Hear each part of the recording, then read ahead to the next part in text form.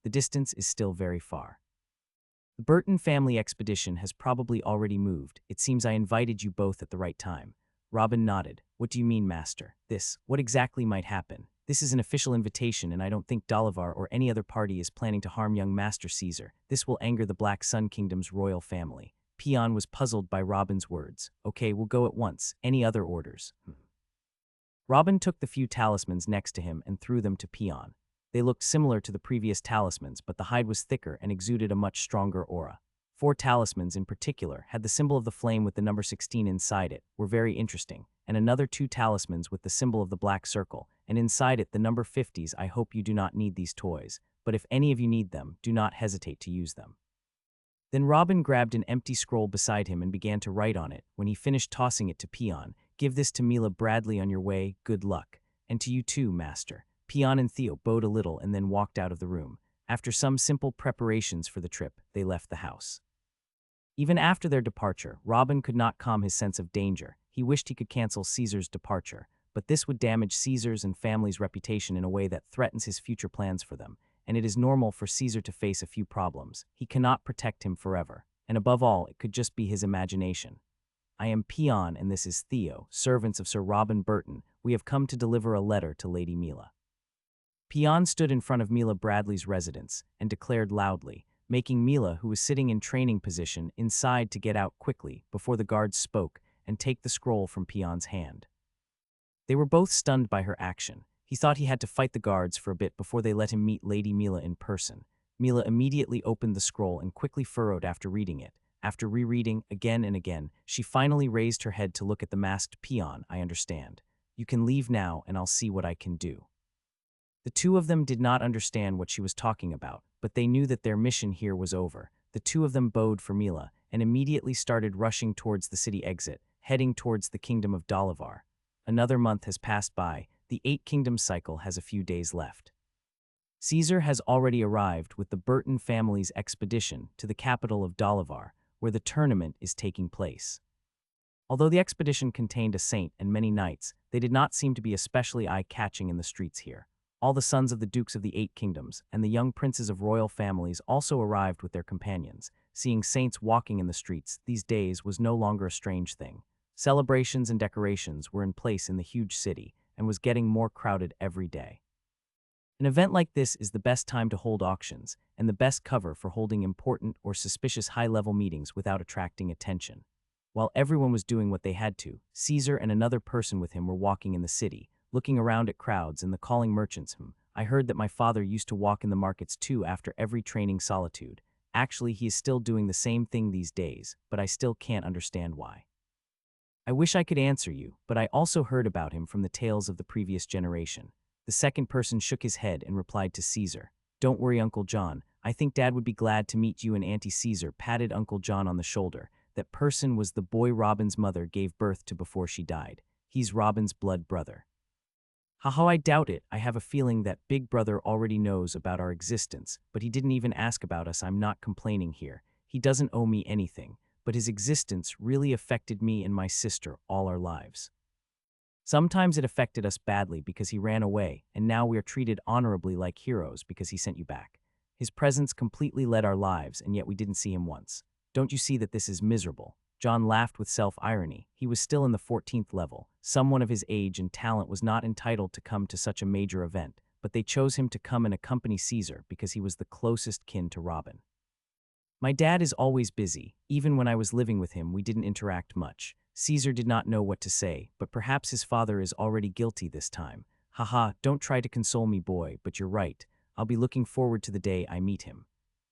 Caesar did not respond again and tried to avoid the topic for the rest of their way. He didn't know if Robin knew about the existence of his blood brother and sister, or the presence of the dozens of half-brothers and sisters who wished to meet him, but he was sure of one thing. Even if Robin knew, he wouldn't care. It's not that Robin is a monster without feelings. But his style and ambition made him much more of a practical man than an emotional one. His brothers will often be just other forms of life in Robin's eyes, and he won't try to favor or degrade them compared to others. That is why he preferred to remain silent and began to inspect the capital with John. Although Caesar had circled the Black Sun Kingdom during the past months, he had never gone out of its borders. In fact, neither John did. Entering another kingdom was never easy, especially for the nobles. You must have permission to enter from the two kingdoms and let them always keep track of your movements. Otherwise, you will be considered a spy or a traitor. The day passed quickly. The two of them spent the whole time moving between the markets and the famous areas of the city. It was to expand their horizons about the customs and traditions of another kingdom more than just tourism, but they enjoyed their time a lot. Just before sunset, John suggested that they go to the biggest restaurant in the city to order some dishes. Caesar was somewhat surprised by this. As now a ninth-level cultivator, he could normally spend a few days without any food, but John reasoned that they should try the local food of the kingdom since they were here. Within a few minutes, they asked some passers-by and were able to reach the largest restaurant in the city, consisting of a few floors and adorned with bright colors, just its shape befitting its reputation among people. Strong-hearted by having a lot of coins to spend, they headed towards the top floor directly. After they were seated, John ordered almost everything from the menu. People of their strength could swallow large quantities without a problem, and indeed he and Caesar quickly cleaned the table of what was on it completely, not even a single bone left on a plate. John laughed contentedly, haha, as it is expected from the most famous restaurant in Dalavar. Everything was so delicious. Waitress, bring the bill. A girl dressed in a uniform came up and bowed. We're glad you liked our food, sir. Please come back again. Your account is 734 gold coins and 60 silver coins. Wah, John was shocked hearing the number. Are you sure, girl? This was just food. We didn't order any treasure. I'm not wrong, sir. You ordered dishes containing high-quality beast meat and oils. When the digestion process begins, you will feel changes in your physique. It will be a little stronger and flexible, so the food is a bit expensive. John did not know what to say. This price is enough to buy a high-level weapon from a decently famous blacksmith. He indeed was wrong to rush to order all this food without asking about the prices, but isn't that still too much? No problem, Uncle John, waitress. We don't carry that much with us, we're just walking around. Can you send the bill for the Burton family's residence? We're the kingdom's guests at the next tournament. Caesar stated, then took out an identity card. When the girl saw this, she sighed. Looks like there will be no problems for me today. Then she smiled. Of course, we can send the bill there. No problem. I just need your signature here. Then she reached out her hand for the bill to be signed. Hahaha, and I was wondering which beggar came to disturb our good atmosphere. It turns out to be the Burton's trash. Hahaha, please go ahead and sign the pill for your baba to pay for you. I bet he'll hit you when you get back. Haha, a loud laugh resounded upstairs in the restaurant, causing Caesar, who was holding on the pen, to stop in the middle of the signing process and look in the direction of the sound. In that direction there was a large table that included dozens of young men and girls, and at its head was a young man that shines with pride and strength. But the one who spoke earlier was of those who were sitting close to the head. He was a young man with black hair and sharp features, wearing shiny armor, and in his lap a girl was sitting and looking at Caesar with contempt. And what are you? Caesar raised an eyebrow and quietly asked the person who spoke. HMPH from the Burton family, and at the 9th level you are that Caesar, right? The young man asked with obvious disgust. That's right, and you don't deserve the honor of seeing me here, and you don't deserve the honor of being in the kingdom in the first place. I don't know what the Black Sun King was thinking when he nominated a mere Earl family's offspring to compete with us. Tusk, I really feel sorry for the Black Sun Kingdom. They ran out of talent, so they brought clowns, hahaha. The young man laughed out loud, and everyone sitting at the table followed him. Even the young man at the head seat smiled slightly. The presence of Caesar was really strange. The means of long-distance communication were not good at all. Just the most important news was exchanged with great distress by a series of spies that could be arrested at any minute. No one here knew anything about Caesar. But of course, they knew that this was the first time in history that one of the 8 kingdoms brought the offspring of an Earl family with him, and one in level 9 at that. No one could explain this. Is the Black Sun King showing contempt for them, or is his kingdom really became useless? In all cases, the presence of a Caesar was painful to the eye. Oh, you said a lot of nonsense, but you still don't want to tell me your name. Looks like you're afraid I'll target you in the tournament. It's okay, I understand that, Caesar chuckled. Foolish, my name is Michael Tinley, son of Duke Tinley of the Kingdom of Dalavar. You say you want to target me. Aren't you afraid the cat will eat your tongue? Aren't you afraid that you can't get out of here alive? The last sentence he said slowly. Michael then rose from his seat and extended his hand to hold his sword. Caesar stood up as well and was ready to fight at any minute. At this time a slight laugh came from the side. It was the person at the head of the table. Haha, sit down, Michael. No matter how much of a trash the guest is, he is still a guest in our kingdom. Or do you want people to say that we are bad hosts? Caesar stopped in his place upon hearing those words, and John, who was walking beside him, tried to push him to continue moving forward while whispering in his ear, please keep moving. There is a bunch of geniuses at level 10, and those guards are much stronger than me. But failed in the end. He knew this won't end well. Caesar turned and looked at the person at the head of the table, and calling your guests trash is considered a good hospitality here. The young man frowned, but Michael raised his sword and spoke before him. You don't appreciate kindness when you see it. Prince Henry Dolov himself has blessed you with his protection, but you dare talk back to him. What if he calls you trash? Aren't you really a piece of trash? No, I am not, and I certainly don't need your prince's blessings, or whatever that was. Caesar's fists started glowing white. If any of you have a problem with me, come forward and fight it out with me. Don't hide behind the experts around you and let your filthy tongues out at me. Haha, where did you get that arrogance from? Do you think you have no equal under heaven or what? Wake up, you idiot. The voices of those present began to rise with laughter and sarcasm. Their gathering was very boring, and they finally found something to have fun with, so how can they let it go? It seems that the Black Sun Kingdom has not only sent a trash, but a trash and an idiot as well. Just an earl's offspring. Do you know how many like you are there around the world? I can just kill you here and pay some compensation to your bullshit family. Michael began advancing toward Caesar with clear killing intent, raising his sword to level with his chest. Caesar did not answer him and started walking toward him as well. When Michael saw it provoked him further. He raised his sword over his head and shouted "Hiya!" and jumped toward Caesar to cut him with one blow. Just before the sword came down on his head, Caesar dodges to the left, then raised his right hand, which was glowing white, and grabbed his neck. Michael shouted like a pig being slaughtered, and the sword fell from his hand immediately. He tried to use his hands to push Caesar away, but to no avail. Hearing his sharp, painful cries, the rest of the young men and guards started standing one by one. Even the prince slowly stood up. His features turned ugly. One of them was in charge of protecting Michael. Tinley began to approach, with a look of extreme humiliation and anger. Don't move. Caesar shouted and raised Michael up from his neck. His screams only increased. The guard was smart enough to stop in his place. He knows well he can kill Caesar easily, but the time he needs to start an attack may be enough for Caesar to cause permanent disability or even kill his master. If I'm just the offspring of an earl and a trash, blah blah, then what are you? I, Caesar, have the power to kill this clown with a thought, and I know I can defeat each and every one of you. Caesar completely ignored Michael's, who was still writhing and screaming in his hand, and started to speak calmly with the rest of them. Everyone present, whether the group of young men and their guards, or even the rest of the guests and the workers on the scene, remained silent. No one present dared to respond for fear that Caesar would get angry and kill Michael or maim him. And there was another reason. Even if they can respond, what would they say? The difference in strength between all the level 10 geniuses present and Michael was negligible. Some could beat him, but not overwhelmingly like that. So there was one question on everyone's minds. What the hell is going on here? Caesar continued, I realize that there are minor problems between the two kingdoms, but I don't care. I'm here to take first place in the tournament and go back to where I came from. Am I clear? Those present gritted their teeth but didn't say a word, except for the prince, who couldn't stay silent any longer. You're obviously a little better than we expected, but do you really think that Michael is the strongest here? Do you think you can beat me too? If you are confident in yourself, come and try me. Caesar beamed a dark smile. The prince gritted his teeth, but he did not make a move. Try him. His strength was obvious. Even if he managed to fight at length with him, there was a fair chance that he would lose. If this happened, his prestige would collapse. He finally gathered his resolve. You want me, a prince, to fight you here? In a restaurant? What do you think the tournament is made for? Don't worry. We will fight sooner or later. Now let Michael go. If you kill him, neither you nor your family can bear what will happen. Don't worry, I control my strength well to keep him conscious, screaming like the pig he is for as long as possible. But I won't injure him too badly. Even though he was so shameless, he doesn't deserve to die. Or does he? Robin chuckled and looked at Michael, who shrieked even louder. I'm ready to leave him, but give me your word as a prince in front of everyone present that I shall not be harmed until I return to the Burton residence. Prince Henry really wanted to order to slaughter him where he stands, but the son of a duke was not something he could disregard. If Michael's father knows what had happened, then with his position as duke and the huge Tinley family would put so much pressure on the royal family. If Michael dead under his watch and didn't do anything to stop it, then his chance of reaching the throne would be zero. All right, you have my word.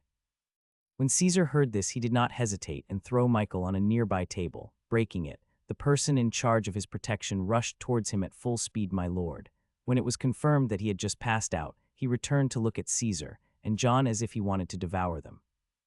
But he retreated when the prince gestured to him, and then Prince Henry looked at Caesar. I hope you remain so arrogant after the beginning of the hunting event. I advise you to watch your back. Self-defense has become arrogance these days. A hunting event or whatever, it doesn't matter. Let's go, Uncle John. Caesar turned and headed for the door, ignoring the murderous gazes directed at him. Damn it, Prince Henry threw his cup to the floor the moment Caesar left. Hey you, how bad is it? Michael's guard bowed slightly. The skin around my master's neck has completely vaporized, sir, but his flesh and veins are fine. It's just an external injury that is not dangerous. After all this time he's been burned, the fire hasn't even touched the flesh. That Caesar let go the moment he was done with the skin, this. One of the more powerful guards voiced as everyone was silent. That's exactly what everyone was thinking. The amount of control over his strength is terrifying. Send him to the residence of the Duchy of Tinley to be cured. As for that Caesar, the prince looked toward the gate and gritted his teeth.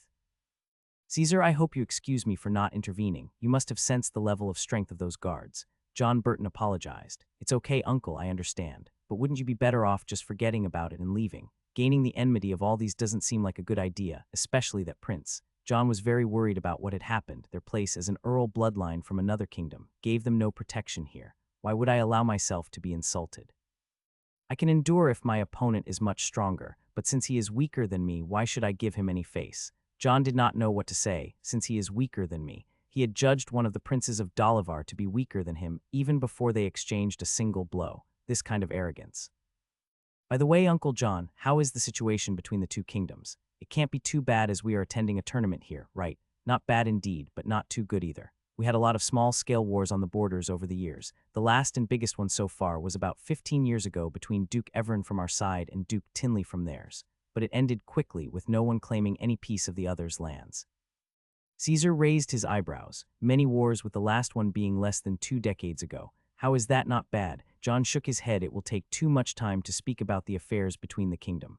Forget about it. Just let's get back to the family residence as soon as possible before we get into another trouble. After a few minutes of moving at their top speed, the two of them reached the family residence. John immediately asked an audience with St. Billy and told him everything. This incident is really weird. Did you feel something? Maybe they wanted to measure your strength to make plans to deal with you. Billy looked at Caesar and asked. I don't know, and I don't care either. Whatever they throw at me, I will just burn it. Caesar shrugged. Haha, that's the spirit. Anyway, they wouldn't have exaggerated so much even if you didn't get Prince Henry's word. We are officially invited, guests. You can go now and get ready for tomorrow. We will be going to the main city hall to hear the announcement about the tournament details. About this, we heard the prince say something about the hunting event, Caesar replied. Hunting event, are you sure? It can't be. Billy quickly stood up and shouted. Is there a problem, Uncle Billy? Caesar furrowed. Uncle Bailey was always calm and steady. He rarely acted like that. No, let's not get ahead of ourselves. Go now to rest and tomorrow we'll understand everything. Billy sat down and rubbed his forehead. Caesar didn't know why his uncle would act this way, but eventually he bent over slightly then turned to leave. John was about to do the same when he heard Billy's voice. Not you, John. Stay with me for a bit.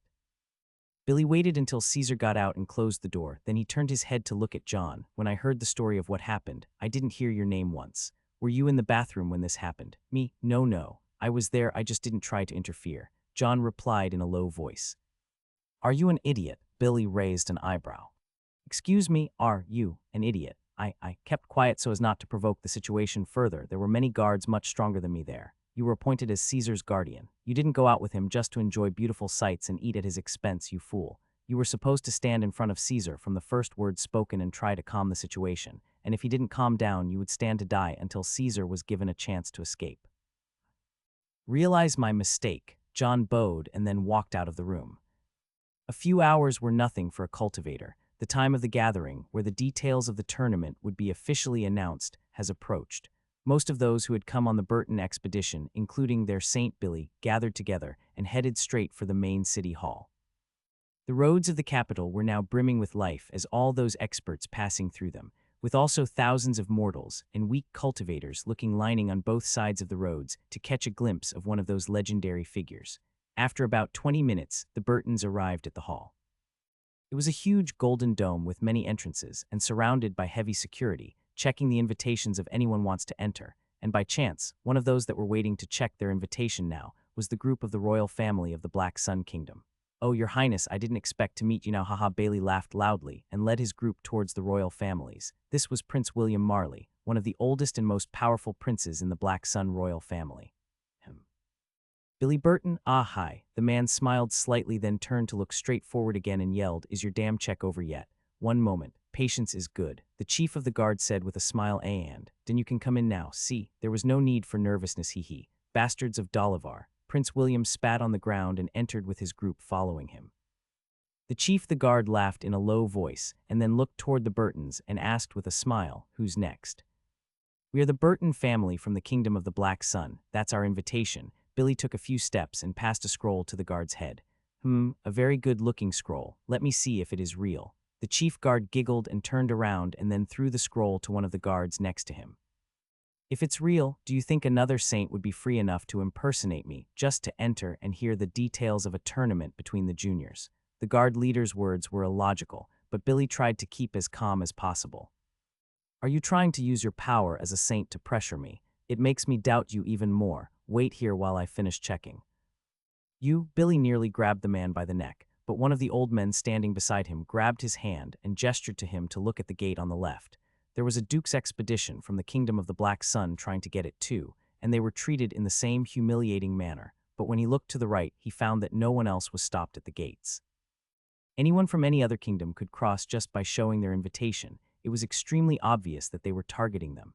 Billy finally understood what his uncle wanted to say. What was happening now was aimed at the Kingdom of the Black Sun. It was the royal family and the dukes who had to respond, not an earl's family as small as them, or else the consequences would be dire since they are just guests in a foreign land. So as long as the rest go along with the wave, he must act like them.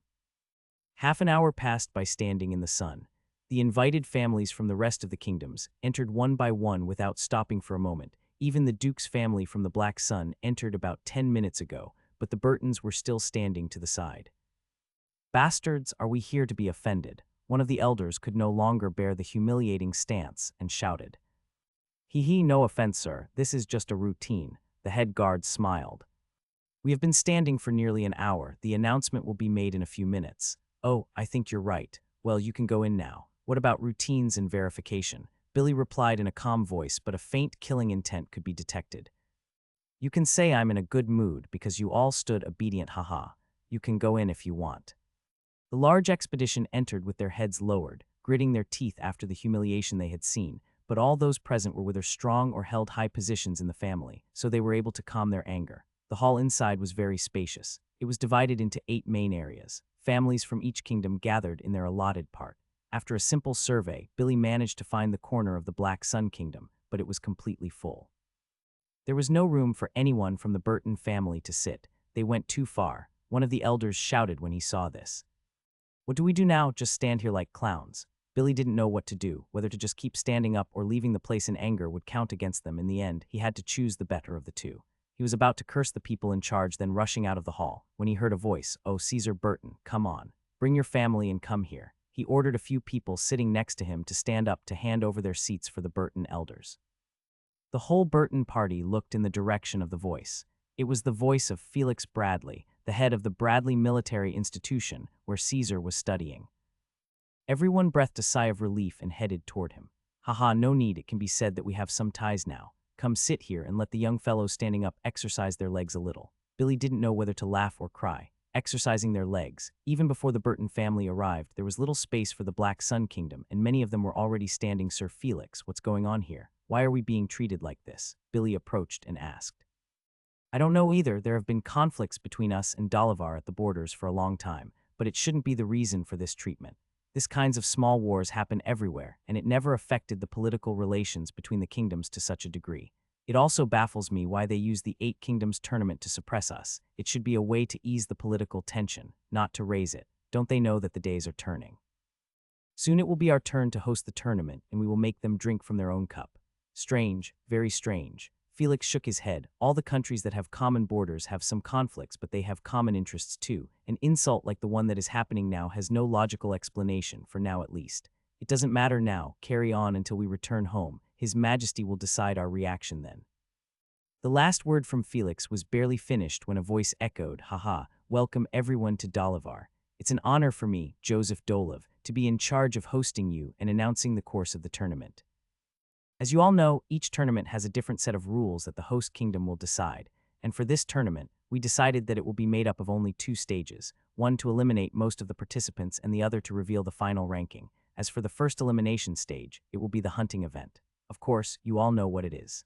The second and final stage will be 1-to-1 combat between elimination survivors via the board. Any questions?" Mark smiled and looked around calmly. The overall situation in the hall was quiet. Some were nodding and smiling, some frowned, some stated small chats. But there was one exception. Everyone in the Black Sun section stood on their feet, not believing what they heard. Finally, Prince William, head of the royal expedition, shouted, "What did you just say? What do you mean by the hunting event? Why haven't we been told beforehand?" "Oh, the messenger hasn't reached you with the warning. Maybe he got sick on the way and died." Mark raised his shoulders. All the humiliation today is on one side and what happened now on the other side. You really are wonderful, Dolivar, wonderful. I hope you remember this well in the future. Let's go." Prince William shouted and turned to leave. His expedition went out right behind him, and soon all the expeditions of the Black Sun followed. They all looked extremely angry. Caesar did not understand anything. This was very similar to the reaction of his Uncle Billy when he mentioned the matter to him as well, but when he looked around, he found that the expeditions of the rest of the kingdoms were behaving normally as if they had not heard anything. As they walked out of the hall, Caesar turned to Billy and asked, "What's going on, Uncle? Why is everyone acting like this? What exactly is the hunting event?" The hunting event is where you enter a large piece of land full of beasts ranging from the 8th to the 12th level. Those beasts are usually held in captivity and are starved. You can imagine how dangerous that place is, Bailey replied.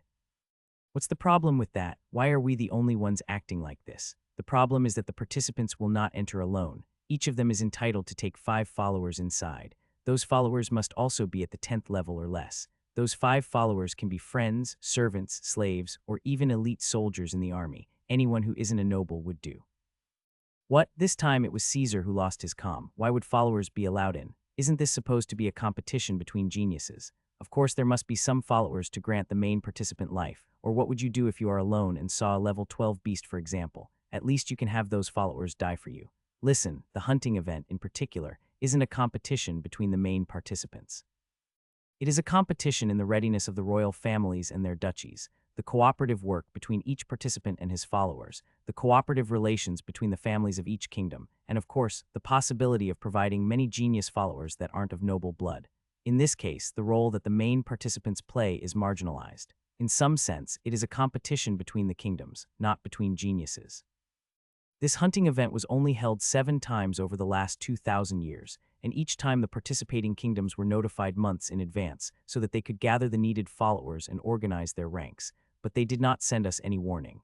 This in addition to our Burton family, the Black Sun Kingdom sent the representative of the 9 duchies, and the royal family, that means. We need 55 genius followers at the 10th level in total. Where are we going to get that number quickly? Finally, Caesar realized the problem. Outside the hall, all the expeditions of the Black Sun began to gather to see what they were going to do. "We must immediately withdraw from these shameful competitions. I agree, no one will say a thing if we leave now. Yeah, let's get out of this damn place. We will have our revenge for this insult later. His Majesty has to know what is going on here." "Enough," Prince William shouted, and everyone went quiet. The hunting event itself is a bad omen. Every time a kingdom offers to host it, something bad happens after that. We can't leave and clear the stage for them. "But we don't have any good followers, Your Highness. We can't send our youths inside without protection. You must know how it is easy to die inside, and with their behavior, I fear for our geniuses even more." When everyone nodded their heads, no one here intended to compromise his family's genius. Go to the slave markets and buy every possible candidate. Also, try to hire some from the assassination and mercenaries agencies. Our goal this time will not be to win better ranks, but to survive. I know what you're thinking, but we have to stay and join in to see what's going on here, and also. "The kingdom of the Black Sun never withdraws from anything, no matter the circumstances," said Prince William in an indisputable manner. Everyone present nodded seriously, and after some further side discussions, they began to disperse. The young men returned to their family residences, while the elders went to search for suitable followers. A day passed quickly. Nearly everyone from the Black Sun Kingdom was busy searching for candidates good enough to be followers. None of them slept or rested for a moment. They turned the capital of Dolivar upside down. But the obstacles were everywhere. The assassination organizations were busy, the gangs refused to hire anyone, and even the mercenaries refused to cooperate. After a whole day, they were only able to gather 23 candidates, all of whom were at the 8th and 9th levels.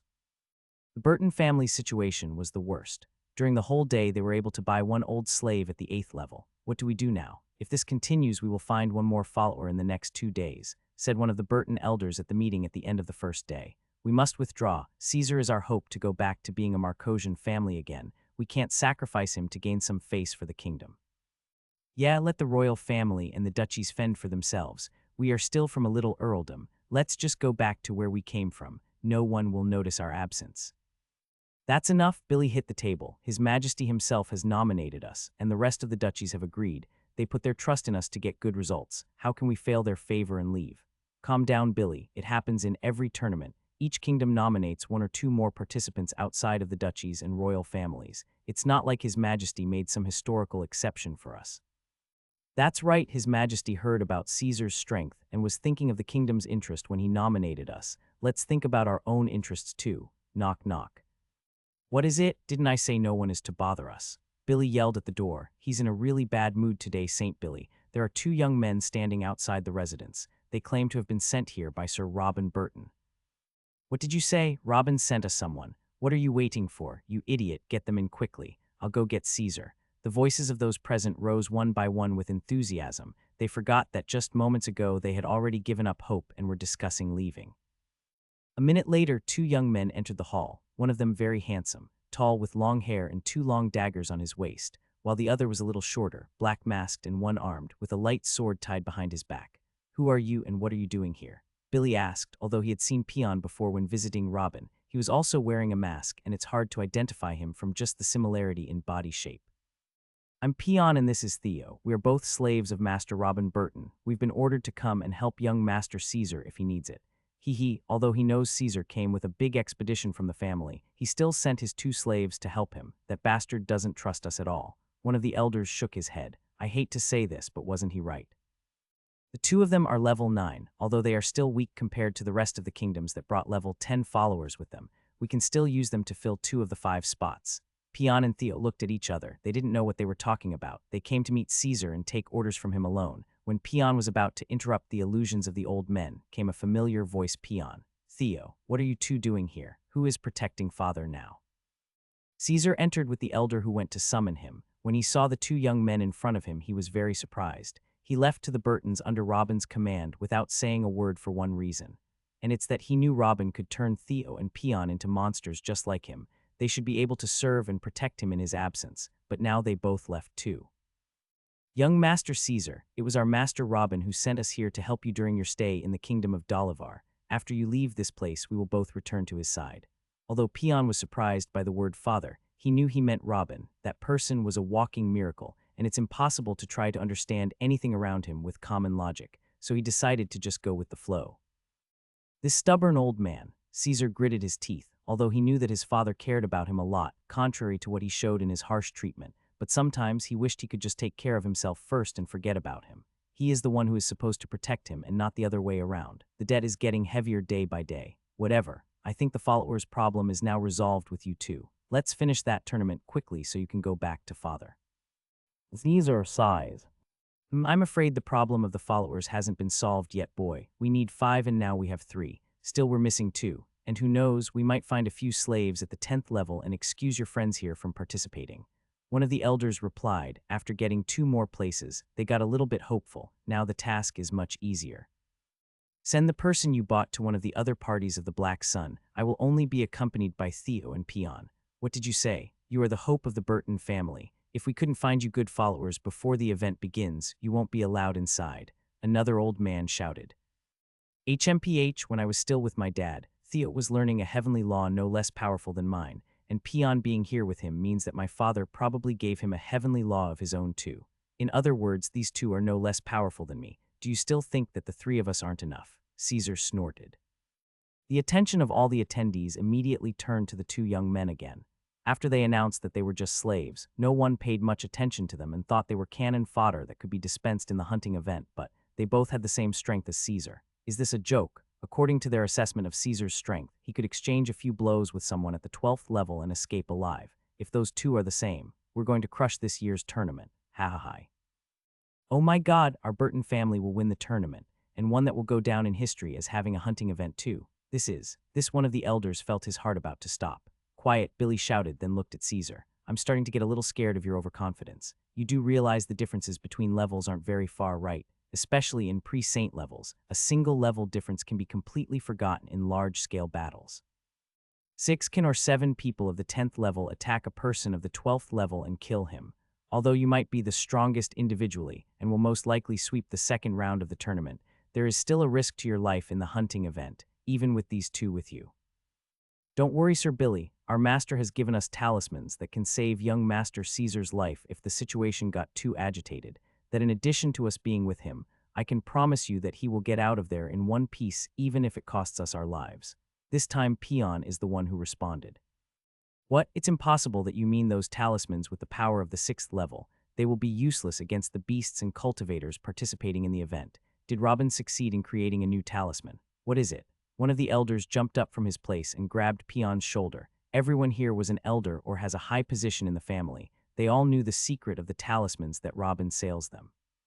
Sorry, my master didn't give us orders to reveal anything. He just told us to use it in time of danger. You can contact him in the future for more details. Peon refused directly, but he wasn't afraid to reveal the existence of the talismans. He knew his master was making these talismans to reveal them to the world sooner or later. The elder was about to say something, when Billy's voice came from behind. Back off, uncle. We wouldn't risk that Robin will become angry with us because of this, would we? The elder sighed and went back to his seat. Regardless of Robin's wondrous talismans, just his ability to create monsters capable of reaching advanced saint levels or even becoming sages makes his place in the family incomparable. Billy looked back at Caesar. Are you still adamant about not finding other followers for your team? Yeah, I doubt you can find someone who can keep up with us. Whoever you find will slow us down, and that will do us more harm. Forget it, Billy. It's not like we can find good candidates anyway. Those damned things from Deliver block every bath we think about, and there's nothing left but trash. Hi, I have an idea. Let's send the guy we bought to one of the other expeditions of our kingdom, and even look for more candidates for them. That would be a good way to make some connections with the ducal families. That's a good idea. I'm also very supportive of it. I totally agree. We can use this opportunity to get involved among the big families. The elders' voices rose. They had already forgotten that a while ago they were discussing letting those families act and leaving to protect Caesar. Hey, is there anything else you want from the three of us? Caesar asked. No, you can leave. During the next 2 days, focus on training in teamwork and coordination between you. All right. Caesar nodded and then turned to leave, taking Peon and Theo behind him. The vision of the three from behind made everyone present think for a few moments, until one of them ended the silence. If Caesar is right and these two are as strong as him, I don't mind voting for Robin to become the family patriarch. Ha ha ha, Patriarch Brian won't like what you're saying. Everyone in the room burst out laughing. Actually, I don't think the patriarch would mind either. I agree with what Callie said. If their words were true and Robin gets them to fight for the name of the Burtons as well, I would marry Robin to all my daughters. If he wanted my wife, I would give her to him. Someone shouted seriously. SHHHHH, old fools, if Robin cared about the presidency and the mundane things, he wouldn't have left us in the first place. Have you forgotten that he was already a running candidate for the patriarch position when he left more than a century ago? If you want to link him to the family, think of other ways, Billy said calmly. Everyone present went into a state of thought again. It was a very emotional gathering. The other 2 days passed quickly. Most of the members of the Black Sun Kingdom are still in a state of frenzy. Not a single one of them has rested for a moment during the past days, and even at this moment, many of them are still scattered across the capital looking for candidates. They even started luring the citizens of Delivar with gold, but to no avail. But the very main members of each expedition, as well as the geniuses and the followers they had found during the 3 days, were now on their way to the launch site of the hunting event, while all praying that the rest would find other candidates before the last hour was up.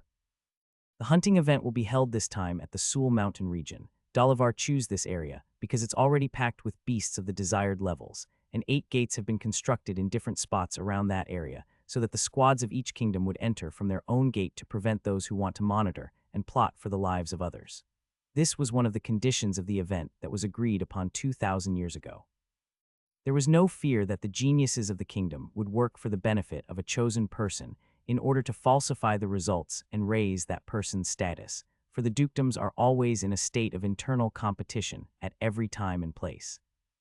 And this kind of competition's main purpose is to boast about strength and superiority, internally more than externally. Why would they try to help one of their own? And even if one of them tried to help another duchy's genius, that's okay too.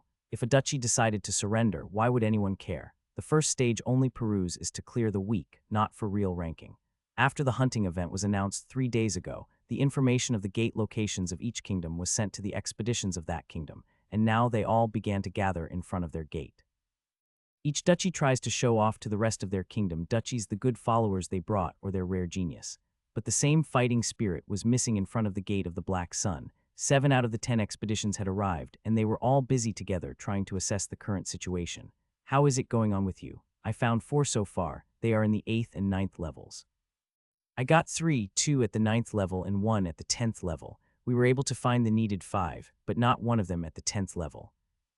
So we only found 4 and none of them is good enough. Prince William was standing in the middle of the group listening to every word, and his features were getting worse after each sentence. No slaves, no damn Assanes, not even the damn mercenaries.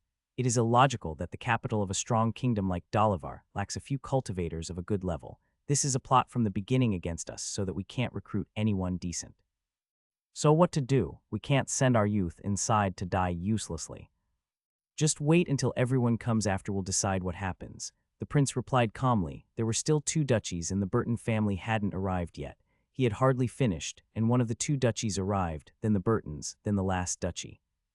When everyone arrived, the prince started to speak again. Of course, I don't need to tell you how dangerous the situation is. Something strange is happening, and we are forced to go through it against our will. But the difference is that we don't have to follow the traditional rules as long as they don't abide by them. According to the rules, each genius must enter with his 5 followers and immediately start killing beasts, cutting and collecting tokens from them, such as one of the fangs or one of the eyes of each beast they kill, so that it is easy to carry and move with it. The hunting event will run for 3 days, and at the end, the ranking will be made based on the number of tokens that the team has and on the level of beasts they got the tokens from. Even under normal circumstances, it is not easy. Entire squads have disappeared inside during previous hunting events and were said to have been eaten by the beasts.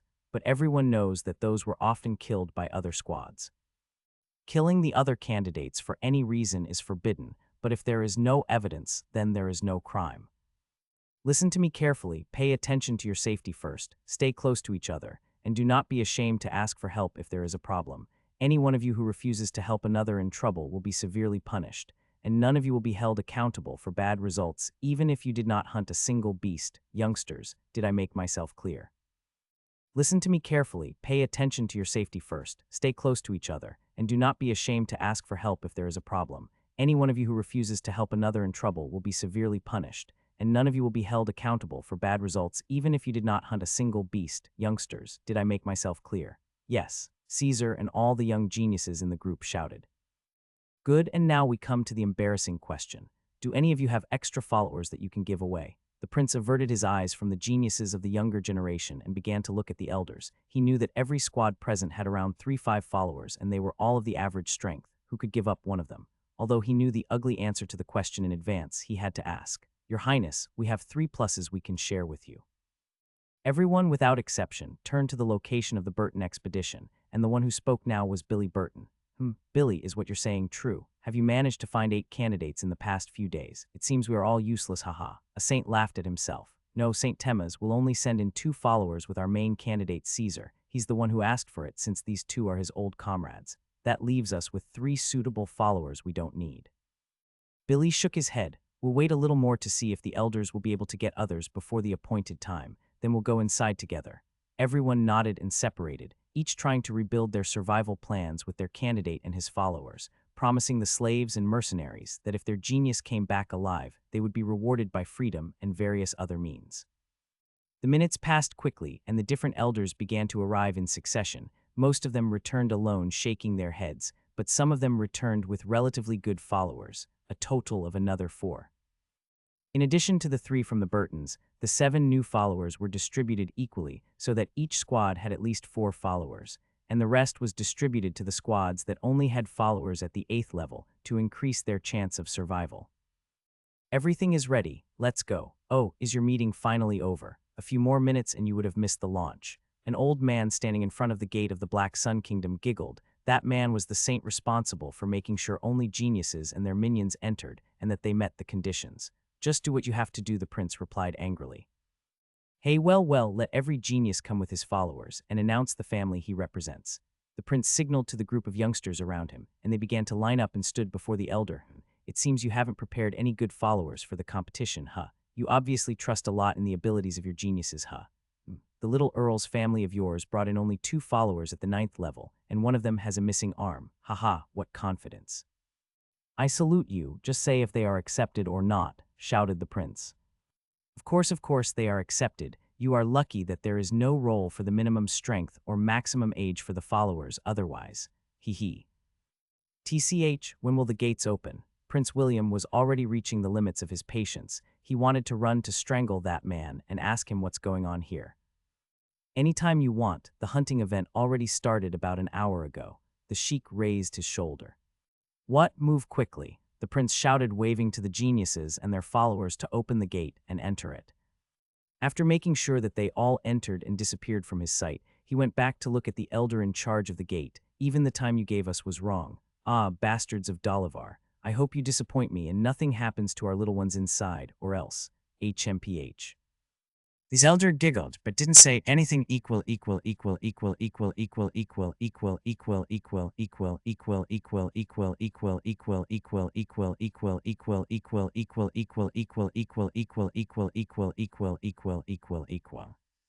Within the hunting area, each genius began to pull his followers and go his way. Even as the adults repeatedly told them to cooperate, everyone here has their own pride. The most they can do is help a genius from another squad if they accidentally find him in trouble.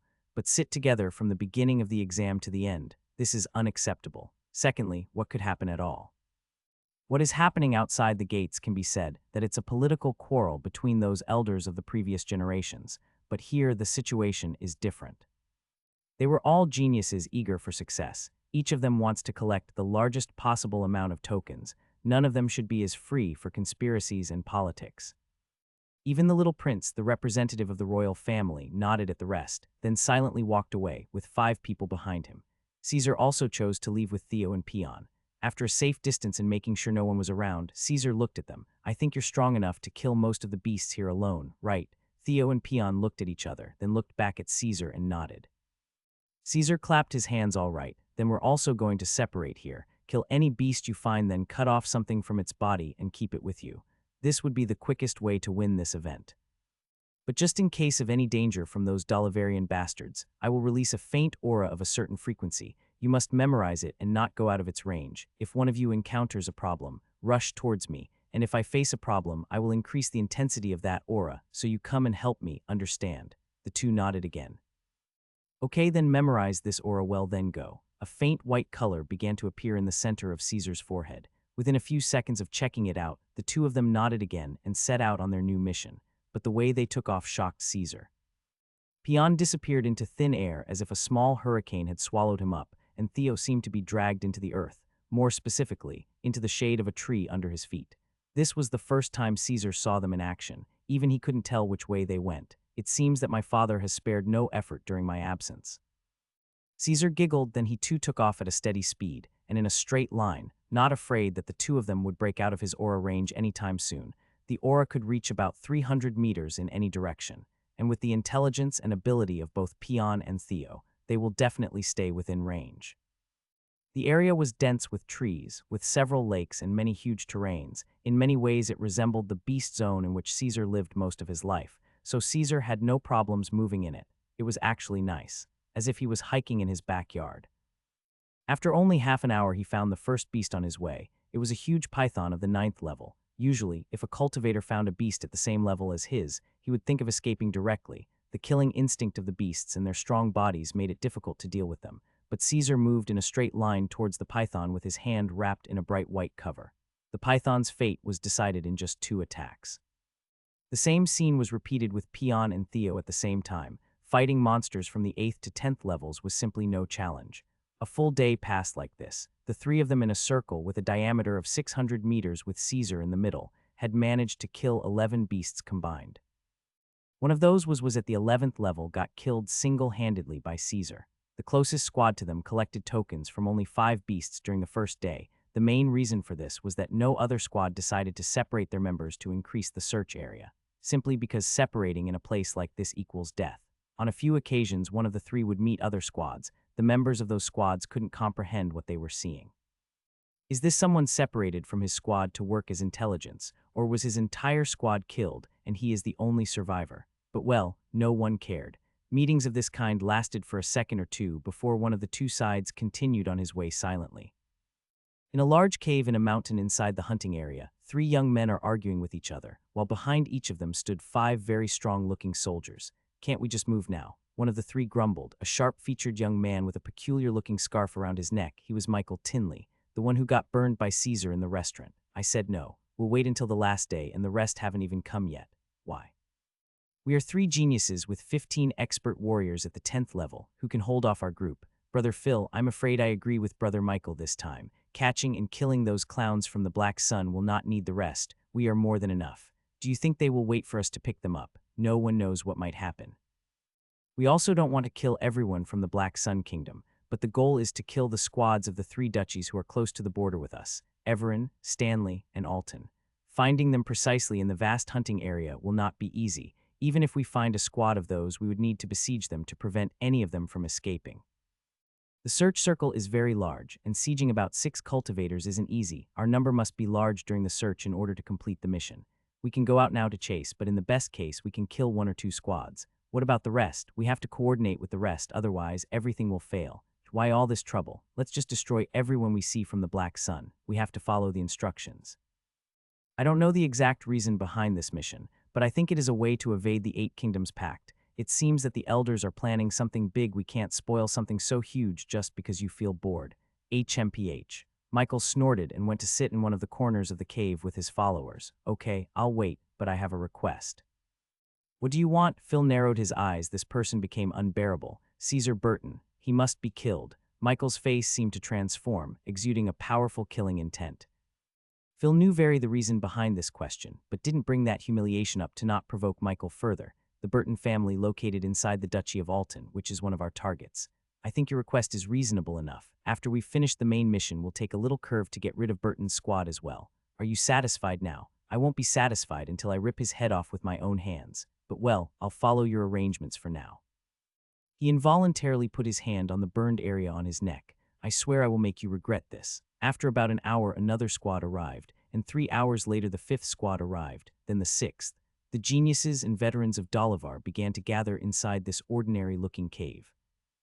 Hours passed by as if it were years. The suffering of the various squads in the hunting area to find suitable beasts and cooperate to kill them is exhausting for the soul and body. Things didn't go smoothly with any squad because of the presence of level 11 and 12 monsters. All the teams struggled to escape from one place to another, and the biggest challenge was staying together even in escaping, for splitting up in a place like this meant their death. But this also made their perspective narrow and reduced their knowledge of their surroundings, makes them more vulnerable to stealth attacks from the beasts. This was even more true for the teams of the Black Sun Realm. Some of the teams were already understaffed, and they all had people with low levels or poor fighting abilities in their ranks, and what was worse was that they weren't used to teamwork. For them, seeing any beast higher than the 9th level was a situation of life or death. During the 2 days, most of the teams from the rest of the kingdoms managed to reasonably save their lives. Most of them had lost 1 or maybe 2 followers since entering the hunting area. Only the Black Sun Realm teams had lost over a third of their numbers so far. The only good news is that all the main geniuses are still alive, but even that was a matter of time if the situation remained as it is. The only ones who acted with ease of mind were the trio of Caesar, Peon, and Theo. This is the first time that the three find an opportunity to experience their new power in a real battle situation. Although Caesar has been in constant duel rounds around the kingdom since he separated from Robin, it was friendly fights on a stage, and under the eyes of the spectators, there was no danger to anyone's life. But now, Peon's immense speed combined with the wind blade, Theo's silent sneaking with darkness eroding daggers, and Caesar's brute strength with his unstoppable flames, had finally shown their real fatal potentials. Already 2 days have passed since the event started, but the three managed to kill 32 monsters combined, most of them between levels 8-11, except for one time when Peon faced a level 12 lizard beast and lured it towards Caesar where the two cooperated to kill him. This was a level 12 beast. If an entire real squad of 6 saw a beast of this caliber, they'd rather run away than bother to fight it. Rather, the only benefit of the level 12 beasts here is to intimidate the squads and kill some of their members to add some heat to the show. No one was supposed to kill them. The three stayed within the diameter of the circle set by Caesar and met many squads during the 2 days. They could easily determine that most of them had collected tokens from about 14 beasts, a little more or less. Winning the first round was already in their pockets a while ago, but they are currently busy trying to discover more about their powers. An opportunity like this will not come every day. After the event ends, there will be a few one-on-one fights to determine the positions. Caesar would run amok in those fights and grab the number 1 position easily. Then Peon and Theo would return to help Robin and protect him, while Caesar will return to the routine he formed with the Burton family and bully the young geniuses of the Black Sun in peace. Everything will go according to the plan, hopefully. In 22 hours from now, the hunting event will end. Meanwhile, in a cave tens of kilometers away, "Hey guys, sorry I'm late, haha." A voice came from outside the cave, then a tall figure with 5 cultivators standing behind him appeared at the entrance. "Sato, I will complain about this to His Majesty in the final report," Phil shouted when he saw the newcomer. "Oh, calm down, boy. I just wanted to kill some beasts first. I want to qualify for the second round. I'm not a loser to give up early like you. Phil almost pounced on the guy called Sato, but Prince Henry stopped him halfway. "Fight later. We must start moving immediately to complete the plan. Now we have 12 teams, 11 duchies, and my royal squad. We will split into 3 groups of 4 squads each. The 3 groups will head out at the same time in different directions. Our targets will be the squads of duchies, Everin, Stanley, Alton. I think you all remember the portraits of their representatives we gave you before the event started, right? The group that sees one of those 3 squads has to besiege and kill them directly. Kill all of their members after verifying that the place is safe. Do not leave witnesses. Any questions?" "Your Highness, please add Caesar Burton to the targets. They are also from the Duchy of Alton." Michael Tinley bowed and asked, That bastard really deserves to die. Well, that's fine. The group that sees the Burton squad should kill them too. The report I have says that Caesar Burton only brought 2 with him. It would be just a side annoyance. If you don't have other questions, move on, and remember, be silent and efficient." Everyone nodded. After a few more minutes to distribute the squads into the 3 groups, they split up and jumped out of the cave. Just like that, 3 small veteran armies took off for a mission, even they don't know how big it is. "Lord Chad, please mark our next course, but keep in mind that we are only 3 now." A man who appeared to be in his 50s bowed. "HMPH, I know what you mean. But how do we withdraw when there are 17 more hours left until the end of the event? Do you want me to live in disgrace for the rest of my life? I, Chad Alton, am not a coward," Chad stated and slapped the man's face. "My lord, you can blame the kingdom of Dalavar. Everyone sees the circumstances around us. Who would dare say a bad word about you?" The old man wiped the blood from his mouth and bowed again. A man in his 30s with one arm also stepped forward and bowed. "My lord, a beast ate my arm, and this elder brother has no energy left to defend against another attack. If we stay here any longer, we may never get out. Please order us to retreat to one of the gates at once." "Right, your life is more important than anything else," said the old-looking man. "Damn it. I wanted to remove the shame of defeat at the hands of that Caesar by achieving a higher rank than him in the 8 Kingdoms tournament." Chad Alton gritted his teeth and continued, "Okay, catch your breath. We'll start our journey back to the gate in a little while." At that moment, he heard a ha-ha-ha, "No, you won't." Chad looked behind him and saw a young man standing with his 5 followers behind him. "What do you mean? Is there anything I can help you with?" This was not the first time he encountered a squad, but it was certainly the first time that a squad had shown such hostility. "Actually, you can really help me. By dying." As soon as the sentence ended, the 6 withdraw their weapons and rushed towards Chad and his 2 followers. Damn, Chad did not understand what was happening, but fighting against all of them clearly meant death, so he immediately turned in the opposite direction and jumped with all his might trying to escape. Even his 2 companions did not wait for orders and jumped in different directions to mislead the attackers. But the 3 were surprised by another whole squad in front of each of them. The area was completely surrounded. I remember you all. You are from Dalavar." "No, you are yourself the prince of the kingdom of Dalavar. What the hell do you want from me? This is against the rules." Chad finally felt a real danger to his life and started screaming. "Rules? Ha-ha-ha, why don't you look around for a bit?" Prince Henry pointed in a certain direction. Chad's body was already starting to shiver. He forced himself to slowly turn his head until he caught sight of what Henry was pointing at. His followers had become headless corpses. A good leader should take responsibility for his followers. Henry smiled big, and with a wave of his hand, his followers pulled out their weapons and attacked Chad Alton at the same time. His fate was sealed immediately. "Tusk, if I had known it was going to be this easy, we wouldn't have waited for all our teams to gather. 2 teams in each group would have been more than enough," Prince Henry murmured. This was not half as exciting as he had expected. "We should always be careful, Your Highness. Your decision was the wisest." One of his followers bowed. The rest of the 3 squads came after they burned the 3 bodies. "What now, Your Highness? We will, of course, continue our search. Perhaps we will be lucky to find another target." Haha, I'm afraid the other two groups won't give us that chance. I bet the rest of the targets are already dead. Let's go. Prince Henry did not try to delay any longer and gave the orders. The four divisions returned to leave small distances between them so as not to attract attention by moving together, and headed north again. Equals equal equal equal equal equal equal equal equal equal equal equal equal equal equal equal equal equal equal equal. Far from it all in the kingdom of the Black Sun, the Bradley Military Institution, in the front yard of House 207, Robin sits in his chair facing the sky and closes his eyes, while Zara, who is now becoming more of a young lady, is sitting next to him on the grass and drawing the talismans for the next month's patch. But she stopped as she was drawing a circle and raised her head towards Robin. Big brother, are you thinking about Caesar again? This is harmful to your health. Secondly, there is no need for all this anxiety. He will definitely be fine. Robin did not answer, although he refuses to verbally admit this. He is already worried about Caesar. This is his son. No matter how hard he can be on him, he raised him from a tiny piece of meat to a grown man. He got the milk from the nearby beasts to feed him, changed his clothes when he peed himself, and took care of him when he got sick. There is a bad feeling in his heart since he heard about the 8 kingdoms cycle. Maybe it has something to do with the law of truth.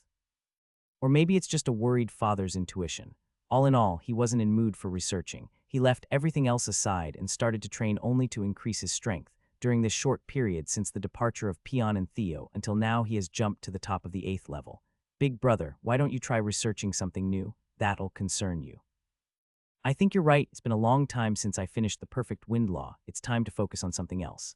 That's the reason I'm alive anyway. Zara, you've reached the 6th level already. Tell me, which major law do you want to study? Finally, Robin turned his face away from the sky and looked at Zara, the lost enthusiasm already starting to return to his eyes as soon as the topic was mentioned. I don't know. I don't have a special request. I'll leave the choice to you. Zara giggled. Oh, smart girl, this way you're going to make me choose the best for you. Robin smiled and looked back at the sky and thought for about an hour, then suddenly looked back at her and asked, Hey, do you want to grow another arm for your brother? Inside the hunting event area, Hyrule. Roar the rhinoceros screamed in pain and took a few steps back, but it didn't look like he was hurt too much. His was a level 11 monster that specialized in defense. Caesar was not disappointed by what he saw and advanced again, trying to find a weak spot in the beast's thick skin. The 3 days are almost running out. There are a few hours left until the final whistle, and this may be the last chance to fight a beast of this level. He must make good use of it. But when he was about to deliver his next attack, he heard a voice from behind. Tusk, our luck is so bad. The first team on the target list we find is this little trash's, and he looks alone too. It wasn't unusual for other teams to meet here, so Caesar ignored the voice at first, but he called off his attack and quickly turned around when he heard the word target. The huge rhinoceros was well aware of the force of the attack that almost hit him, so he seized the opportunity and quickly retreated, trying to escape. Caesar ignored it, as he was not lacking in tokens from monsters, but was only seeking experience. He did a quick survey of the newcomers and found a young man who seemed to be 18 years old standing behind him, 5 middle-aged followers who seemed to be veteran warriors. It was clear that they are an entire squad that has not been harmed since the beginning of the event. Caesar furrowed his eyebrows. Is there a problem? The problem is that you are not enough as appetizers. Sayu, go and kill him and let's continue our way. That unknown youth pointed out to one of his followers, who in turn immediately began attacking with his broadsword. Caesar did not know what was happening, but it was clear that this squad was trying to kill him. It was not an empty threat. There is no need to know more. Caesar released his full aura and raised his halberd to fend off the incoming attack. When the two clashed, Caesar was amazed. Whether the strength behind the attack, the angle, or the killing intent behind it says that this person is an elite among the elites. He participated in countless battles to gain this strength. Maybe he is stronger than the genius who is supposed to be following him, but the attacker was more shocked. This attack was intended to cut Caesar in half with one blow, but at first they were tied for a few seconds, and then Caesar's side began to prevail. Until at last he lowered his halberd completely, thrusting the attacker toward a nearby tree like a cannonball. His life or death is unknown. The young man in the lead narrowed his eyes. Looks like you're a stubborn bastard like those who attended that restaurant evening describe you. You won't die easily, it's okay. But forget to get out of here alive. When he finished, he signaled to 2 of his followers to advance. Caesar did not bother with them. After he eliminated the first person, he put his full focus on his surroundings. His sense of danger was very high due to his living among monsters most of his life. He actually managed to spot 3 other squads spread around him. He was being ambushed. A huge group of 4 squads. Are you all here for me to kill me? I'm flattered. But I still wonder what gives you such audacity. Is it your numbers? Haha boy, that's not bad at all. No wonder Michael wants to kill him at any cost. Looks like you're not doing well, Zika. And we hid so well to catch him when he tries to escape. How did he reveal us? People started coming out from all sides in succession, and soon they formed a circle about 40 meters in diameter around Caesar. Why did you all show up? Do not attack. We have agreed that my squad will do the attack if we find one of the targets alone. The young man who appeared first, Zika, started yelling in ferociously. Since the beginning of the hunting event, he hasn't killed a single beast, and this may be his only chance to contribute something from his participation in the event. Caesar raised his eyebrows. Why do you think I'm alone? HMPH. We know very well that you entered with only 2 slaves at the 9th level, and now you're standing alone here. Are you saying that you split up your little team? Actually, it's true. Would you like to see them? A faint smile began to form on Caesar's face. Haha, it looks like you went crazy when you came close to death. Why did you stop? Go ahead and relieve him of his misery. Zika pointed to the 2 men of his followers, who quickly advanced with their weapons, evidently both veterans and ready to launch direct killing attacks. Then allow me to take your reply as approval. A very faint aura of whiteness in Caesar's forehead began to glow with an intense gleam. The distance between the fighters and Caesar was rapidly diminishing, but Caesar didn't move. He focused all he had on increasing the power of that aura. 20 meters, 15 meters, 10 meters, 5 meters. One of the 2 men jumped in the air to attack Caesar's head from above, while the other chose to attack from the side. But Caesar did not move yet.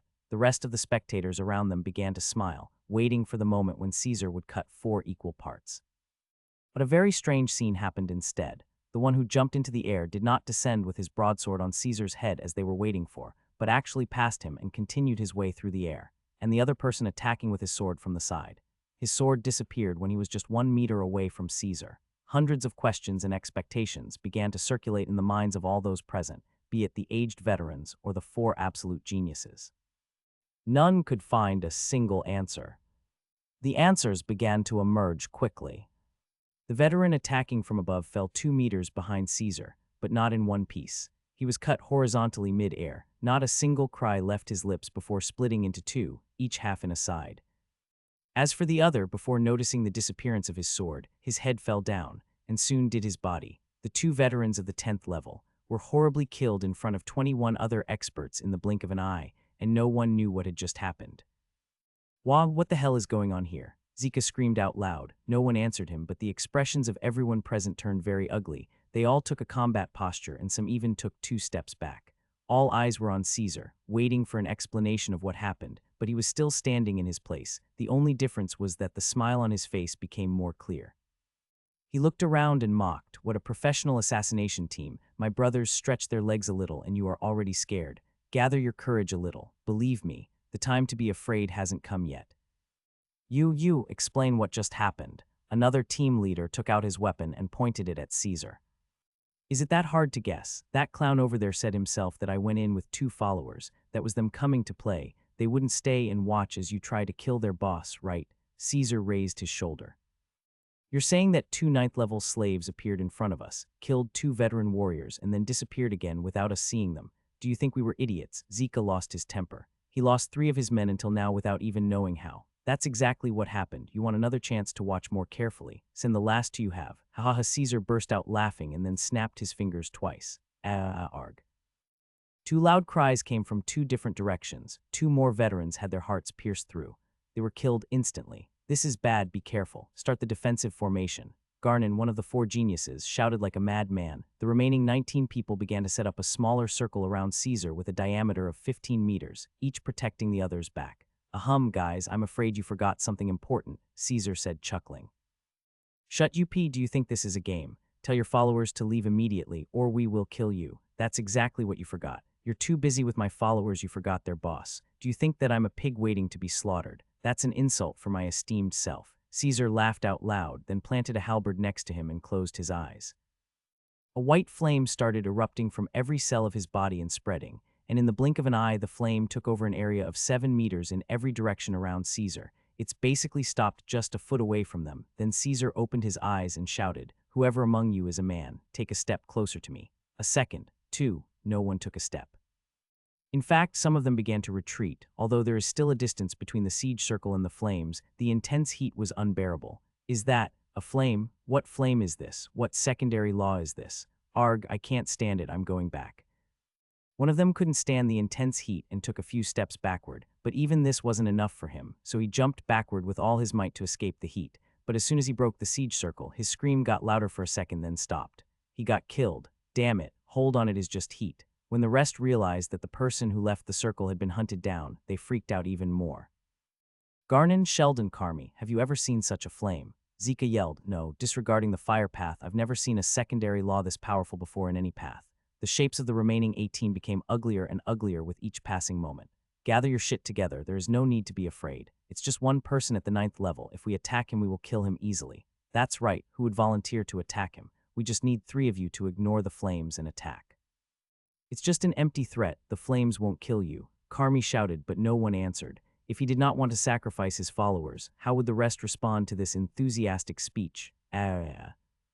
Another cry resounded. Another veteran among them fell victim to the assassins, but this time he was standing right between them. The dead man fell to the ground with a long dagger in his neck, and again there is no trace of the attacker.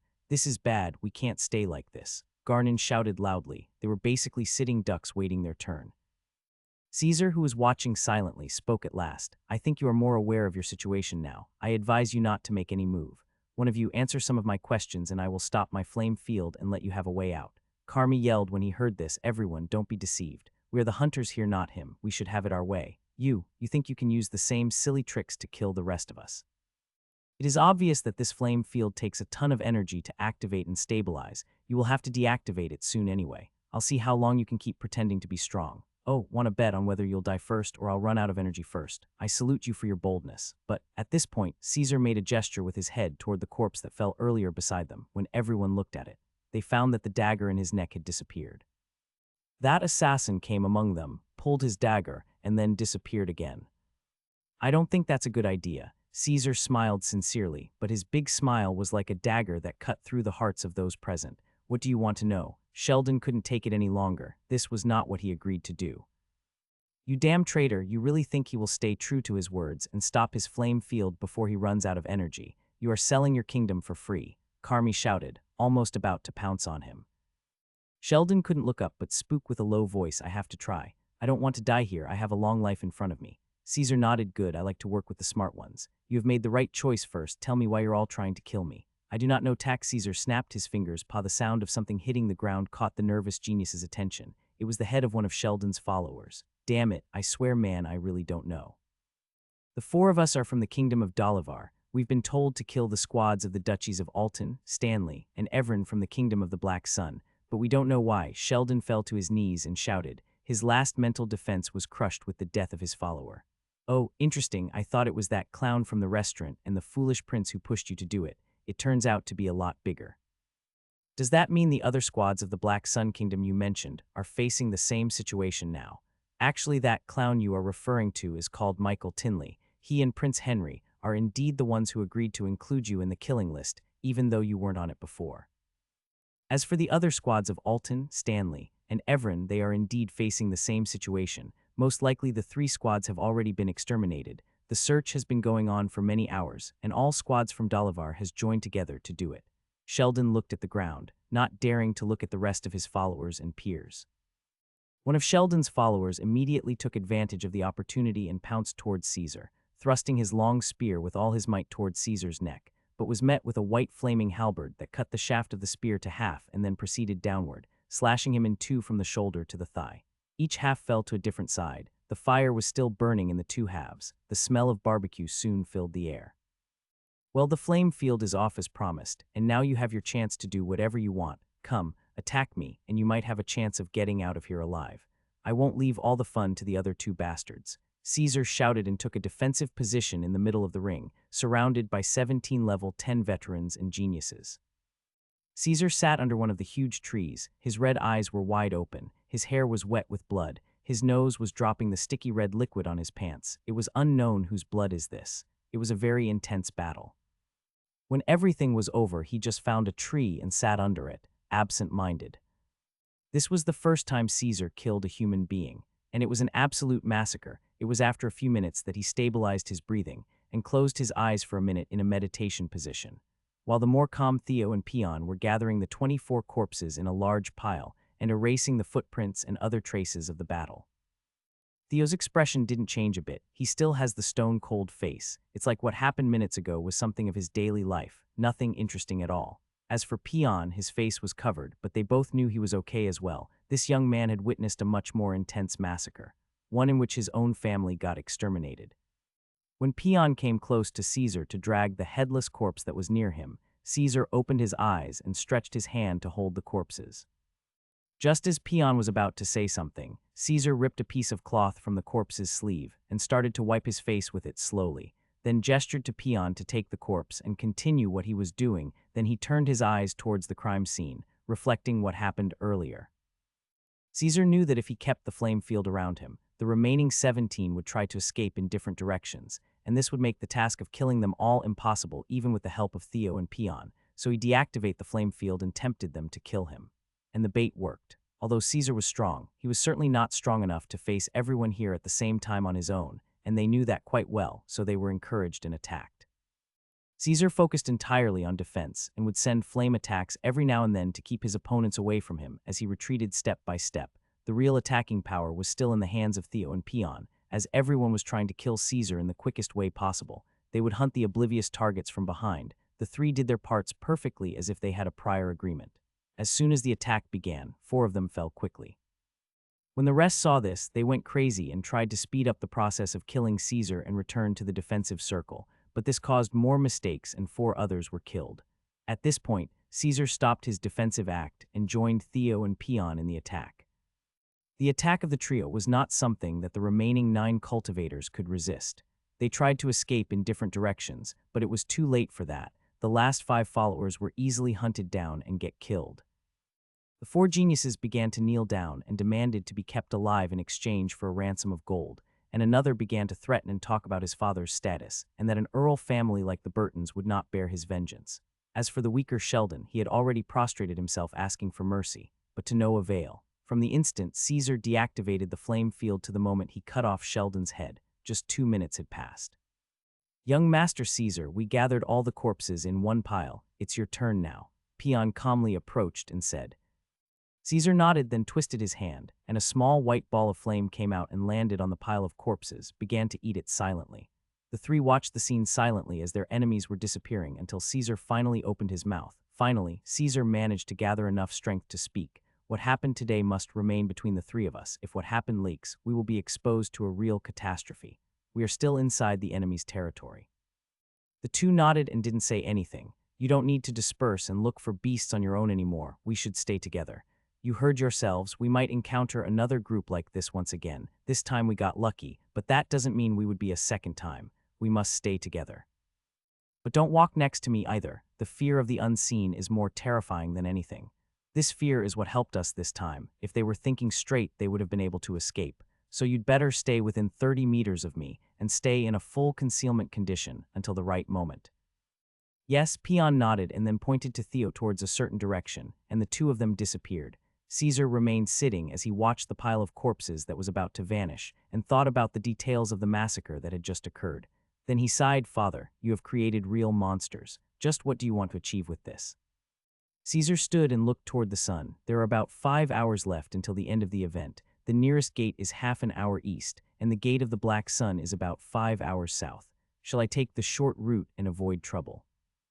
No, the grown-ups of Dolivar might come up with some nonce to arrest me with if I approach different gates. Only the one gate controlled by the experts of the Black Sun I can pass through with peace of mind. But the distance is far and I may encounter other squads. The scenario of this battle might not work again. Caesar was confused for a few minutes between 2 bitter choices, but in the end, he made up his mind and jumped south. The sun of the 3rd began to set. Everyone knew that this indicates that the hunting event was coming to an end. Most squads are trying to get more tokens as fast as possible, and some of the weaker squads began to move near the gates waiting for it to open. All in all, things were very lively inside the hunting area. "Hey, aren't you Caesar? Wait." An excited voice came from afar as Caesar jumped from tree to tree, made him stop, but he remained on top of his guard. A few seconds later, a squad of 3 people appeared. They were the Julian Duchy squad of the Black Sun Kingdom. "Oh, Brother Dolly, it seems that the hunting event was not going easy for you." Caesar quickly scanned the one he called Dolly, the guy and his follower were in extremely bad shape. Has it been easy for anyone? I see you alone or all your followers had. Caesar smiled and changed the subject. Where are you going now and why did you call me? Can I help you with something? Brother Caesar, don't be so cold. The hunting event is almost over and there is no need to compete. Can't we go to the gate together? You are alone and we are injured. We must stay together to increase our chance of survival until we reach the nearest gate. I bet the rest began to form groups since the beginning of the third day already for the same reason. But I was unfortunate and did not find another squad from the Black Sun before now. A few hours ago, we encountered a level 11 beast. We barely managed to kill it, but it put us in this current stat and killed one of us. I fear that if we encountered even a level 10 beast now, we would get eaten. I am not heading towards the nearest gate. I will go to the one we entered through. If you want to come with me, then come. The gate they entered was still at least 2 hours away. Why would Caesar choose the long way? As he prepared to refuse and continue his way toward the nearest gate, he restrained himself. Aside from the bloody smell emitted from Caesar, his clothes and physical condition were so good. It was almost as if he hadn't seen a single beast in the 3 days, but that's impossible. Even if he hid underground, he would have found a beast or two. Is he very strong, as the rumors say about him back in the kingdom? Or is he excellent at avoiding monsters? In both cases, the benefit will be greater if he follows Caesar. Okay, we'll come with you to that gate. So what if we took a little walk in this cute and lovable place to preserve more memories? Ahaha, let's go. After exchanging a few more simple inquiries, Caesar took the new squad with him, and together they headed towards the main gate for those who came from the Black Sun Kingdom. The road was rather smooth. They encountered only a few beasts at the 8th and 9th levels, and they were dealt with quickly. A couple of hours passed by. The gate is still not visible due to the density of the trees, but they knew it was very close. It might be a few minutes before the hunting event ends and they still haven't reached the gate yet, but no one panicked. If the event ends before they reach the gate, there is no problem either. The specific timing of the 3 days is about attacking the beasts, not about reaching the gates. To be more clear, the squads can hunt the beasts until the last moment, then they can head towards the gates after the event ends.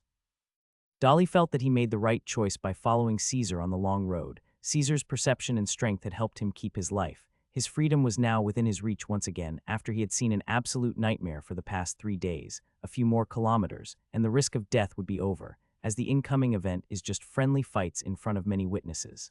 Stop. A voice came from behind all of a sudden. Dolly turned his head and saw a whole squad of 6 cultivators in a good condition quickly approaching. That's bad, that person called Sato Ariat. He is one of the most powerful geniuses of the Dalivarian kingdom in this generation. I don't know what he wants from us, but no way we would stop. Hurry forward. It is of no use. When Caesar heard that person from Dalivar, he shook his head and stopped where he was.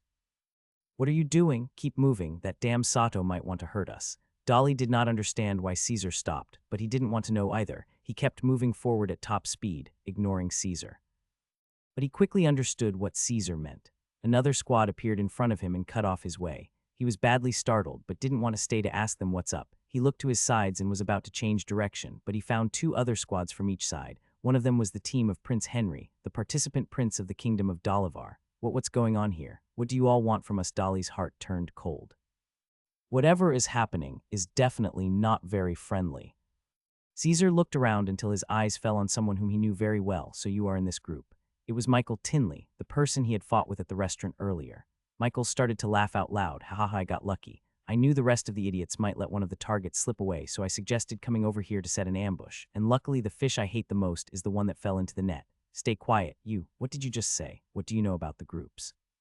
Henry noticed the hidden meaning in Caesar's words and furrowed his eyebrows. Technically, if Caesar saw another group before then, he should be already dead. When you see the group with that cute Sheldon and Zika, ask them yourself. It was an interesting meeting. Caesar giggled you. Henry's suspicions are now confirmed. Caesar did indeed meet with one of the 3 groups, but they let him go for some reason. That's dangerous. Why are you wasting your breath on him, Your Highness? Let's just get it over with. Sato looked at Henry and said, but Henry looked at Dolly Julian and his 2 subordinates. Sato shrugged. So what if an extra team went missing? It won't make much of a difference, Your Highness. Look at their shape. They might have died if they met another beast. You, what the hell are you all talking about? I, Dolly from the Duchy of Julian of the Kingdom of the Black Sun. Who the hell do you think I am? Dolly went in a frenzy hearing them talk about him like that, but they just ignored him completely. Your Highness, Sato is absolutely right. It won't make much of a difference in another clown gone missing. Please give me a chance to wash away my shame with my own hands. Michael approached and bowed a little. All right, go and kill him, but don't repeat your mistake this time. Take your followers with you this time. Michael's face turned very ugly. He was well aware that he was no match for Caesar alone, but hearing it from another person hurt him the most. Get ready. Make the process of killing this bastard takes as long as possible. For every cry he emits, I'll give you gold. Michael gestured to his followers and began to advance towards Caesar. The 6 of them began to draw their weapons and take a formation of the shape of a crescent as they approached Caesar. You know, son of Burton, I would be very sad if we came out of the woods and found you still alive. Haha, you know, I swear I was going to say the same words. Caesar grabbed his stomach and laughed out loud. Michael paused in amazement, but quickly became enraged. You dare make fun of me. Michael leaped into the air with his sword to pounce on Caesar, while the rest of his followers simultaneously attacked from below from several directions. Caesar smiled and his eyes started shining white. In an instant, the area around him began to turn into a huge white flame about 7 meters in every direction. Michael, who was still in the air, realized the danger, but unfortunately, it was too late. He entered the flame field. From the moment he entered the flame field from the air to the point of reaching the ground, less than a second passed, but he let out a shriek that made the hearts of those present tremble, then hit the ground with his foot and quickly exited the flame field. But he did not come out as he entered. What came out was a humanoid piece of coal writhing in pain. Arg. The fire burned him horribly even though he touched it for less than 2 seconds in total. The rest of Michael's followers stopped their attack and retreated after seeing the consequences of entering this strange fiery field and went to check on their master. But even this did not go as they wanted. Caesar jumped from the center of the flame field to quickly reach between 2 of the 5 followers. He hit one of them with his halberd and was cut in half, and the second was a little farther away. But the flame field that moved with Caesar overwhelmed him and was immediately caught on fire. What are you doing? Stop. Prince Henry and those with him finally woke up from their daze and began to advance towards Caesar, who in turn stood in a defensive position and activated the flame field with all his might. The 3 teams surrounded him from every angle, trying to find a loophole to attack him through, but to no avail. I want to see how long you can activate these strange flames, Mr. Level 9. Sato yelled loudly. What just happened was an insult he couldn't stand.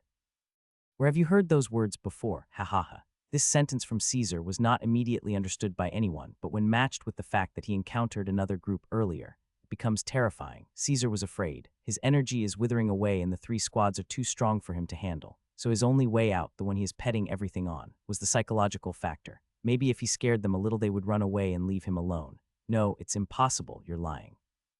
Henry yelled at him and then, without taking his eyes off Caesar, asked Michael, are you okay? Can you get up? But he found no response. Haha, lying about what? Do not put words in my mouth, I didn't say anything. Go check on your little friend and his men. Caesar laughed out loud. For the first time, the members of the 3 squads began to move their gazes towards the place where Michael Tinley had fallen, but what they found made the hairs on their bodies twitch, and some of them took a step back. 4 bloody heads are neatly put next to each other in an orderly fashion, just heads. There is no trace of the rest of their bodies. It was the heads of Michael Tinley and his 3 remaining followers. The 4 heads' appearance was terrifying, to say the least. The area completely froze. Everything came to halt for a second. There are those who look in astonishment trying to think of what had just happened, and those who showed signs of fear, and some of them did not even comprehend what is happening yet. Their minds went blank at the sight. What is this? Prince Henry was the first to react, and this reaction was that he took 2 steps back. Michael Tinley wasn't really a close friend of his, but he was still one he knew well and spent a lot of time with him. Seeing him like that, Caesar did not answer him, but rather focused on scanning the remaining enemies with his eye one last time, before furrowing his eyebrows. This group was indeed far more powerful than the one he had annihilated earlier, especially the 5 followers of the prince. Any one of them can fight against someone at level 11 for a long time. They are elites among the elites. Also, this time he is already exhausted. After fighting the previous group, in addition to traveling quickly for 5 consecutive hours while fighting beasts, made his energy is on the verge of depleting. If he wanted to use the same trick again to take all of them down, he would most likely fail. The best possible scenario is that he wins, but 2 or 3 of them would escape, although they are the ones who attacked him first, and although Caesar is used to behaving as he pleases. He knew very well that leaving witnesses to a massacre among the sons of dukes, especially a prince, was not a good idea at all. What have you done, you bastard? Do you have helpers in hiding here? Speak. Prince Henry is losing his temper. Maybe there are, maybe not. Would you like to keep attacking me and see for yourself? Listen, I don't want to get involved in the murder of a prince from Dalavar while I'm still on your lands. Take advantage of my limited generosity. Take your men and flee from here while you still can, Caesar stated calmly. The level 9 Caesar still stands in front of 18 strong enemies and threatens of killing them, but no one laughed. And there was no longer a need to ask about the fate of Sheldon's group and his companions either. It became clear what happened to them. Regardless of them, even Dolly looked frightened, although he is on Caesar's side. I don't know what's going on here, but you wouldn't succeed in scaring me to escape, and you certainly won't succeed in doing that cheap trick again. I will bury you and your helpers here. Protect each other's backs and prepare to take him down, Prince Henry shouted angrily. Caesar furrowed his eyebrows. That bastard didn't catch the bait. There were only a few seconds left for his energy reserves to run out and the flame field to be extinguished. A few seconds left for a massacre of unknown results. Caesar grabbed his halberd firmly and took a fighting position. Theo and Pion among the trees took up their weapons ready. This time, psychological tricks and assassination will not work, but it will be an open battle 3 against 18. What's going on here? When the atmosphere reached the maximum degree of pressure, a voice came from the east. Everyone turned towards the sound and found a group of 13 cultivators coming towards them. Your Highness Prince Alfred, Dolly shouted happily when he saw the person at the head of the group. He was the participant prince of the Black Sun Kingdom with members of the other duchies of the kingdom with him. In a few seconds, Alfred arrived at the scene and quickly surveyed the area. Dolly, Julian, Caesar, Burton, what's going on? We spotted a huge white fire from nearby, so we came to see what's going on. Are you guys okay? Caesar was also watching the group that had just arrived. They were all injured. Some of them were seriously injured, almost fatal, but they are still 13. This is in addition to Dolly and his 2 followers. The total number becomes 16. If they stop the enemy just a little bit, he will easily be able to eliminate them with the help of Theo and Pion. Caesar's mind went in a frenzy trying to think of what to do next. He had already hinted many times that he killed the other group, so if they walked away and found that they really died, he would surely be the primary suspect. But he never truly said he killed them. Even as a primary suspect, they wouldn't directly punish a guest they invited without evidence to show the world. And of course, every evidence about the massacre had already become ashes. Forget about the massacre, they had no evidence linking him with even the death of Michael Tinley himself, even though it had happened under their noses. So letting them go would mostly put him in an awkward situation, but if he chose to kill a prince here, especially in front of all those colleagues from the Black Sun, that wouldn't be smart. Thus he finally made up his mind. At that moment the flame field was deactivated, and Caesar stepped out under everyone's gaze. Haha, you came on time. Your Highness Alfred, in fact, there was a grudge between me and Michael Tinley, and we were about to sort it out. But he died mysteriously for some other factors. I think a strong beast attacked him when we weren't looking. It is very unfortunate, but other than that there's no other problem here. Don't you agree with me, Prince Henry? Henry was startled when he heard this. Caesar was clearly giving him a chance to retreat. Dolly couldn't hold back his anger when he heard those words. Caesar, what are you saying? Those bastards were trying to kill.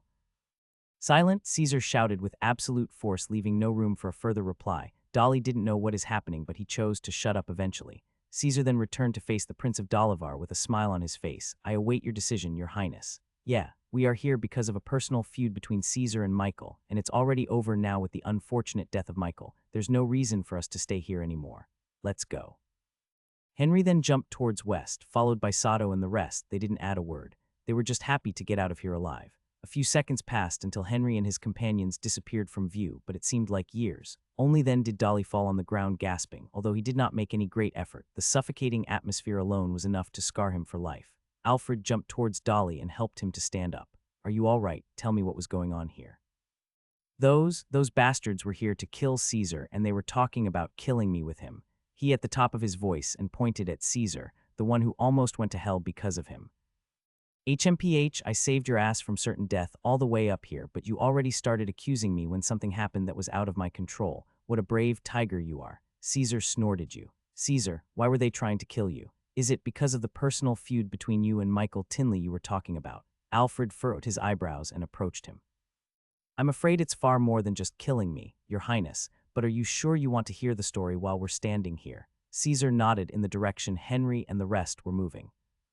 Alfred knew what Caesar was trying to say. They were still injured and in the middle of nowhere. If those who left got more backup somehow, they would be in a life or death situation, so he nodded. Let's go toward our gate. Then we will talk when they were about to continue their way. A strong voice echoed in their ears. The hunting event is over. The participants must stop all kinds of attacks on the beasts and immediately head towards the nearest gate within half an hour at most.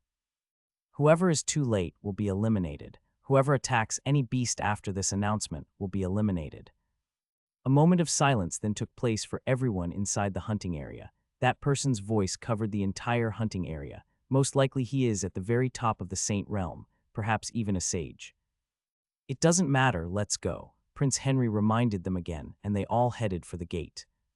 "Here they are, the first batch of our youth is approaching," a middle-aged man standing above the gate of the Black Sun shouted suddenly. When everyone heard him, they quickly left what they were doing and approached to welcome the new arrivals. The atmosphere surrounding the tournament, and this hunting event in particular, was strange and frustrating for all of them. In fact, they were mentally prepared that none of their youth will come out.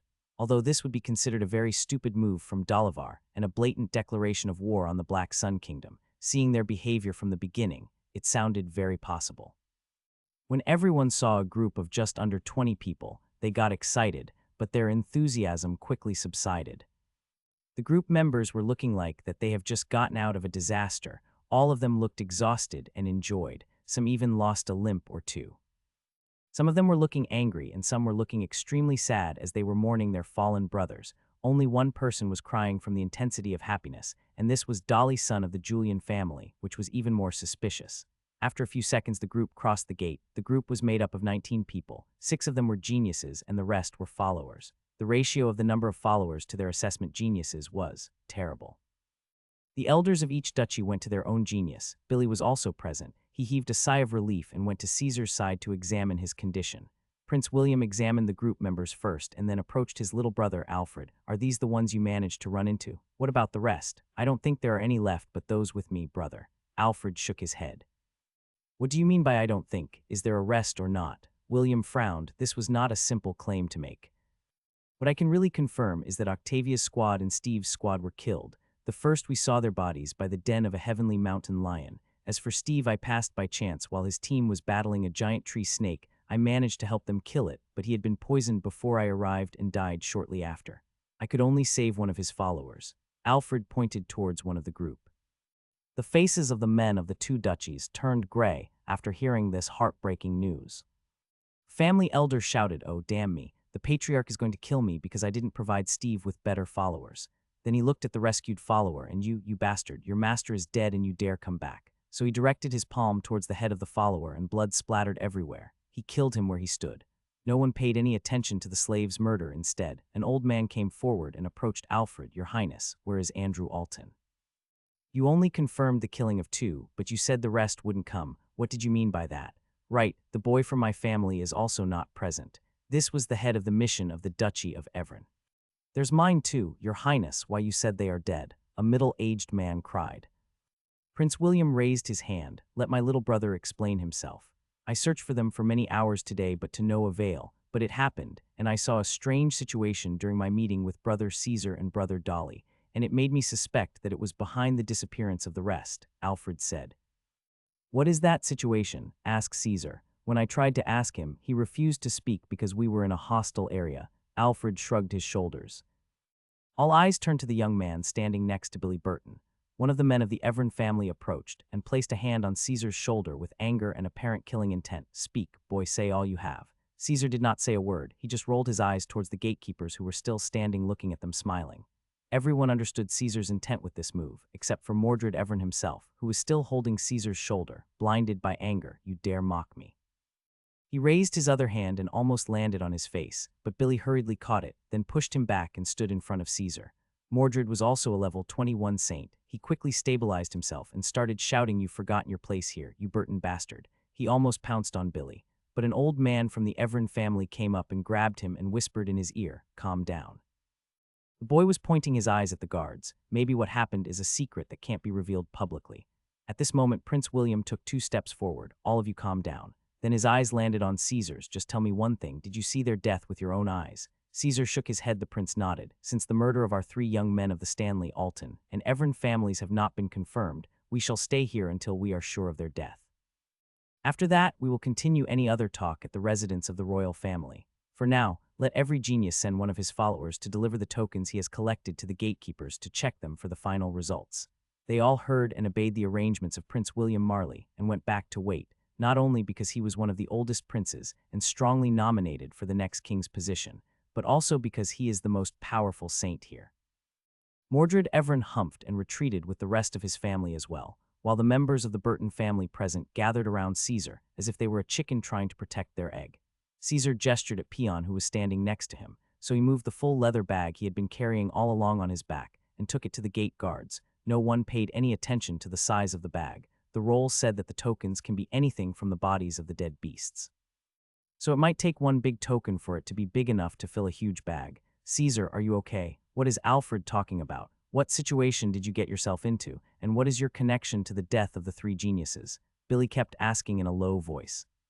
I will announce everything in the right time, Uncle Billy, not now. I generally have an idea of what happened to the three, but I really don't know if they are really dead or not. Neither Billy nor the rest said anything else. They all just stood silent in front of the gate. Everyone hoped for a miracle. They really hoped that the last of the three squads would come out.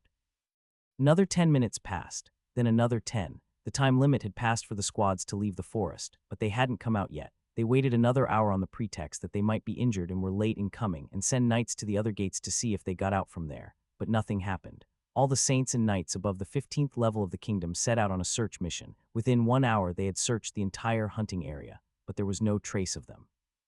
The miracle did not happen. The teams of the duchies of Alton, Stanley, and Evran are all gone. Those who were checking the other gates and those who were searching the hunting area returned. Everyone gathered again in front of the Black Sun Gate. The air got very intense. The men and women from the three duchies were fixing their gazes on Caesar. It was sparkling with killing intent.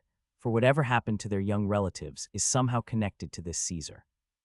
Caesar started to feel suffocated and all that pressure. Billy quickly stepped in front of him to take it on for him. He was ready to fight it out with everyone here if they made a move against Caesar. But a shout came up to calm the situation. It was Prince William stepped back. We will continue our talk at the residence of the royal family. Let all the saints and all the geniuses who participated in the event come with me. As for the rest, please return to their residences.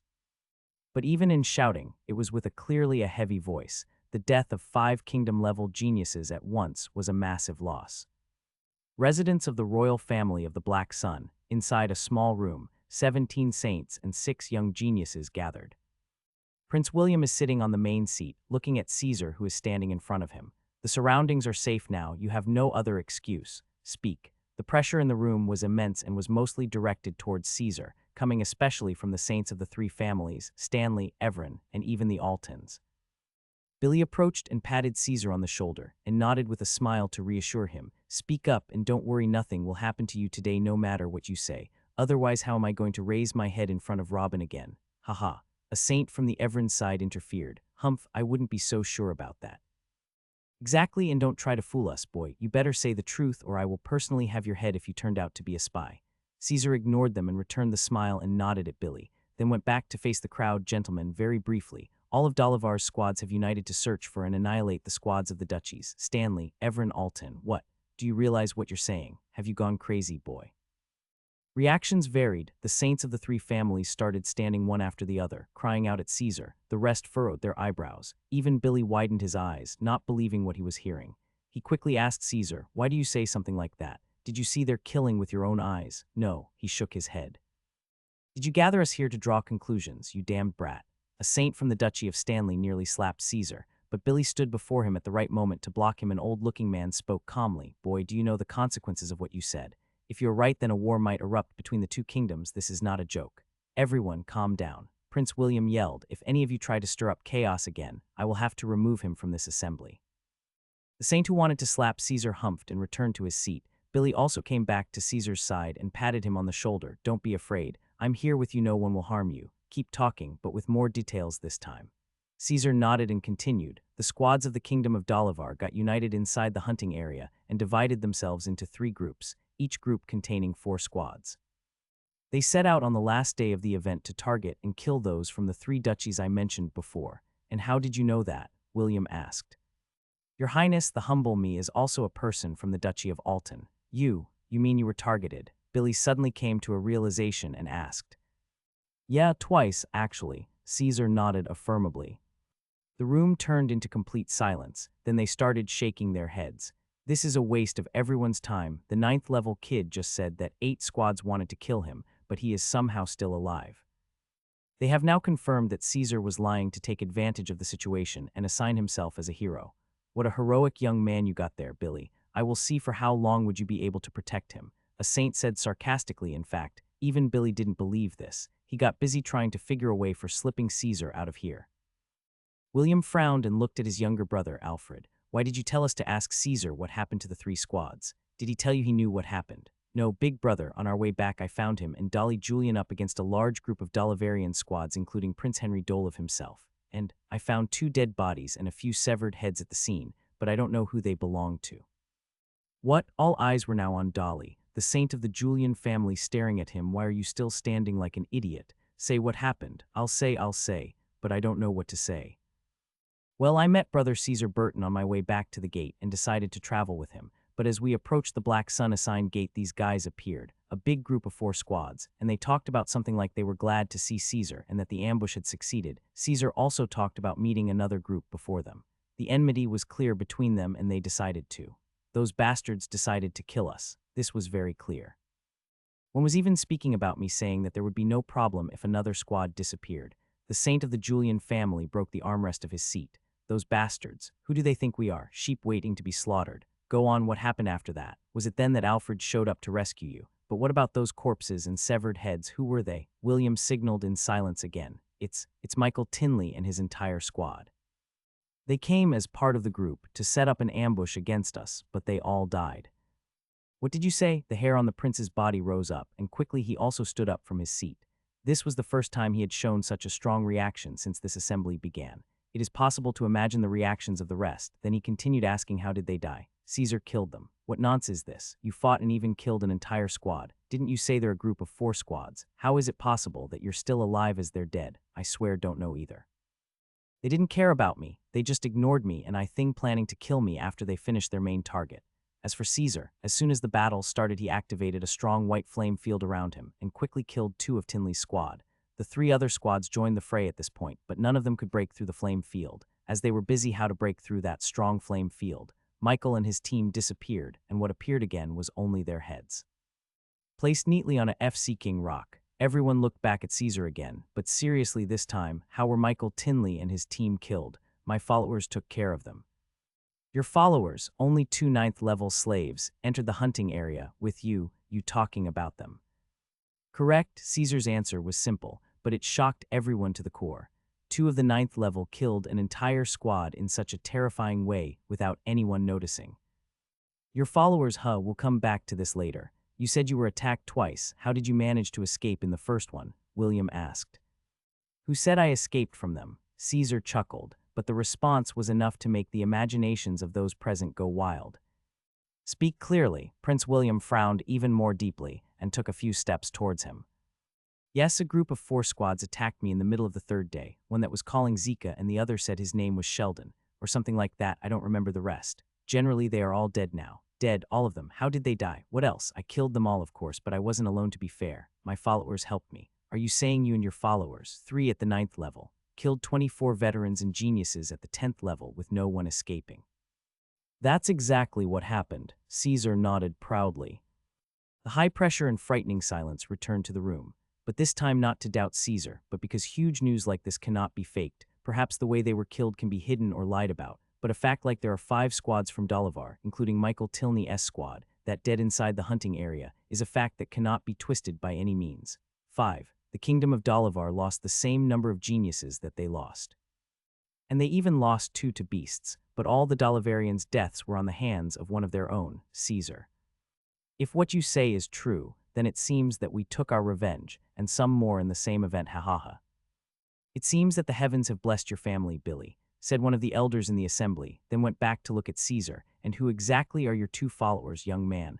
Are they really just followers or some kind of special veterans? Or, no need to keep guessing, sir, they are my big brother's slaves.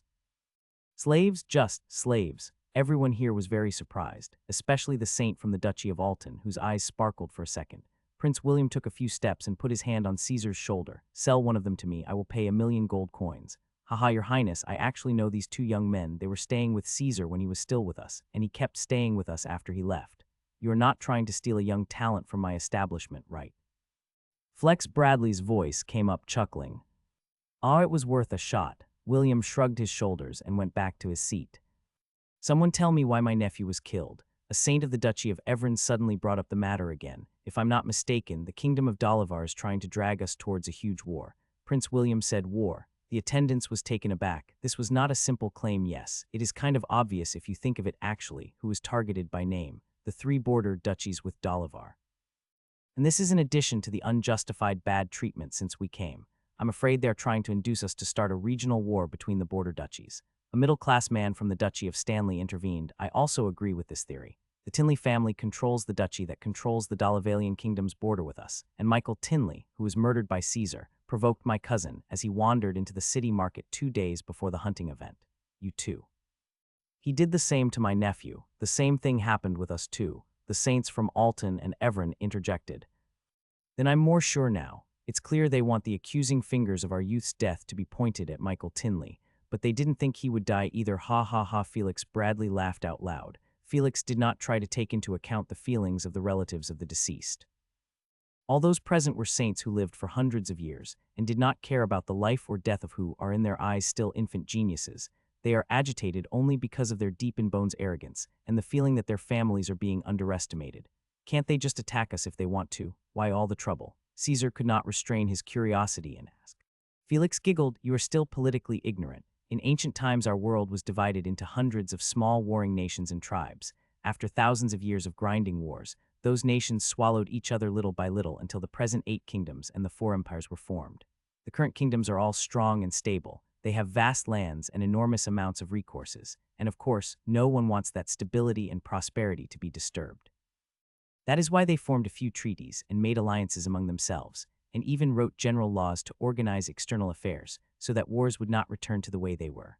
Among these laws is that there must not be a war without a strong cause, and if there is a personal cause to start a war between nobles of different kingdoms, the warring nobles must solve their problems together in a micro-border war if it is unavoidable, but without asking for help from the royal family, whatever.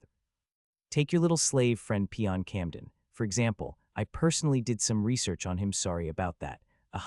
I found that he is the son of a noble baron from our neighbor-lying Water Kingdom. His family got exterminated at the hands of Marquis Rufus from our Black Sun Kingdom and took everything from them, lands, women, riches, everything. It said it was due to a personal grudge, but everyone knew it's because Marquis Rufus wanted the Camden's lands, and the lying Water Kingdom didn't do a thing to stop it. Back to our topic, the royal family from Ant Kingdom can intervene and mobilize for an all-out war in only 2 cases: self-defense against the violation of a law, or if a war developed between 2 nobles that expanded and threatened to destroy the foundations of the kingdom. Laws. Who oversees these laws? What will happen if, for example, the kingdom of Dalivar decides to attack us now for no reason? One of the young geniuses asked.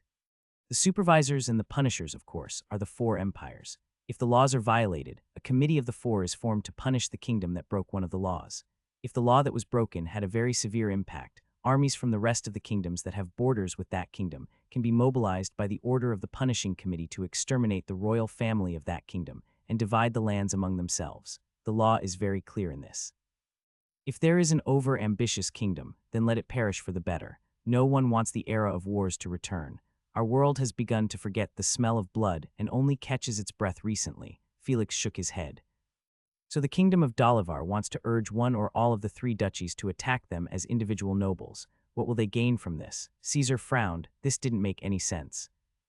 Yes, that's what they're planning. But the thing is that individual nobles' attacks on the borders are common and the causes can be many. Borderlands are constantly changing owners, so I can't figure out why they did it. Unless, Felix paused at this point. Unless what? Billy asked him. This matter is getting bigger by the second. Unless the royal family of Dalivar wanted to take advantage of the law, that there must be a reason to attack and interfere to start an all-out war. After all, they were plotting to exterminate our youth without leaving any witnesses.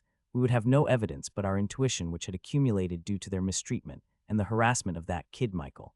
I actually assumed that if they succeeded he would have shown and started to brag that he taught them a lesson to deepen that belief in us. And they wouldn't even have to do anything else. Look to how those saints from the 3 duchies have been acting. They would have mobilized their armies to teach the Tinleys a lesson. We would have jumped right into the trap. Wait a minute. You're saying that the kingdom of Dalivar wants to start an all-out war on the Black Sun. One of the saints stood terrified.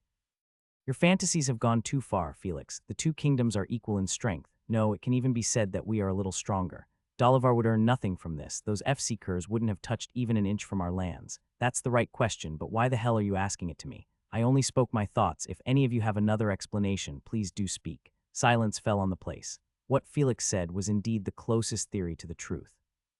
The scenario is to arrange the attack of the Black Sun Dukes on them, as it always happens in border wars, but this time they publish in front of the world that it is an unjustified usurper attack because there is no evidence of the cause of the war. Then the royal family of Dalavar uses this law-breaking chance to intervene with all its forces and begins a new royal war.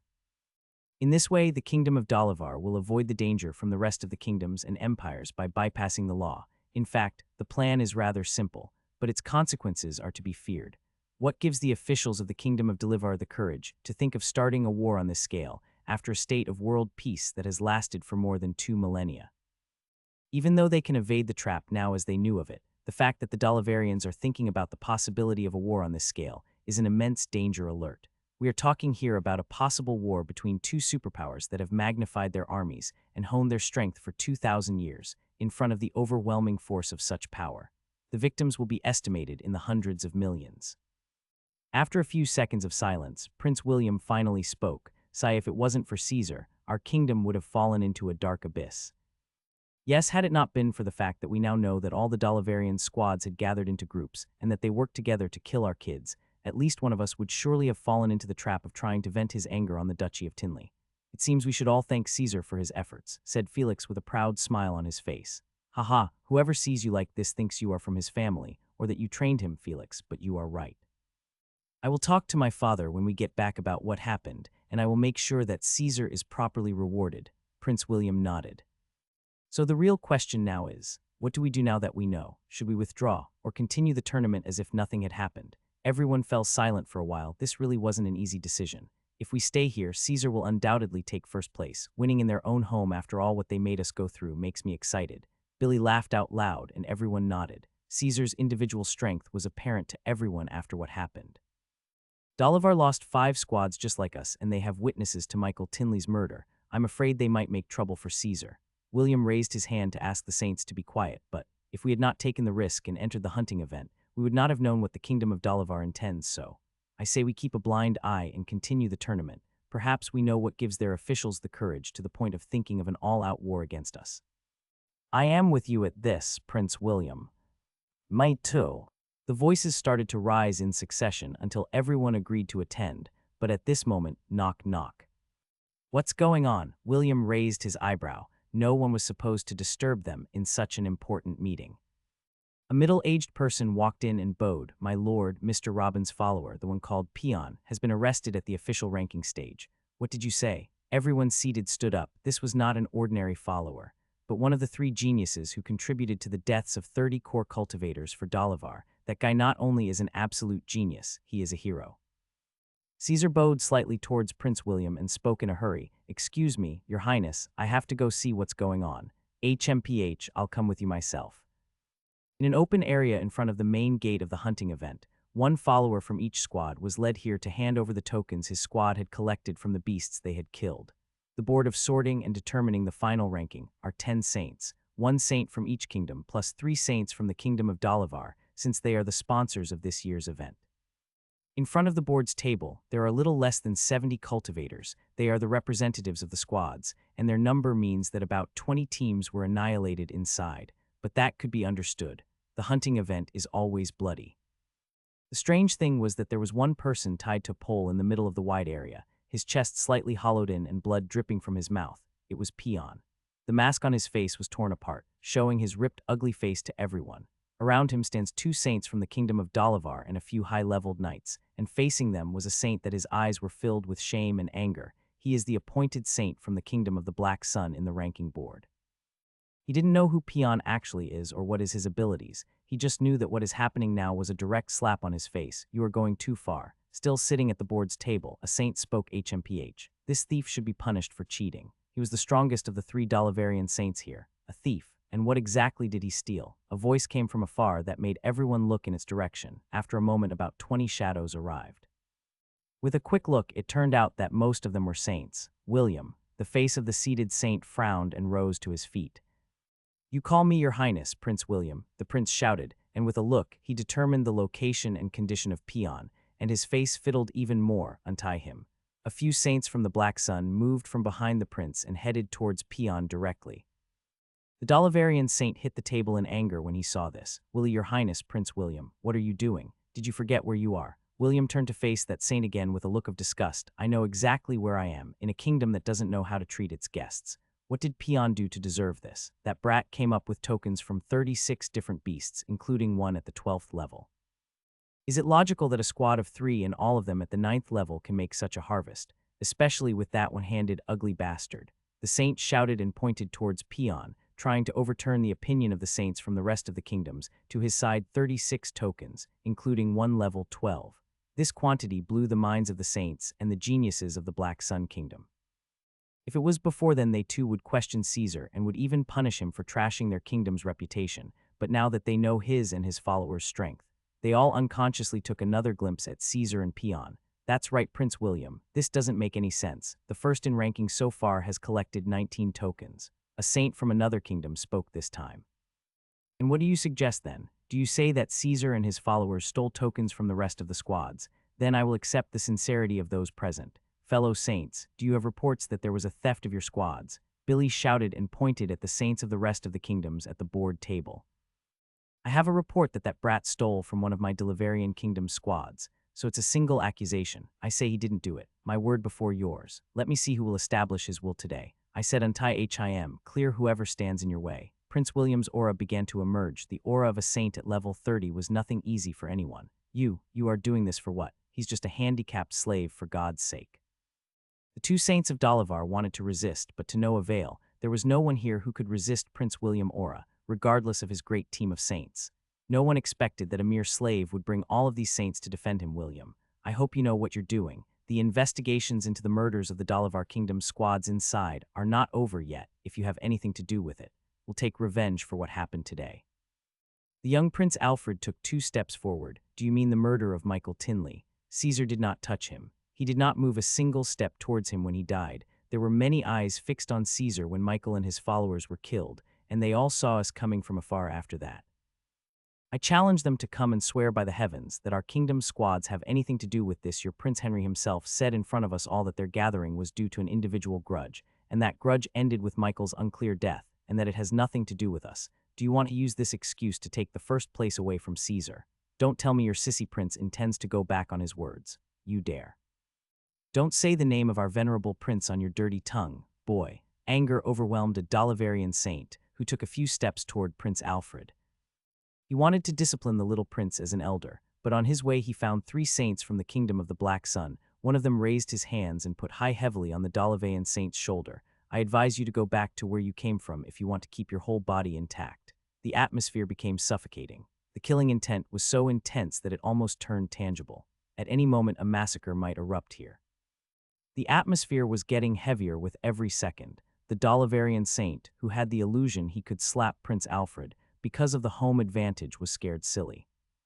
He could tell from their eyes that they were serious. If he makes more reckless, they would attack, not only the 3 in front of him. The eyes of every single one from the Black Sun was flashing with anger and killing intent, all of this because of a mere slave. What is wrong with these people? No one from Dalavar could understand what is going on, but they understood one thing very clearly: the value of life. So the saint who was going for Prince Alfred took a few steps back, and the other one who was close to Peon retreated far away with a jump. Under everyone's eyes, 2 saints from the kingdom of the Black Sun stepped forward and untied Peon. Then Caesar came with Theo quickly as well and supported Peon before he fell due to his injuries and excessive exhaustion. Prince William stared at the 3 young men, these heroes who had warned the kingdom of a colossal trap.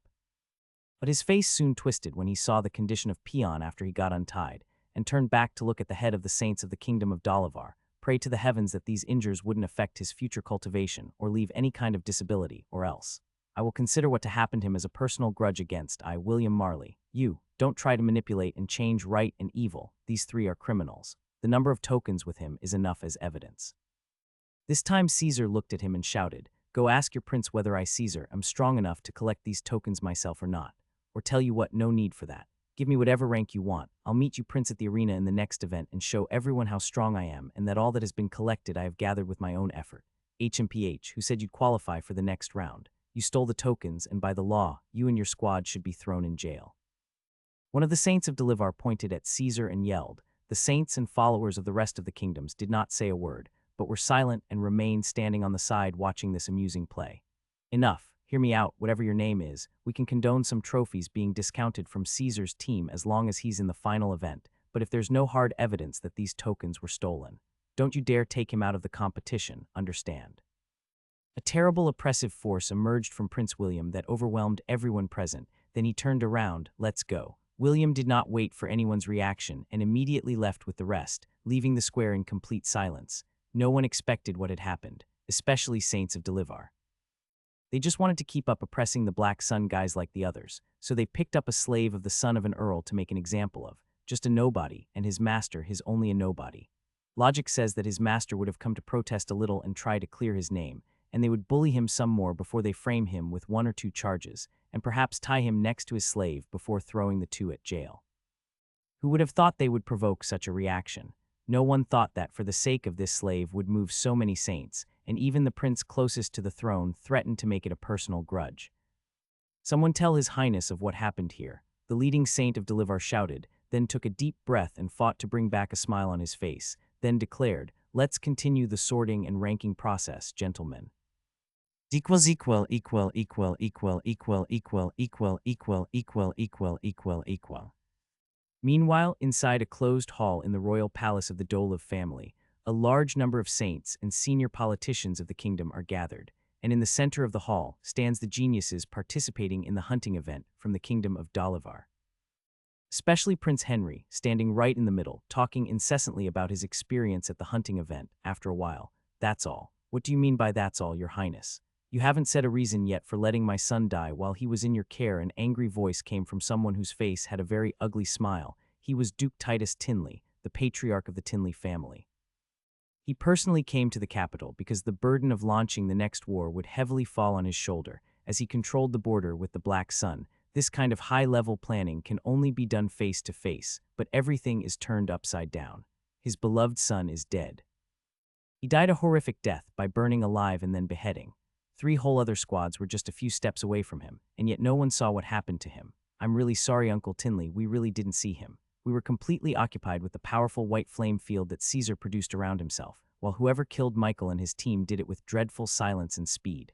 Henry lowered his head, followed by the captains of the other 2 squads.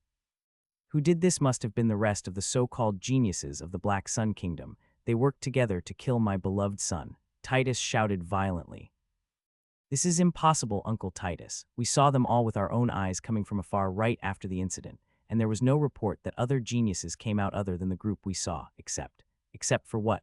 Duke Titus frowned. Other than the 17, we can confirm that they didn't do it. There are the 2 followers of Caesar who joined them later, and I think they were the ones who killed Brother Tinley and his squad. You're saying that my son was killed by 2 slaves. Titus Tinley stood up, signs of anger clearly visible on him. Please sit down, Titus. Let's continue the investigation to the end. The person sitting in the middle of the saint circle spoke at last. This was Louis Dolev, the crown prince of Dalivar, a sage. Henry, you may continue. Yes, reports say that Caesar took 2 followers with him. We did not see them when we found Caesar, but now the number increased another 2 when they came out. So it is most likely that this is for 2 who were hiding and they were the ones who did it. The subject deserves more research. One of you should go to the ranking area. If that Caesar had a follower, he would be there with their tokens. Keep him confined until we finish the investigations. Louis pointed to a few low-ranking saints standing on the side, but at that moment, knock knock. Your Highness, there is a saint from the ranking area asking for permission to enter. Let him come in. Louis furrowed his eyebrow. It is impossible that the sorting and ranking process had already ended. Seconds later, a middle-aged man entered, bowed towards Sage Louis. Your Highness, a follower of the participant called Caesar from the Earl family of the Black Sun realm, came forward to hand in the tokens they collected, and when he reached this point he found that the atmosphere around him had almost frozen. When he looked to the side he could feel the dense killing intent by Duce Titus Tinley. Don't worry, you can continue. Louis felt the saint's fear and reassured him. Yes, Your Highness, he turned in 36 tokens, allegedly all for his team. We suspected it was stolen. As to how 3 little bastards at the 9th level can do something like this. So we decided to hold him. He resisted a little, but we beat him and tied him to one of the poles. Well done. I will go and make that damn slave talk. Duke Titus stood up and went to the exit. Please wait. After we did that, all the saints of the Black Sun realm came and took him away from us by force on the pretext of our lack of evidence. Even William Marley himself threatened to make things personal. Titus stopped on his way and turned to look at the saint. What did you say? William had gathered his saints and was ready to fight on our land to free a slave. Sage Louis furrowed his eyebrow. It seems my little brother's guess was correct. It's impossible for all of them to move for just a ninth-level slave. He must have secrets in his body, like his master who stopped 4 teams and burned Michael Tinley with that strange field of white flame. Big brother, Henry interrupted, there is something I would like to add. When we saw Caesar for the first time, he did not show signs of fear or even surprise, and actually stood calmly as if he expected this. He also said what is meaning that he had met another group, and he even mentioned the names of Sheldon and Zika. I fear that he has a relationship with the disappearance of that group. What? That makes sense, even if he isn't a target. As long as he sees more than 2 squads in the group, then he should be dead according to the original plan, but he is now alive and all of that group had dead in return. Another genius confirmed. Is there any evidence that he did it? Lewis hurried and asked the one who spoke. No, Your Highness, we didn't find anything related to those 4 squads. They've just disappeared. And as according to what witnesses said, Caesar was not involved in the murder of Michael Tinley and his team either. We cannot officially link him to anything. Your Highness, I'm afraid we misjudged. The squad representing the Burton family are not coming to fill in a place. They are here to sweep. I agree there is something fishy about all 3 of them. We should capture one of those 3, or even better, catch them all to see what their secrets are. A representative of one of the duchies spoke. Right, 36 tokens, the deaths of Michael and the second group. How can 3 ninth-level boys associated with all of this without having major secrets backing them? Whatever they are hiding might be a dangerous weapon that the Black Sun Kingdom is developing. We must find out what happened before we proceed with any plan against them.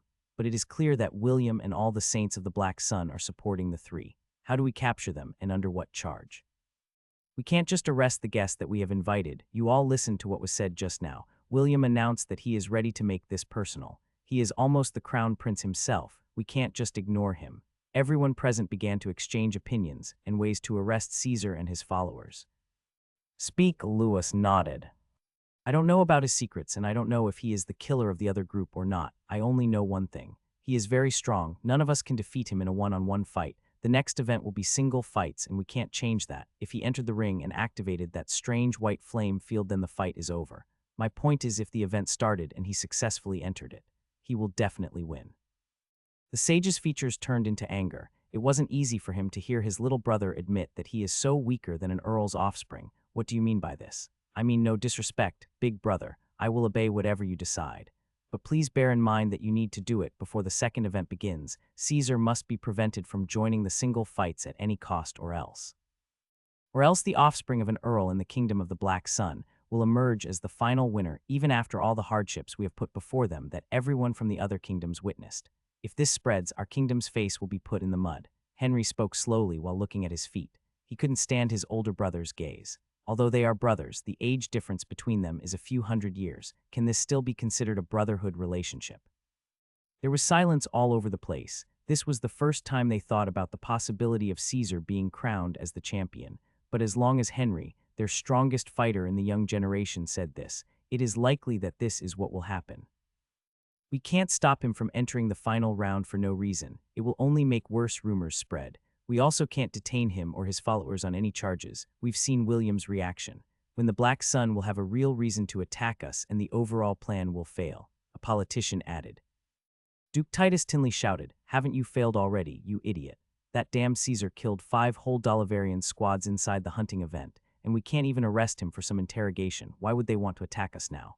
We're the ones who should have revenge. No, Caesar must have told them everything about the groups. There is still a small chance that one of the duchies getting angry and attacking us, and even if our endeavor fails this time, so what? We will have other opportunities in the near future, but we cannot sabotage everything by officially spoiling relations now and publicly detaining Caesar, the politician stated. Are you saying that we let him take first place and honor him in our lands? We tell everyone that the son of an earl in the kingdom of the Black Sun is better than everyone we have. Everyone from the other kingdoms. We would just boost their reputation further. Wouldn't that damage our overall plan even more? That politician didn't reply again. He was convinced completely by the Duke. They can't boost the enemy's morale in any way. He sat down again, trying to figure out the best possible solution. Everyone returned with small talks trying to find a solution, till suddenly a voice came from the main chair, kill him. The word shook everyone present. What did you say, Your Highness? Kill him? What's so strange? Kill Caesar Burton. Your Highness, this. I know what you're thinking, but the time is right and the options are very limited.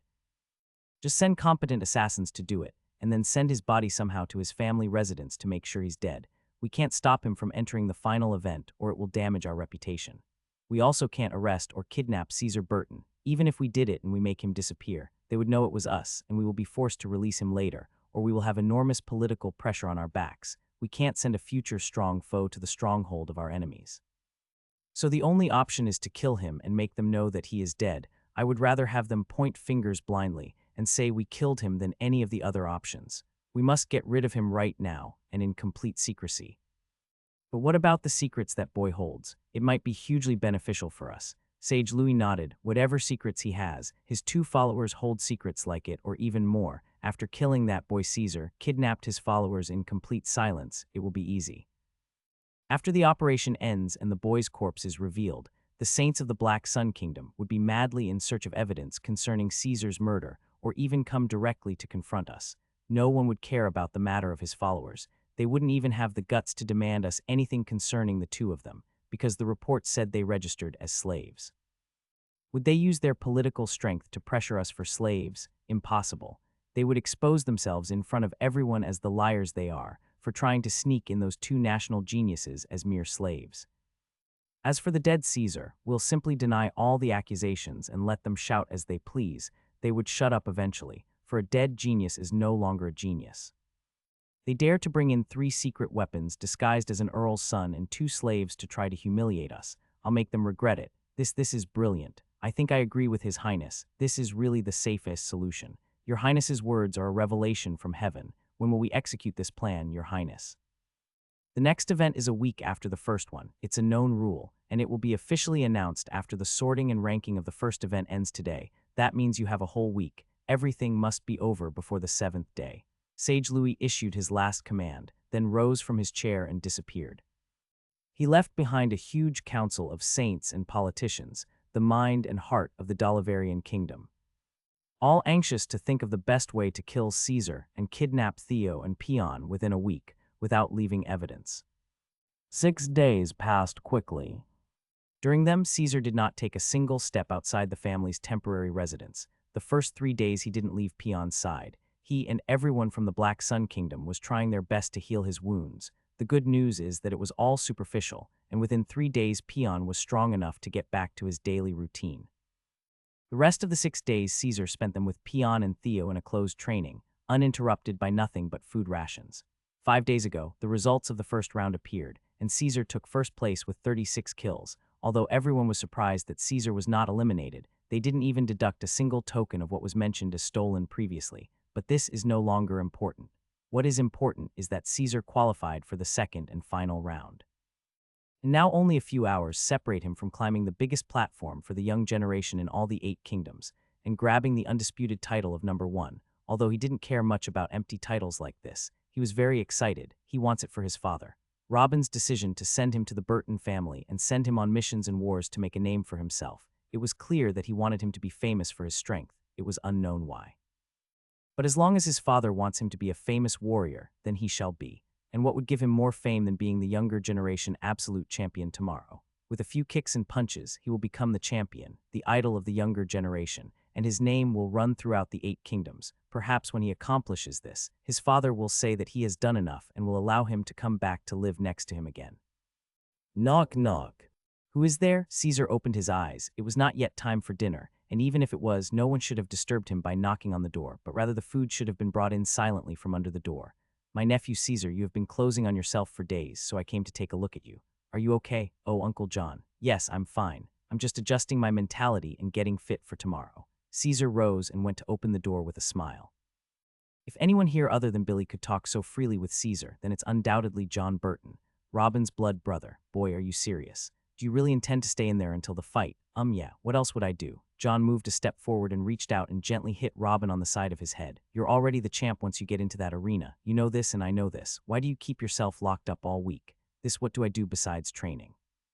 Caesar scratched his head. Come with me. Remember that restaurant we last visited? The food was delicious, but that bastard Michael Tinley blew it for us. Let's go there again. I doubt someone will try to mess with you again after the hunting event, ha. This wouldn't be good, would it? Why wouldn't it be? Brat, tomorrow might be our last day in this foreign kingdom. Do you really just going to leave like this? Let's just walk around and find us a few pretty girls, haha, with your strength. Some fooling around won't affect you negatively tomorrow, right? True, but But what? Are you afraid of Dalavar's bastards? Don't worry, what might they do, for example? We'll move downtown in the most crowded place. Nobody will dare do anything to you. I think you're right, it wouldn't hurt to take one last look. Wait a second, I'll go tell Uncle Billy. SHHH, you want to shut it down from the very beginning. If you tell him, he'll refuse, or he might send one of those old men to ruin our fun. Let's go, both of us, and don't worry, I'll take responsibility when we get back. Oh, bring Theo and Peon too. They deserve a little picnic as well. John giggle. Heh, okay, Uncle John, I'll do it for you this time. But you'll have to moderate for my sack if I ever pissed off my father, haha. After exchanging a few jokes and little laughs, Caesar went to the 2 rooms next to him to summon Peon and Theo. Then the 4 left in silence. Equals equal equal equal equal equal equal equal equal equal equal equal equal equal equal equal equal equal.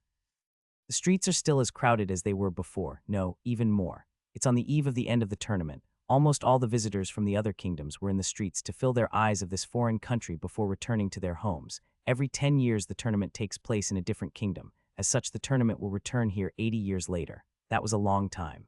Most of those present this time might not be able to return.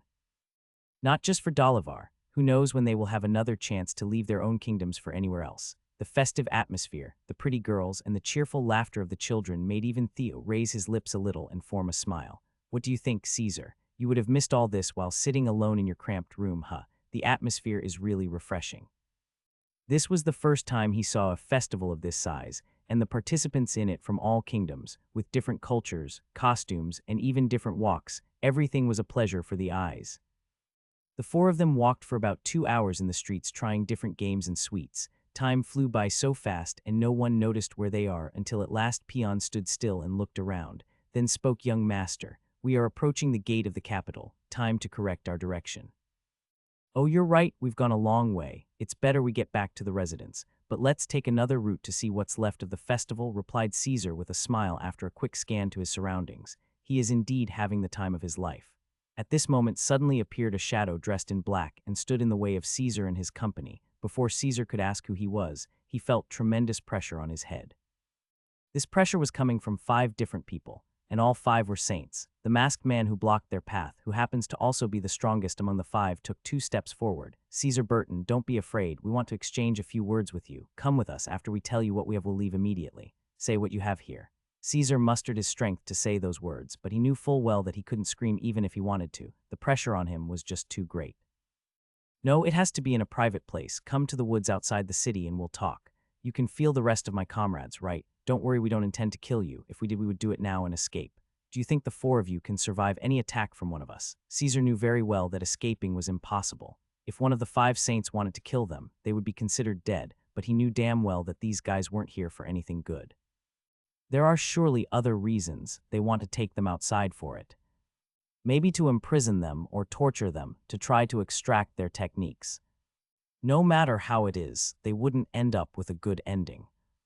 At this moment, John grabbed Caesar's sleeve in a hurry, then spoke in a fearful voice. Please agree. They may be honest and leave us after they've finished what they want to say. Who knows, maybe it will benefit us somehow.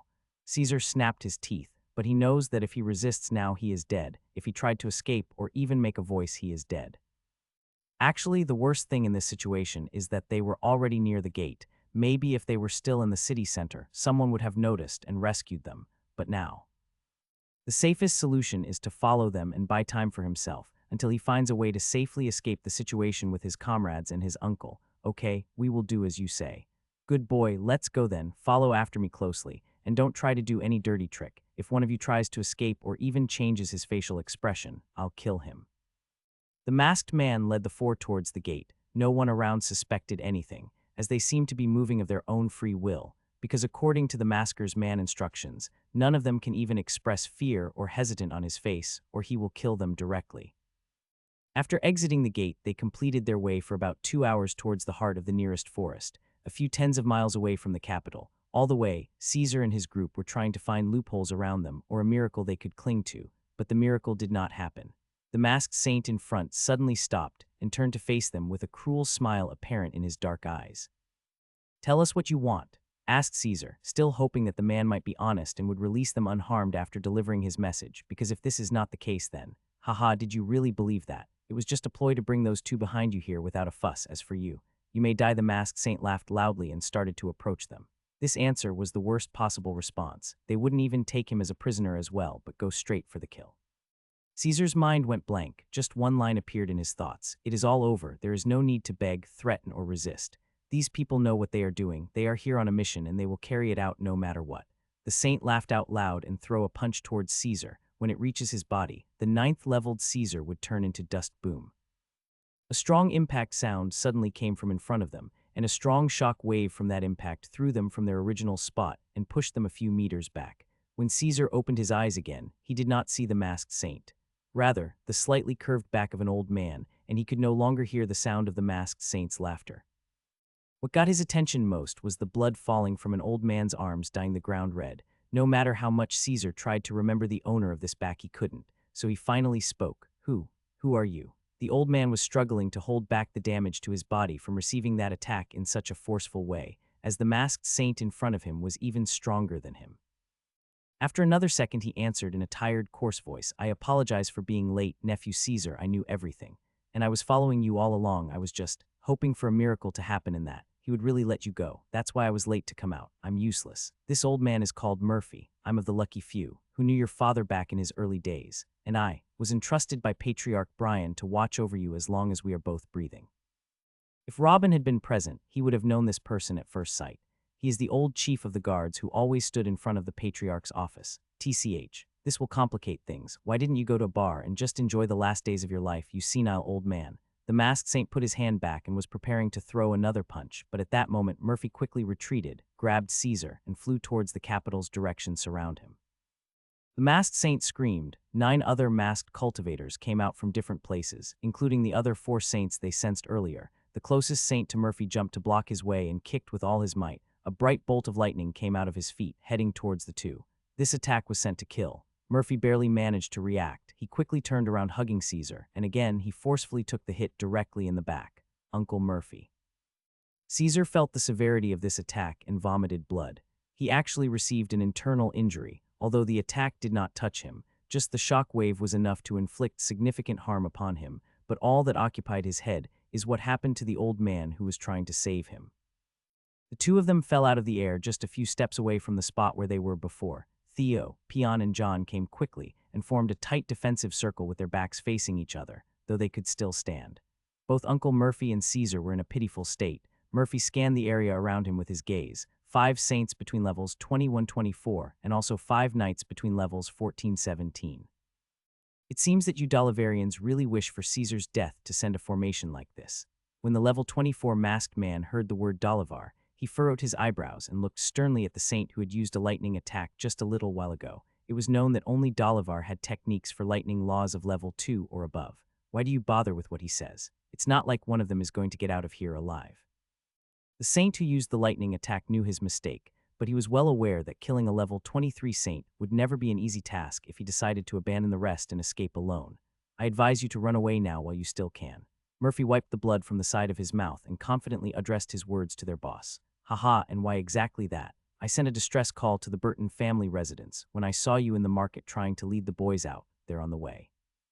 They might be here at any moment. Ha, do you take me for a fool, old man? It's clear that you were following the boy alone. Who did you send? And if you had gone by yourself, you wouldn't have found your way here. Just give in and accept reality. Murphy's features turned very ugly upon hearing these words. You didn't come here by yourself, did you? Who sent you isn't some young bastard or some random noble either. How many of your officials agreed about this? Caesar wiped the blood from his mouth and looked at the masked man who had led them earlier, then started shouting, Do you all realize what is the consequences of your ACT? Who sent us is not for you to know, as the dead does not need knowledge. As for consequences, you say, haha, we will kill and kidnap some unimportant bastards. What consequences are you talking about? Please do not overestimate yourself, one of the saints giggled as he took a few steps forward. The 5 saints all began to advance to tighten the siege even more so that old Murphy wouldn't escape. You idiots. Indeed, the ignorant are in bliss. You all don't even understand the entity are you provoking. Caesar laughed in apparent anger. Oh, and who is this entity exactly? You, or do you mean the Black Sun King? A big smile was visible in the masked eyes. For Caesar, he is inevitably dead today, and for the King of the Black Sun, they wish he would react. All they are doing is basically to drag him into a war. How foolish and arrogant are you people? You want to kill me and kidnap my 2 brothers for what? Is it not for our abilities? I'm talking about the one who gave us those abilities, you idiot. If one of us dies inside your kingdom, I assure you all will be wiped out. Your entire kingdom shall face annihilation. Caesar's facial expressions and maniac laughter sent a shiver to everyone's spine. It was clear that he had lost all hope of survival today, even though he still made the 10-man team rethink their standing for a moment. The head of the assassination team paused for a moment upon hearing this. Actually, Prince Henry's and the rest of his companions' tales of this boy's strength were already supporting the theory that there is a major secret hiding inside his body. If it was some reclusive top sage who chose and passed him the secret. But he quickly removed that thought from his head. Sage Louis and the upper icons have surely considered this and issued the attack anyway. Plus they have already attacked, and their identities as Dolivarians were already revealed. There was no turning back now. So he gestured at the other 4 saints, and they started moving together to kill Caesar and the old man at the same time. This time, there is no way to avoid the collision. 4 saints attacking from the 4 directions and at close range, while a 5th saint standing aside overseeing everything to make sure nothing goes wrong. This was the definition of death. When these attacks come down on Murphy and Caesar, they will surely be dead without the slightest doubt. But just as the 4 saints were a few meters away from delivering their attacks, one of them let out a loud cry. Before anyone understood what had happened to him, another cry came from another saint, and was thrown to the side with his clothes on fire. The other 2 saints stopped half-way, afraid from continuing any further or they might get the same fate, so they jumped backward first, then went to check on their comrades. The 2 of them were still relatively fine, but they both took heavy blows in their back without preparing any defense. The attacks weren't enough to kill or even give them severe injuries, but they were undoubtedly far away from their best condition. "Get out here," the masked level 24 saint shouted. He was the only one who saw clearly what had happened. 2 anonymous saints suddenly appeared and attacked, then went back into hiding. But everything happened so fast he couldn't do anything about it from that distance. I thought Lady Mila was going too far when she gave us the task of protecting this boy. One of the 2 came out from behind a huge tree. I still don't know why we even got in such a fight, but if we go back to Lady Mila and tell her that the boy is dead, we might follow him to hell. The second saint sighed and went out from the other side, then looked at Murphy. "Can you still fight, old man? Even with us here, it won't be easy." Murphy almost jumped with excitement. These 2 were saints. And not ordinary ones either for them to produce such timely attacks. If it was a second earlier, they might have avoided it. If it was a second slower, then they are dead. The Strix were perfect to make significant damage for 2 of the Dolivarian saints before the real fight begins. Although the fight is still 5v3, this is no longer a one-sided massacre. The masked saint quickly identified the level of the 2. One is the same as the old man at level 23 and the other is at level 22. He was still the strongest saint present. But the rest of his comrades, only one of them was at level 22 and the remaining 3 were level 21, and now 2 of them got injured. The next fight won't be easy. "Who are you? Why are you interfering? What do you have to do with what's going on here?" The 2 shrugged. Actually, they too really didn't know. Why were they assigned to protect the kid right before the 8 Kingdoms tournament began? They are just following the orders. Then the stronger of the 2 looked at Murphy. "Old man, we're going to help get Caesar out of here, but we don't intend to die you. You take care of that handsome over there and we'll take care of those 4. How about that?" Of course. Although he knew fighting the masked saint is probably a suicide mission, he agreed immediately, then looked at Caesar. "Young master, when we get those 5 busy, you must take the opportunity and try to find a way to escape from here." "Damn it. Do you think we're bags of potatoes, old man?" A voice came from behind a saint. He was a 15th leveled knight. When the old man saw him, he sighed and shook his head. He had really forgotten about the 5 knights present. Caesar saw the despair in Murphy's eyes. He then took 2 steps forward and put his hand on Murphy's shoulder. "Don't worry, Uncle Murphy. If the saints are eliminated from the equation, then we'll get out of here. You just make sure you stay alive too." 3 boys at the 9th level and only 1 knight at the 14th level want to escape from 5 knights between levels 14-17. Impossible. Murphy shook his head and sighed. "I think everything will be revealed in a little while. I only hope that the heavens will look at the Burton family with pity today. Come on." Murphy then jumped towards the masked saint, jumped towards certain death. The rest of the saints also started their fight. On the 4 wanted to take the opportunity to attack Caesar and end the mission.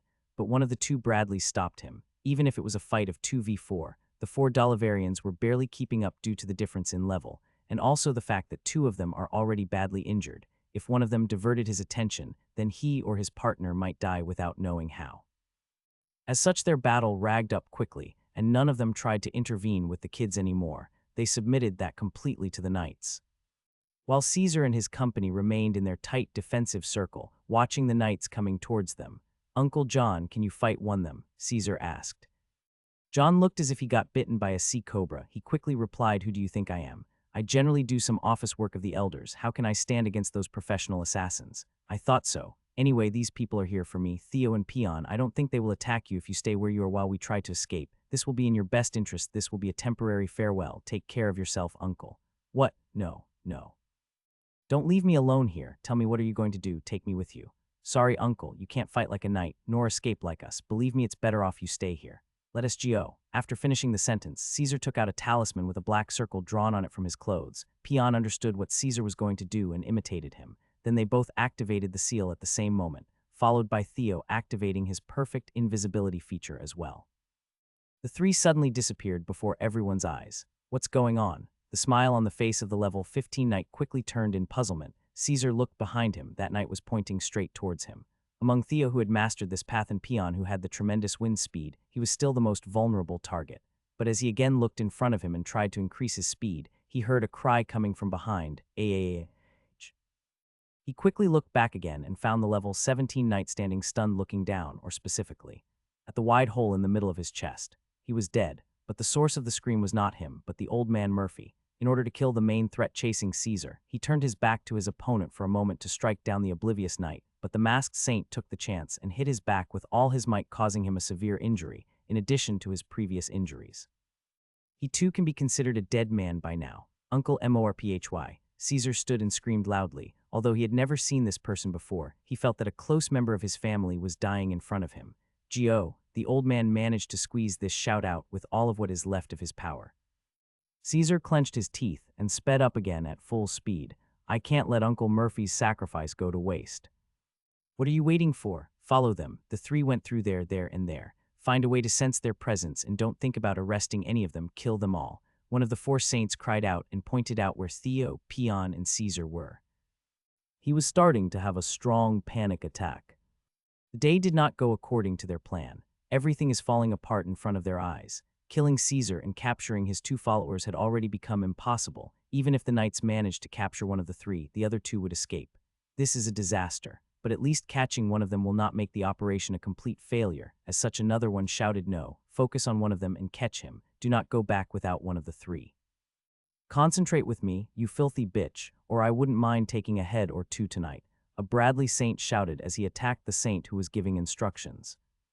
"Damn it, what are you all doing? We have to capture those three." The masked saint finally got rid of the clingy old man, but he was still losing his temper. The technique the three boys used to disappear just now was really good. Even if he detected one of them and captured him, it would be hard to get to the other one, and impossible to catch up with the third.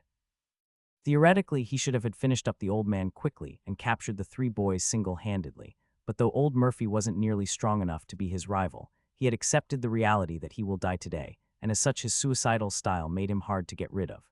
But finally, he got the chance to give him the killing blow when the old man diverted his attention to trying to help Caesar and his company to escape, even though he is still breathing. With a showing spine, a cut-off nose, and a body in tatters, it could be said that Murphy is already dead. He just refuses to draw the last breath yet. The shouting of the masked saint was useless. He himself knew it was useless. The other four saints are engaged in two strong fights, and none of them can leave the place. If one of them left his fight, then his partner will be killed, and then he will be chased after. Even if the masked saint tried to intervene in the fight, he would only waste time. By the time he helps his team win, Caesar and his followers would be long gone.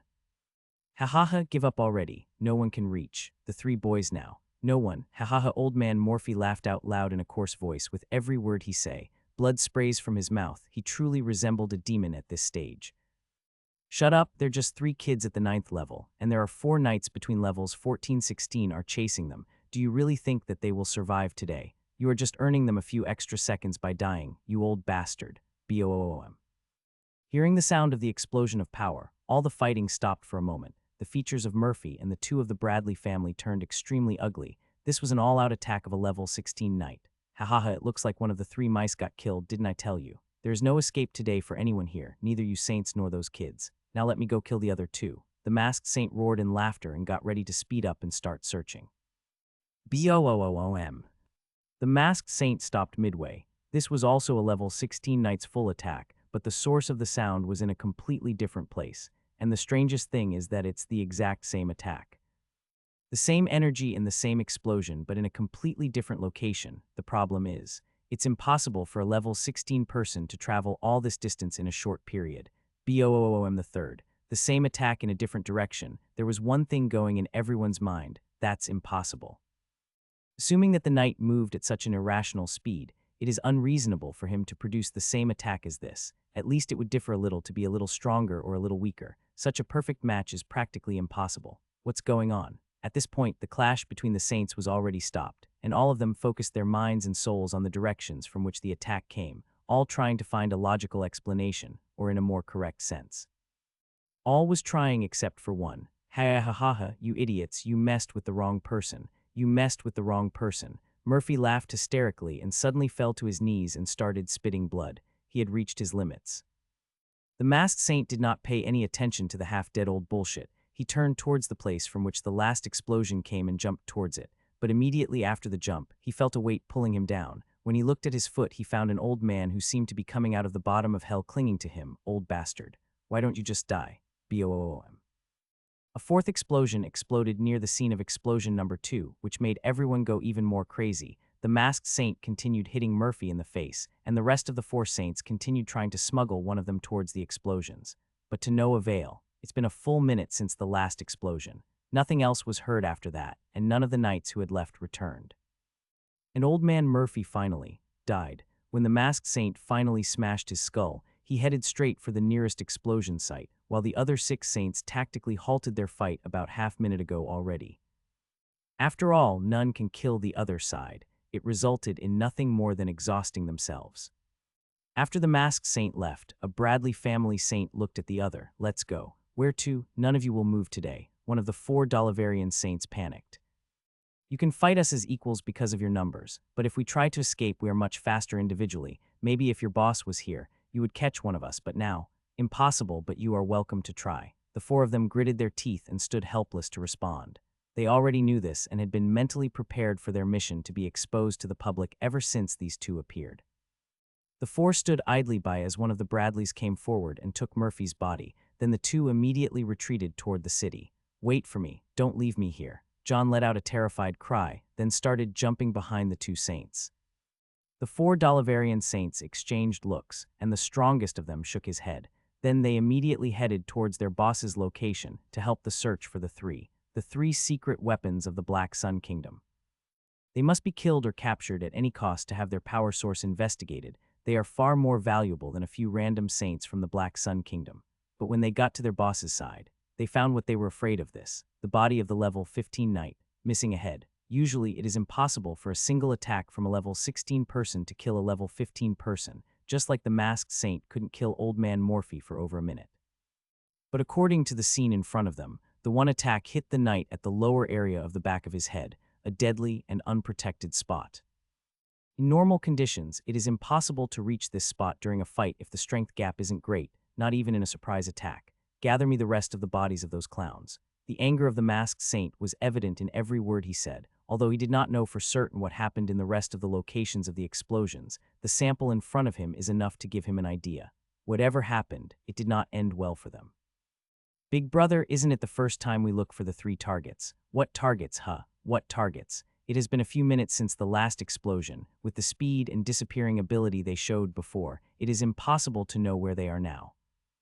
Now what? One of the 4 saints asked in confusion. This mission was an absolute disaster. If they return like this to the higher-ups, they will be punished. It is just a question of how far they will go with the punishment. The masked saint got up. I know what you mean. We will not change a word of what happened here. I fear that what happened today will come back to bite us in the future. We will report everything exactly how it is and leave the rest for the higher-ups. Equals equal equal equal equal equal equal equal equal equal equal equal equal equal equal equal equal equal equal. Young Master Caesar, what do we do now? Shall we go back to the city to take shelter with your relatives there? Peon approached Caesar as they jumped from tree to tree and asked him with a low voice. Caesar sneered, my relatives. I only have one relative, and he is the one I'm going to take refuge with. He is the one who will avenge us for what happened today. Let's go home, we have no place here. Inside one of the grand halls of the royal palace of Dalavar Boom, Sage Louis Dolov stood up and hit the table in front of him with anger, turning it into dust. Useless. You're all damned useless. You can't capture or even kill 3 kids that aren't even knights. Then what use do you have? Please calm down, Your Highness. There must be something we can do. The hall was filled to the brim with saints, even more than before, as the success or failure of the operation would affect the future of the kingdom. But contrary to all expectations, they have failed miserably. The council overestimated Caesar and his comrades by sending 5 saints. In theory, even the 5 knights were more than enough for the task. In the end, the targets are just 3 ninth-level teenagers. However, a team of 10 specialists in this kind of filthy work, with 5 of them being saints left to do a simple job, but only 5 of them returned. Calm down. Those 3 are hiding huge secrets, secrets that were going to be one of our keys in the next war, but all 3 of them ran away. According to reports, none of the 3 have come back to the city yet. This means they're probably hiding and don't have the intention to show their faces again. They might even be heading back to their kingdom right now. We have lost our only chance to get rid of them. And you tell me to calm down. One of the 5 saints who was kneeling on the ground, Your Highness. The 5 of us succeeded in stopping the enemy saints, and we even killed one of them. The 5 knights were supposed to complete the rest of the task. How do we know that they are so useless? Shut up. Louis moved his hand in the air, and a slap fell on the saint's face, almost killing him. You dare brag about killing a damned old man while the plan failed and the whole plan got exposed. My reports say that all the families of the Black Sun in the capital are agitated after the return of the 2 saints who escaped from you with the corpse of that old saint from the Burton family. Their Prince William leads them himself to protest, and they demand an explanation of what happened. Our reputation is getting trashed right now in the streets. What should I tell them? Tell me, how should I cover up your mess? A saint sitting slightly far away spoke with a smirk. Don't worry, Your Highness, it's just an empty hustle. They won't dare do anything as long as they're inside our kingdom. We can go and subdue them now, just give us the order. Sage Louis rolled his eyes to the side towards the last speaker. What is a fool like you doing in a place like this? Get out of here and never show your face in this kind of important meeting again. Your Highness, the one who just spoke, panicked. Get out. Sage Louis's aura exploded this time and pushed the saint who spoke to the door, breaking it. Damn it. Damn the 4 empires. Had it not been for their arrogance and constant interference in the affairs of the kingdoms, we would have wiped the Black Sun off the map decades ago. If not for them, would we have needed these reasons, conspiracies, and nonsense over tens of years? Sigh now, please. Only the smart ones may speak. What do we do now that the mission failed? Louis sat back down at his chair and started rubbing his forehead. Your Highness, I don't think the mission was a complete failure. A high-ranking saint sitting next to the prince stood up, bowed, and spoke. What do you mean? Sage Louis frowned. Please let me explain. How can 3 ninth-level youths be under the protection of 3 saints? Even His Highness Prince Henry does not receive such treatment. 3 young men at the 9th level managed to kill 4 knights, including one of them at level 16. Gentlemen, has any of you heard of something like this before? I haven't, and I'm sure none of you would have even thought about this possibility before today. There's also the matter that the 3 had completely disappeared in front of everyone, with only the spiritual sense of those above level 17 being able to clearly spot them. How is this possible? According to the words of the 5 saints, what was used to kill the knights was most likely a strange, explosive weapon that can explode with a power equal to level 16 knights' full attack, which is also something we have never heard of before. Sage Louis narrowed his eyes. What do you want to say? Your Highness, something is going on in the Black Sun Kingdom that we don't know about yet. What happened today was a warning to us. We should wait a little longer and stop our plans for now until we realize what we are dealing with. Silence fell over the entire hall, and at last, Sage Louis spoke again. Our allies will not like the delay anymore. We have been delaying for about 60 years now. Now that we just started raising the hostility level, we return to play nice again.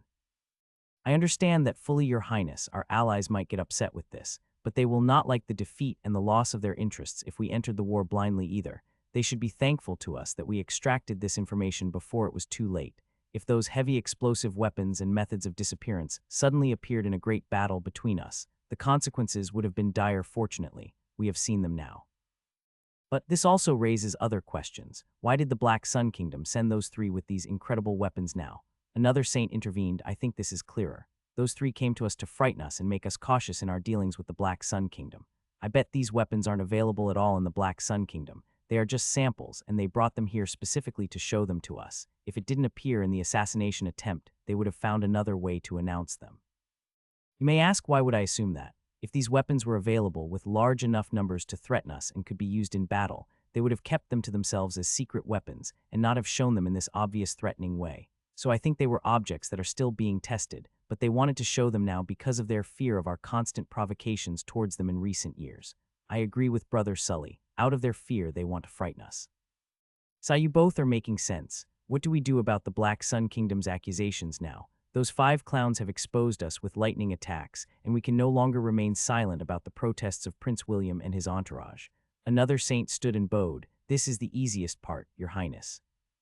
Let's simply say that the attackers are from the Tinley family, and they want to avenge Michael because they suspect that Caesar has something to do with his death.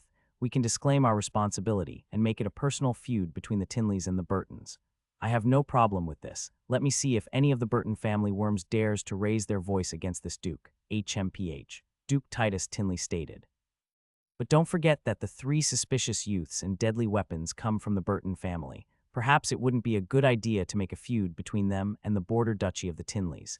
You are thinking too much, Your Highness. They are just a lowly earl family. They're just a front.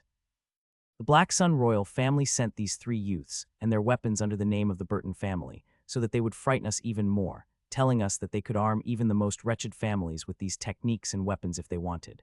But the Burton family itself is a petty family that I can wipe out myself at any time with a spit. Titus replied again, completely rejecting the idea of giving any consideration to the Burton family. I'm with Duke Titus on this. The Burton family is just a cover. It would be all right to make this personal. Even the Black Sun royal family would like this solution. Louis Dolov nodded, agreed then. Go now and announce Duke Tinley's responsibility for the attack, and then send a few spies to the Black Sun Kingdom to find out what the hell is going on there. We will freeze any provocations of the Black Sun Kingdom for a few more years until we have the full picture, and also increase the border guards between us and the Black Sun Kingdom as much as possible. Try to catch these 3 before they leave our kingdom. Yes. 3 weeks after the meeting of Sage Lewis and the Saints. Inside the Bradley Military Institution, House 208. After Robin's little talk with Zara, his life returned to normal somehow. He decided to help her research a good law for her. He stopped his cultivation and went back to the awesome world of researching, and soon got himself busy entering retreats in his room. The only difference this time was that he did not need to isolate himself for months. He used to go out every few days to breathe fresh air and look around at the trees and all sorts of living creatures. Making a cultivation technique was never easy, and it is not easy now, especially that at the same time he tries to find ways to strengthen his and Zara's soul power even more in order to increase their production of talismans. As every day he gets nearer to the truth that the talismans are mostly based on the soul power alone, and that must be a way to strengthen it without needing to break through in the cultivation system. And today is as good as always, where Robin was in the living room watching Zara drawing a fire talisman, trying to get ideas about the soul powers, but today their daily routine got interrupted by a shout from the outside.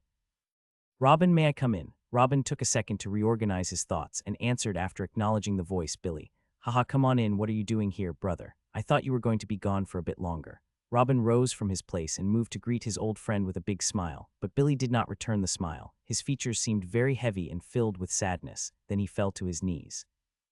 As soon as this happened, Robin knew something was wrong and stopped midway. He didn't even try to lift Billy to his feet. He then asked with a heavy voice what happened. Where's Caesar? I'm sorry, I failed your trust and could not fulfill my promise. A rare tear fell from Billy to the ground. Robin quickly took a few steps and grabbed Billy's collar. What did you do, Billy? Where is Caesar? Where is my boy? I don't know. Billy closed his eyes, unable to look into Robin's face.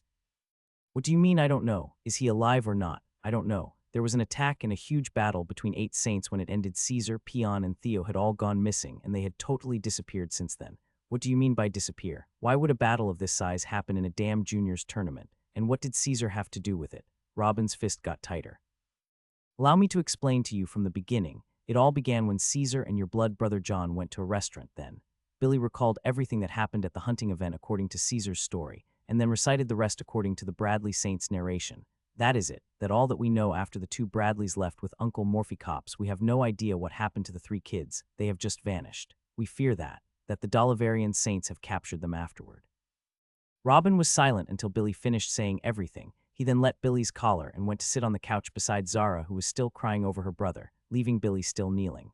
Uncle Murphy was a good man. He was one of the few who treated me purely in the family. He just loved the fact that I bear the Burtons' name and didn't want anything else. I didn't even know he was a saint. You must take good care of those close to him. And I must also thank that girl Mila. I requested her to send a saint to protect Caesar, and she actually sent two. If not for her decision, the three boys would have been killed. Billy was expected every single reaction before he came here, screaming, threatening, and even swearing to cut ties with the Burton family, but Robin's calm words and logical analysis made Billy even more afraid. Robin, it's normal to be shocked. If you want to cry, then cry, and if you're angry, then scream. If you want to hit someone, come hit me. I will bear everything. Just, please do not bear the family the responsibility for what happened. It was my responsibility alone. Robin raised his eyebrows. I hold you responsible for what? As long as the three are alive, then everything is fine. Alive, but they did not return to us. We sent many people to search in the woods, but we didn't find a trace. I'm afraid they're alive. Those 4 explosions are talismans I gave them, and didn't the Bradleys say they managed to hold the Saints for more than a minute after the last explosion? That's more than enough for them to leave. I know Caesar very well. He probably thought that if he came back, you wouldn't be able to protect him, so he decided to go straight back to the kingdom of the Black Sun. He's on his way here while we talk. Billy quickly stood up, but that's a problem too. On our way back, we saw the border guards scattered on the side of the kingdom of Dalavar. Does that mean that they know that the 3 boys will try to cross the border on their own? I have to go back now to look for them and help them cross. No need. I know their capabilities very well. Even without any talismans, they will be able to find a loophole and come back. But they will be a few weeks late. Robin's absolute confidence in Caesar and the 2 slaves is very strange. Even if they were geniuses, they would still be 3 children against the Border Patrol army. Right, let go of this now and focus with me. What happened after Uncle Murphy's body was brought back to you? Billy was stunned for a second before replying quickly. Prince William rose in anger and urged every single one of our kingdom to gather and march towards the Dalavarian royal palace to demand an explanation. Then senior officials from Dalavar came out and announced that Duke Tinley was the only one behind the accident and that it is a personal grudge between the Duke and the Burton family, and no one should interfere between them. But His Highness, the Prince, was not convinced by their words and issued orders to withdraw all our expeditions and return immediately in protest of what happened, and everyone obeyed him. None of the Black Sun Kingdom participated in the last event of the tournament, and atop of that, before we go, he ordered us to spread unofficial rumors to the expeditions of the rest of the kingdoms, and to the Dalavarian capital as a whole that the kingdom of Dalavar wanted to kill Caesar inside the hunting event and they failed. So he responded by killing 5 entire squads of them. And they are now trying to make up for their mistake by assassinating him by a team of saints before individual confrontations, in which they also failed and killed an old saint instead. The story took the entire capital by a storm. No one even bothered with the tournament anymore. To everyone, the mystery's Caesar was already the winner. Robin raised his eyebrows and talked in a low voice. He put the kingdom of Dalavar in an awkward position by mass withdrawal, and then put them in a weak position by having failed to assassinate Caesar twice. What a character this Prince William is. I'd love to meet him one day. Billy nodded. He's really a genius. We should expect that from someone vying for the king's throne. Brother, what do we do now? A cruel smile appeared on Robin's face. They wanted to kill my son twice. They even hit my peon and humiliated him in front of hundreds of people. What do you think I'll do? Robin, I don't like what you're saying. The one who took responsibility for the attack is a duke from another kingdom. A duke. And what if it's a duke? These talismans have to be tested on someone eventually, or else why did I make them in the first place? To decorate your room. If not used now, then what am I tiring myself for? My kid is wrestling dangers right now to preserve his life. If it was a fair fight he lost, I wouldn't have interfered, but a kingdom bullying him. They need my permission first. They want it to be a personal feud between the Duchy of Tinley and the Burton family, with no one intervening. Let's see if they can bear the consequences of their choice. Billy stood there dumbfounded. Every time he opens his mouth to say something, he ended up closing it again. There is no response. Robin was hinting at attacking the Tinley Duchy, the most powerful duchy in Dalavar. The duchy that stopped the advance of the Black Sun Kingdom a few times over hundreds of years, without losing an inch of their land. Finally, after a few seconds, Billy spoke. Robin, we lost a lot of the Burton family's troops in the campaign to reclaim our lands 10 years ago. Our standing army is exhausted, and our treasury is almost empty. We can't just send them to die because you. SHHH, no need for more talk. Summon Patriarch Brian for me. I want to see him here as soon as possible. Robin, you can't act like that. It's the Patriarch, a level 25 saint. At least let me take you there. Billy, don't try to fill my head with nonsense. If he doesn't come in a week, I will make my move without him, and also keep that John Burton in jail till I find some free time to deal with him. Robin cut short his words, then stood up and went to his room. Billy stood for a few seconds looking at Robin's room, but at last, he sighed and headed toward the Burton family lands to tell the patriarch what had just been said. After another 3 days, the expedition of the Bradley family returned home. It turned out that Billy left the Burton expedition at the border and came at top speed to confess to Robin about what happened.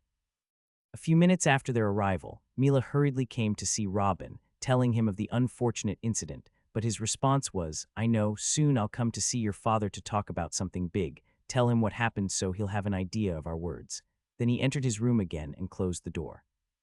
After 2 more days, Robin, I came to meet you as you asked. A faint voice entered Robin's ear while he was in the meditating position on his bed. He quickly opened his eyes and looked at his side, smiling, "Welcome, welcome. Have you not heard of something called knocking on the door, patriarch? Excuse me, for I'm in no mood to knock on doors when I'm forced to leave my business and blindly travel such a distance. What do you want, Robin?" The patriarch appeared with Billy behind him in Robin's room. Robin didn't reply again, but stood up, put on his cloak, then went to the door of the room. When he was about to leave, he turned to face the patriarch and Billy. "Are you coming or not?" Then he made his way outside. The two of them looked at each other, then decided to follow Robin. After a few minutes of walking, Billy couldn't bear it anymore. "Robin, how long are you going to drag us behind you without saying anything?" "Everything will be said in our meeting with Duke Galen Bradley," Robin replied as he continued his course. Galen Bradley. The name came down like a thunderbolt on the two of them. Those of the Burton family level couldn't see people like Galen and have a meeting with him. The relationship between an earl and a duke is a second or third degree subordination. Even though the Burtons are subjected to the Alton Duchy, they still have to bow down when they see someone like Galen. The patriarch couldn't help but ask, "Robin, does the Duke know what you're saying? You are a nephew and a friend for us, so we tolerate your arrogance. That does not mean that someone like Duke Galen will tolerate you as well." Robin chuckled in a low voice when he heard this, but didn't reply and continued his way until he reached the ducal palace. The chief guard bowed slightly when he saw them. "Young Sir Robin, His Highness the Duke, has informed us of the possibility of your coming and instructed for you to enter directly. Please go ahead." Patriarch Brian and Billy looked at each other in astonishment. Robin's strong relationship with the Bradley family was not hidden after saints appeared to defend Caesar, but this. The three of them continued walking behind the guard until they came to a large hall in which a middle-aged, burly person was sitting. "Haha, nephew Robin, I was starting to wonder if you're coming at all." Earl Brian. Brian and Billy took 2 steps forward and bowed lightly. "We salute your highness, Duke Galen. There's no need for formalities, you all can sit down." Galen gestured to the seats in front of him. At this moment Mila also entered and sat next to her father, then directed her words to Robin. "I heard that you came at last, so I came to see what you have." Galen and Mila Bradley, Brian and Billy Burton, the 4 of them now looking in the direction of Robin, waiting for the reason for the gathering today. Robin smiled a big smile and declared, "Gentlemen and lady, I have gathered you today to talk about declaring war on the Duchy of Tinley of the Kingdom of Dolivar." Everyone looked at each other in surprise. Then Galen's eyes settled on Robin again. "Is that some kind of a joke? I am 100 sane.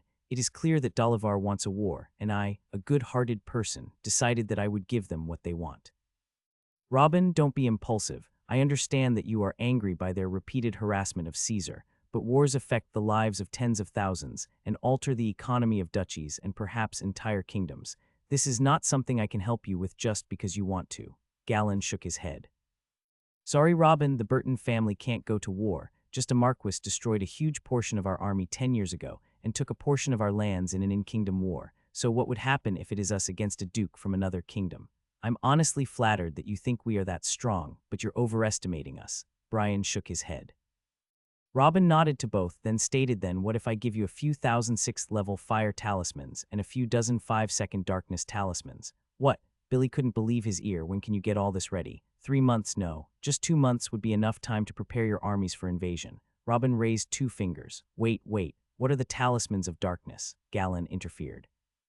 "It's a talisman. When activated, it will make a person disappear for 5 seconds. Excellent for lower levels, but even saints can use it. They won't be hidden from the spiritual sense, but it will be useful because our enemies don't know anything about it yet." Galen stood upon hearing this and looked at Caesar fiercely. "You little bastard, you have such a thing and you never mentioned it to us." "Don't get excited too much. I explained everything about it to Mila and promised to give her some talismans of this type monthly. That's why she sent saints to protect Caesar from the beginning." Galen hurriedly looked aside at Mila. "Is that right?" His daughter nodded in agreement.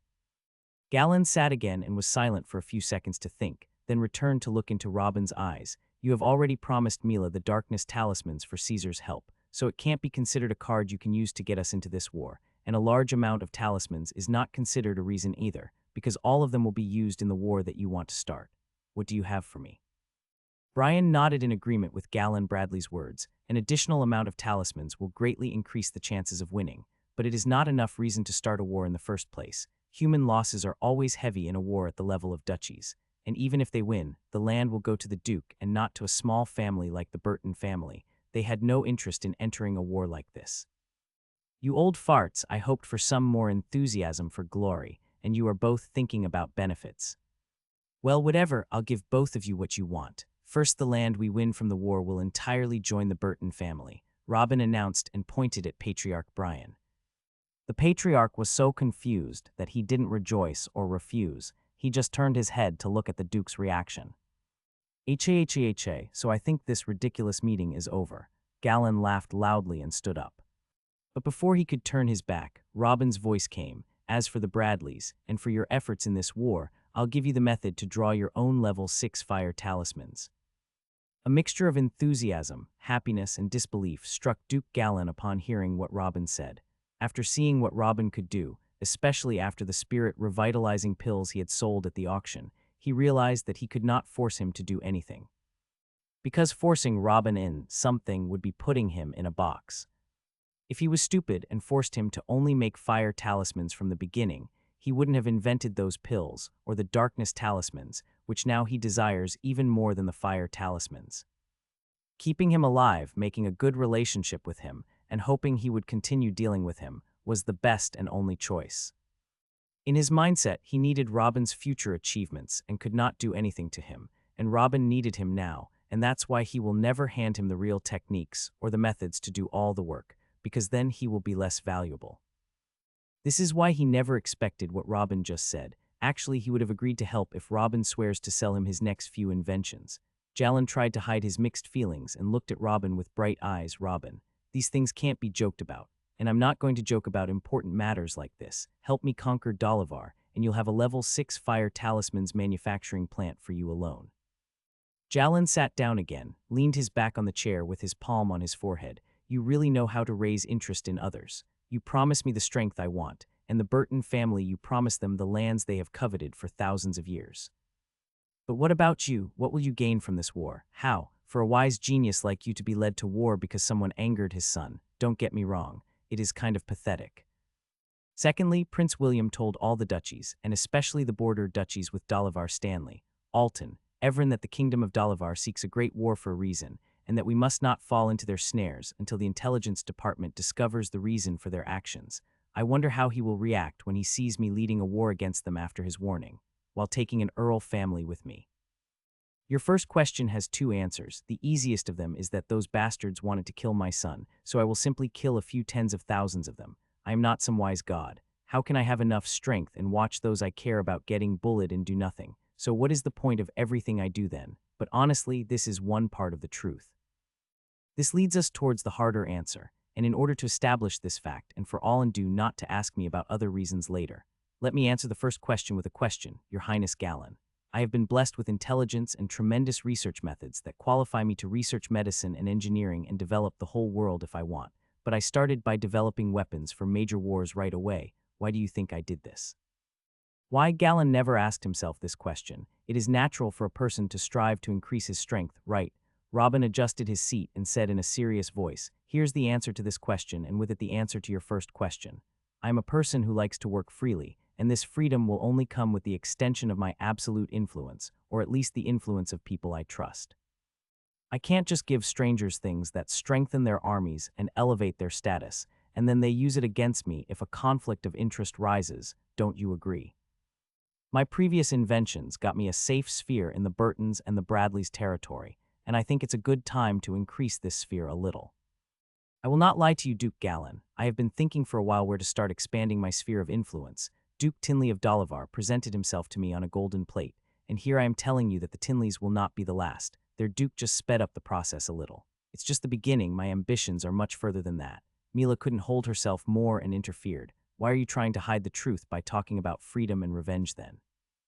You're just thirsty for greatness. You want to stand on top of the world and write legends about you, and for poets to sing your name, don't you? Ha ha ha, who knows? Maybe I am. Does that bother you so much, Auntie Mila? Robin laughed out loud. HMPH, as long as you don't forget that we are allies, I'm happy. Mila raised her shoulders and went back to silence. Good. As for your second question, Mr. Gallon, if you were asked why you broke the recommendation and joined the Burton family in the attack, tell them that Caesar was the disciple of the one who gave you the talismans. After a couple of seconds, Gallon finally spoke. All right, I will join in. In 10 months I will get enough men, and what, 8 months? No, Duke Gallon, that wouldn't work. The march must start 2 months from now. Robin shook his head repeatedly. Gallon shouted angrily, what 2 months? This is invading another kingdom. I must gather at least 150,000 soldiers. I need time to gather, equip, and train such an additional huge army. Then get me some of your already standing armies. I don't need 150,000 soldiers. A small army with the assistant of my talismans will be enough. Earl Brian hurriedly joined in. Robin, Duke Gallon is right. This in invading another kingdom. Sometimes such wars takes decades to arrange. Give us enough time to. They must be punished. A moment of silence fell over the place. The sight of the normally calm Robin shouting his lungs out, his eyes turning red and furiously gasping for air, was very astonishing. Robin quickly readjusted himself and continued, 2 months are already a test for my patience. I can wait no more than those. Agree or not is up to you. Everyone present had the same though watching this. It seems that even with his logical and ambitious speech, this guy wants revenge more than anything else. Will you give us those level 16 talismans you gave Caesar? Mila asked. No, they can't be mass-produced. You will have the level 6 fire talismans and the 5's darkness talismans. After a couple of seconds of thinking, Gallon was the first to break the silence. All right, I'm in. But I can only share a quarter of my standing army because I have my own burning border with the Lying Water Kingdom too and can't leave the duchy undefended, even though I will send the elites with you. The total number of what I will share will be 30,000 soldiers, 500 knights at levels between 11, 20, and 10 saints, with the one leading them will be my cousin and my #1 general. Patriarch Brian spoke as well, so we will also participate, but as I already said, my army is screwed. We don't have enough money to maintain a large army. The Burton family's current standing army is only 20,000 soldiers. But within 2 months I can spend the rest pit of the money we have and issue a forced armed call and gather another 10,000 soldiers, 100 knights, and we have 5 saints other than me. I will send all of them to him, then a total of 60,000 soldiers, 600 knights, and 15 saints. That's more than enough. Make preparations. We'll be moving toward the frontier 2 months from today. The army from the Duchy of Bradley will have to cross the Burton lands to go to the Dolavarians' border anyway, so I think Jura City will be the best option as the meeting point. Duke Gallon, I recommend that your generals head to Jura City as soon as possible to find out the best way to lead the combined army and the best use of the runes during the war. I will get busy with making the talismans. The last batch of soldiers leaving the duchy may come and take them before they leave. Do any of you have a problem with this? I have no problem, Gallon nodded. I agree too. Jura City will be happy to welcome our distinguished guests. Haha, Brian was trying to hide his feelings as much as possible, but he still seems very happy. Today is the most lively and enthusiastic day he had in his long life. Good, you guys stay to talk about things I don't understand. I'll go start working on the talismans. See you in a couple of months. Robin stood and headed straight for the door, leaving the 4 behind to begin strategic coordination for the next great war. As soon as Robin left the meeting, he went straight back to his house, pushing aside his ongoing research and setting himself and Zara on making low-level talismans. In fact, Robin could now make much stronger talismans. The most powerful fire talisman he ever made reached level 17. But they are useless in wars. Each talisman of them takes Robin about 2 weeks to make. Within those 2 weeks, he can make more than 1,000 level 6 talismans. So on the grand scale, the less powerful talismans win by a sweeping margin. The stronger talismans, Robin decided to dedicate them to defend himself and his followers and maybe sell them if he needed money. A level 17 knight's attack in the pocket is worth a lot. But they were not important on the grand scale of things. In 2 months, he can make about 4 or 5 of those. What would be their effect in a war that has hundreds of knights? Nothing. Perhaps they might be important one day when his soul becomes stronger, as the talisman's main source of power is the soul strength of the one drawing it. 3 weeks after the meeting, the trio of Caesar, Peon, and Theo finally arrived at the Bradley's military institution, covered in blood, wounds, and mud. The suffering they had gone through until they crossed the border was very much apparent in every inch of their body. The number of Dalavar soldiers they had to fight and kill is unknown. When the three entered the house, they were surprised by the view of the small mountains of fire talismans. They immediately realized that Robin knew what had happened to them, or he wouldn't have made of these. The three went and greeted Robin with a bow. Caesar didn't complain about anything. Robin didn't try to console him either. All he said was, "Go wash up and start training. You three have stayed at level 9 for long enough. I want you all to reach level 10 in a month." Without another word, the three nodded and dispersed to their rooms. Another month quickly passed, during which the trio Caesar, Peon, and Theo broke through to the 10th level as Robin instructed. The overall situation inside houses 207 and 208 was relatively calm, as the three boys cultivate while Robin and Zara draw talismans madly.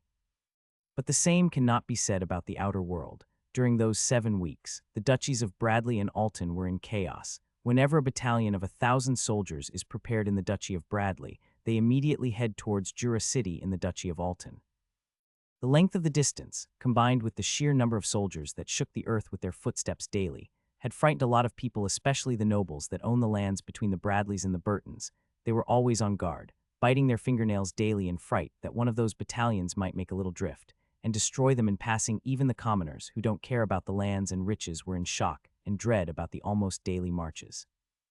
It soon became the most talked about situation in the two duchies. The internal fighting was widespread, and perhaps the Duke of Bradley wanted to help the Burton family expand their territory a little, or the Burtons paid Duke Gallen to come and defend them against someone else. No one knew what is happening exactly, and no one tried to intervene and find out, for fear that he might offend the battalion somehow and get himself killed. Too many possibilities left people dreaming and making up various scenarios, but not one of them succeeded in even getting close to the real reason. 6 days remain before the agreed date for the start of the march on the Duchy of Tinley. Knock, knock. A knocking sound came from the door of Robin's house. Who's there? It doesn't matter. Just get in. The door opened and a very beautiful, mature woman entered. It was Mila. "Robin, the last battalion is moving towards Jura today and I'm going with them. It's time to hand over the talismans you have prepared. Sci-fine, you will find some here and some in house 208 next door, with a total of 5,631 6th level fire talismans, 155 second darkness talismans, and 210 day vitality talismans. 5 thou, wait a moment. The talisman of vitality, what is this?" Mila ignored the huge numbers that Robin was able to produce during the 2 months and focused entirely on the new variety.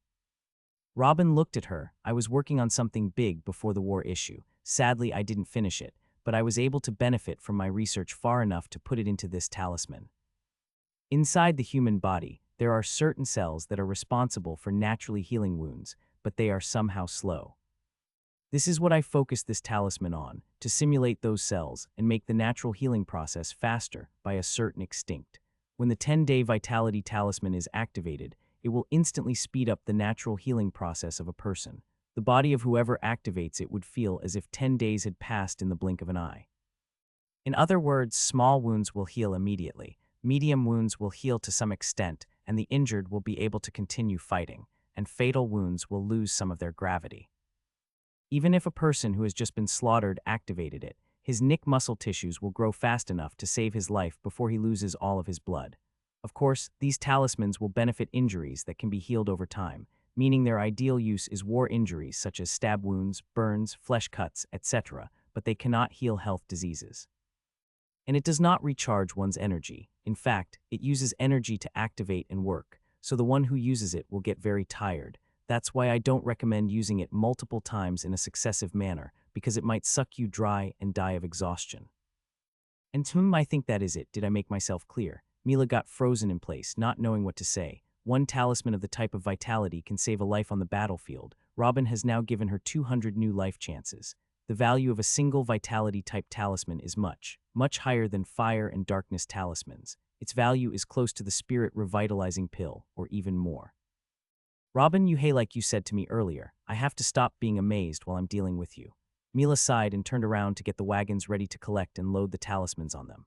A long line of wagons entered the institution. The ones riding them were all high-ranking, trusted knights, who quickly entered the two houses and began to pack every 50 fire runes into a box so that they could be easily distributed later, then loading the boxes onto the wagons. The whole process took about 4 hours. After the last carriage finished loading, all that was left was Mila, Robin, and Zara inside the house. Mila turned her eyes to Robin. "The army is moving now, let's go." "No, no, I will not join you, I wouldn't help much. There is a saying, leave the bread to the bakery and war to the soldiers. I'd rather stay here where is peace and calmness to make more talismans and supply them to you throughout the war." Robin shook his head and returned to complete the circle he was drawing. "As you wish, do you have any recommendation before I leave?" Robin stopped, raised his head, and shouted, "Caesar, Theo, Peon." 3 shadows appeared around him, and Caesar replied, "How can we help you, father?" Robin did not answer him, but turned his eyes toward Mila. "Take the 3 with you. Tell the army general to put Peon in the intelligence squad and Theo in the assassination squad. If there aren't such squads in major wars, then make some.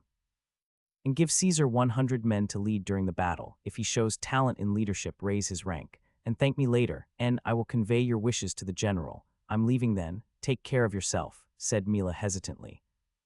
"I think I should have been the one to say this line, but okay, I will." Robin shrugged and started laughing, seeing him acting like this. Mila humped and ran outside. Robin continued his laughter for a few more seconds after this scene, then finally turned to face the trio with a smile. "Boys, I know they have bullied you. I'm a weak man and can't directly seek justice for you. All I can do is giving you this opportunity. Go release your anger, take your revenge with your own hands, make your own legends. I want to hear about your achievements when you come back." They finally were sure that all of this was happening for them. Very quickly tears filled their eyes, and they themselves got on their knees, with Caesar finally the one to speak. "Father, you will not be disappointed." Another week has passed. A week that can be described as fiery for the Duchy of Bradley and Alton, and also the whole kingdom. The last battalion that came out of the city of Bradley's Pearl was the straw that broke the camel's back. It was purely made up of the Duchy absolute elites. 600 knights headed by Mila Bradley personally. This was certainly not just some regular fight or a hired army as some believed before. And soon, the much-awaited news was finally leaked. The Burton family announced that, in the hunting event, there were 5 Dolivarian squads that got killed mysteriously inside, and instead of doing sufficient investigation, they framed Caesar Burton for their murder. Duke Tinley gave orders to attempt to assassinate Caesar Burton by sending 5 saints and 5 knights. Had it not been for the care of fate, the Duchy's beloved son would have been dead. But the assassins managed to kill a saint belonging to the Burton family. That is why the Burton family wants to take revenge against the Duchy of Tinley in Dolivar, and the Bradley family decided to help because Caesar Burton is the most prominent genius of their military establishment. A foreign war. Any news involving foreign wars travels quickly, especially if the participant is a Duke family like the Bradleys. Second, a young boy from the Burton family killed dozens of Dolivar's elites in the hunting event. No one believed that Duke Tinley would just frame a random young guy and go for the kill in such a manner. He should have strong reasons for this. But even though Duke Tinley wanted to kill Caesar Burton and even sent 5 saints but still failed, a fight between saints happened for a boy. With everyone hearing the news, one question would certainly follow: who exactly is this boy? And this is the question exactly is what Billy and the rest of the generals wanted when they declared their intention, to glorify Caesar even more so as to give the soldiers a sense of superiority over their enemy. And of course, because that would appeal to Robin too. And they had what they wanted. The public opinion in the Black Sun Kingdom actually sympathized with their cause and was busy talking about imaginary legends of Caesar and what he did there. Various legends about his genius, courage, and strength were woven every single second through the information networks of the Bradley and Burton families. But if the high officials of the Black Sun realm didn't like what is going on at all, they know very well what happened there and that the purpose behind it was to drag them into a war, and now these 2 stupid families have fallen into the trap. Of their own free will, they can turn a blind eye to the Burtons since they're just an earl and what they're doing has no weight. But what about Duke Bradley? The biggest problem is that the chances of stopping them before the war started have become 0. They announced their goal on the same day they left Jura towards the borders, and therefore no orders can be issued to stop them and dismantle the army. Otherwise, it will be a slap to the 2 families and a slap to the kingdom itself. 10 days have passed already since the army started marching. The army of 60,000 soldiers entered the lands of the Duchy of Evran and advanced all the way to the border of the Kingdom of Dolivar. The capital of the Black Sun Kingdom, the conference hall, an urgent meeting was held in the name of His Highness Prince William, in which the kingdom's senior officials and all those who were able to come from among the senior saints in a span of 10 days. Galen is crazy. He has always had been crazy. I warned you all but that lunatic many times, but no one listened to me. A middle-aged saint hit his hand on the table. Dolivar provoked Stanley, Alton, and Evran families, but the Bradleys were the ones who took the bait. How pathetic is that? Commented another. Another saint stood up, Your Highness. I demand that Galen be summoned to appear before us and explain what he has. All eyes fell on Prince William, who was rubbing his forehead with his hand. I've already summoned him, but he asked for a delay until next week. What? Is he the one who stipulates when he will meet us now? This guy really forget what he is. If he wanted to destroy his 30,000 soldiers so bad, he could have told me and I would have wiped them out for him. Why should he send them to start a war against Dolivar's madmen? I bet he is scheming with Dolivar against us. That's reasonable. When Dolivar's plan to provoke the 3 border duchies failed, he jumped in to save the day for them. He should be held accountable for treason. The saint who had asked for Galen's summons moments before said, Your Highness, if Galen is coming next week, what are we doing here then? All the accusations are merely empty talk without him present. I called the meeting urgently because the last news I got was that the army is at the edge of the border. They must be setting up camp now and making plans for the clash. They would soon start the small skirmishes with the border guards, and testing the waters movements will begin. If I'm not mistaken, the real attack would launch within 2 weeks. This is our last chance to do something to stop them before it's too late. Do any of you have a suggestion? A moment of silence filled the hall. It seems that the royal family is desperate. This is the first thing that crossed their minds after hearing William's words. The kingdom of the Black Sun is based largely on freedom. The dukes, in particular, are free to wage internal and external wars without the permission of the royal family. Of course, if a duke did this, then he would have to bear the consequences alone as well, but still, if the duke does not have to take permission from the royal family, what can they do to stop them in a case like this? Of course, they can pressure him politically and economically, or even extract a few lands from him if the need arises, but this is in the long run. As for now, the royal family, nor their council can do anything to stop the duke's army. Your Highness, do we have information about the person who leads this army? William nodded. It's Edward Bradley, a level 28 saint. You must know him well from his epic wars against the Laying Water realm. Edward Bradley. He a really great general. This choice to lead the army made me think for a moment that Galen is serious about invading Dolivar, not that he was leading 60,000 idiots on a suicide mission. It doesn't matter who he is, they will get destroyed the moment they cross the border. Finally, a middle-aged man stood up. Your Highness, I know Edward. I fought alongside him one day. He is a smart man who knows logic. If we move now at full speed, we can arrive in a few hours and talk to him. Perhaps he will be convinced and stop the progress. You are right, Edward Bradley is very smart, and he will be convinced of the words of reason if we show him the big picture. I am free today, I can come with you. A few people nodded in agreement with the suggestion, and William too saw a glimmer of hope at last, and was about to give his approval and choose the right team for the expedition when, Your Highness, an urgent report has arrived regarding Duke Bradley's army. Someone hurried into the dome and shouted at the top of his voice, forgetting to even bow in respect to the prince.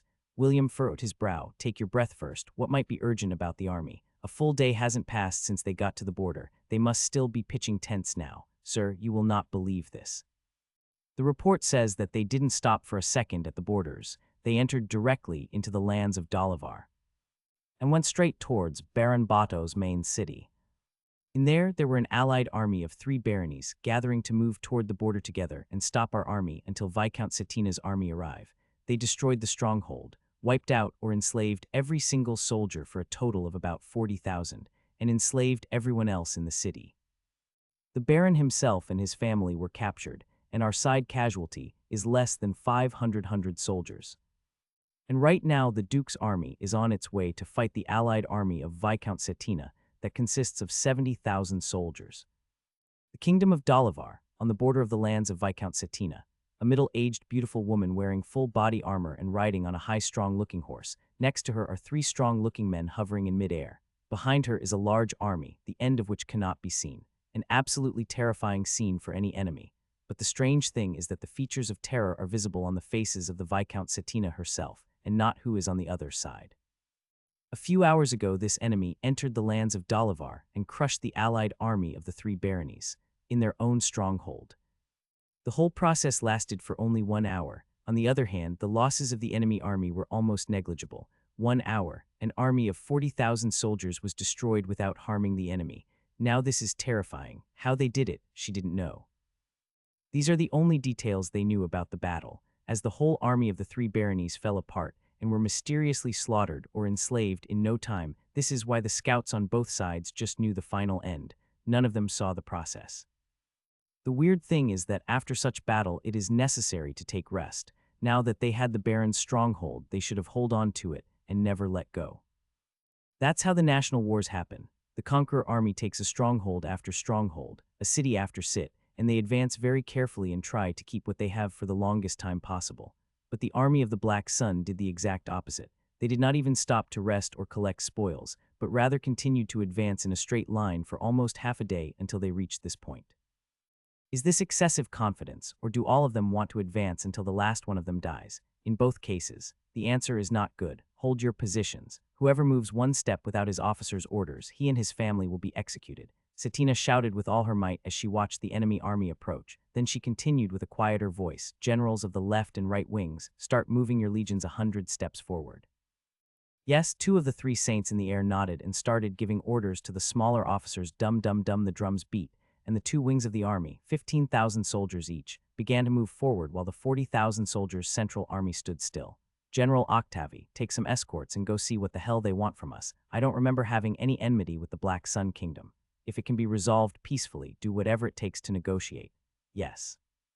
A level 22 saint nodded, then got down from mid-air to set on his horse as a sign of respect, and he soon chose 10 knights to follow him. Then the 11 went straight towards the oncoming army. The general and those with him arrived quickly and started talking with the general of the enemy army. A minute passed, 2 minutes. Viscount Satina and every high officer who heard about the dread of this army was breathing heavily while watching what was going on in silence and fear. Finally, the general turned his horse and quickly returned with his team, but the problem is that the enemy army was coming after them. "What happened, Octavi? Did you fail?" "Your Grace, it's the Burtons and the Bradleys coming out of revenge for what Duke Tinley did to the young boy called Caesar. Do you remember the name? It is that story that went viral 2 months ago. They don't want to stop. Their general demand us to surrender before he gets here or he will start a massacre. They say they intend to destroy the whole duchy. Damn it, why do I have to pay for what that bastard Titus Tinley did?" The Viscount exploded, forgetting for a moment that she was talking about her boss. "Forget it. We will destroy the invaders here. No one dared to belittle me like this before. I'll make them an example to others." "Your Grace, I have noticed that their numbers are indeed less than ours, and I think that the pincer plan we previously agreed upon would be optimal indeed, but their formation is extremely tight, so I recommend we widen the pincer more." Satina nodded. "Let the left and right wings advance another by 200 steps and go wide 300 steps. Do it quickly." Yes, the 2 saint generals bowed around her and each went to their place. Dum dum dum. The drums sounded again, and the 2 wings of the army began to diverge until they reached the distances that Satina demanded. Then everyone stopped again for another 5 minutes until the distance between the 2 armies was less than 1 kilometer. Then Satina took out her sword from the sheath, raised it high, and shouted, "Advance. Vooo." When the war horn sounded, the ground began to tremble. 70,000 soldiers began to move at the same time. The distance is starting to shrink. 950 meters, 900 meters. The enemy army hasn't shown any combat formation yet. They are just marching forward and sticking together like a block of black wood, which made the Viscount furrow her eyebrows even more. 850 meters. Finally, there is some movement. The Black Sun army has suddenly stopped. And 2 squads of archers each is consisted of 200 high-leveled archers advanced to the front 800 meters. The archers started their preparations to shoot, and from the side of the army came 2 squads of cavalry. Each squad had 300 cavalries above level 11. They were all real knights, and 2 officers at the head of each squad was a level 20 knight. The 2 special cavalry squads quickly stood on the extreme right and the extreme left of the Black Sun army in a spear formation. What is that general trying to do? Satina didn't understand anything. These weren't preparations for a clashing between 2 armies of tens of thousands. First of all, 400 archers will not be able to cause any kind of damage to an army of this size. It is a waste of time.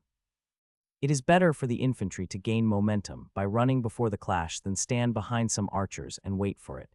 This makes them at a huge disadvantage. Secondly, if the cavalry were a few thousand in number and were targeting one of the wings, she would take it seriously even if they were low-level soldiers. But this. A small squad of cavalry made of real knights seems frightening, but this is not some minor war. If the cavalry advances like this now, they will be able to penetrate a certain distance into the infantry formations of the 2 wings, but they will be quickly surrounded and killed. Is this a junior general? Satina thought to herself, but quickly removed the idea. If a beginner general could destroy 40,000 soldiers with almost no losses, what would she be then? She shouted again at the officers, "This is a trick. He will change the formations any time now." Stay careful 750 meters. The archers raised their bows and hold their strings while the two cavalry squads slowly began to advance. 700 meters, forward. A shout came from within the Black Sun army, causing the cavalry to rush in with all their might. The same voice came again, pull your strings. The 400 archers pulled and stood still in a firing position 650 meters. Launch. Suwu 400 arrows shot at the same moment. But the surprise is that the arrows did not target the first row or even a specific area, but were distributed randomly at the right and left wings of the Viscount army. He actually used this idiotic plan. What exactly does he want to achieve? Setina's mind nearly stopped working, but she shouted, right and left wings, raise the shields. The 30,000 soldiers raised their light wooden shields and prepared to receive the 400 arrows, without fear 200 arrows on 15,000 soldiers on each wing. Even if they don't have any shields, it wouldn't have stopped them. Buzz. Arrows descended into the wooden shields. Only 16 soldiers were hit by the sharp arrowheads. Ha, looks like the Baron is the one who was useless. We're going to get a landslide victory today. General of the Center Army, Saint Octavie, laughed out loud. Only Setina was still focused on the enemy army. The squad of archers didn't prepare for the next burst. They all left their bow and started making seals with their hands quickly, with big smiles on their faces. Setina looked back at the arrows and found some kind of beast hides hanging at the rear of each arrow. What the boo? Boom, boom, boom, boom. The arrows began to explode successively, causing a huge number of deaths in the army. The main body of the armies are ordinary low-leveled cultivators who do not exceed the 5th level. When such explosions happen between them, it's easy to imagine how much destruction happened, and what is worse, the number of death counts. The explosions created huge voids inside the formation and caused hysterical panic. Before anyone could understand what was happening, the two elite cavalry squads quickly approached like the Grim Reaper, cutting through the left and right wings in half like a knife in butter without any difficulty. The deaths began to pile up very quickly, and the officers could not stop the progress of the cavalry or even slow them down. Any attempt to slow them down ended with instant death. The officers quickly gave up trying to make a decent formation to stop the cavalry quickly, so they ignored them and started trying to reform the army to its first coherent formation quickly and fill the gaps. But the panic and fear caused by the explosions in the hearts of the soldiers made communication with them and the implementation of orders slow, to the point of not moving at all when they saw this. The Dolivarians' knights and officers in the two wings gathered together and headed to put an end to the advance of the Black Sun cavalry by force. But by the time the Dolivarians' knights moved through their army and was about to intercept the Black Sun cavalry, the two elite Black Sun cavalry squads veered to the side and got out of the formation. Then they turned and came back from another angel to continue cutting the two wings and turn the initial formation into slices, like a worm gnawing at an apple. Setina stood helpless, not knowing what to do. The two wings of the army are now useless. As she was still thinking of solutions, she caught a glimpse of the enemy archers raising their bows to start a second round.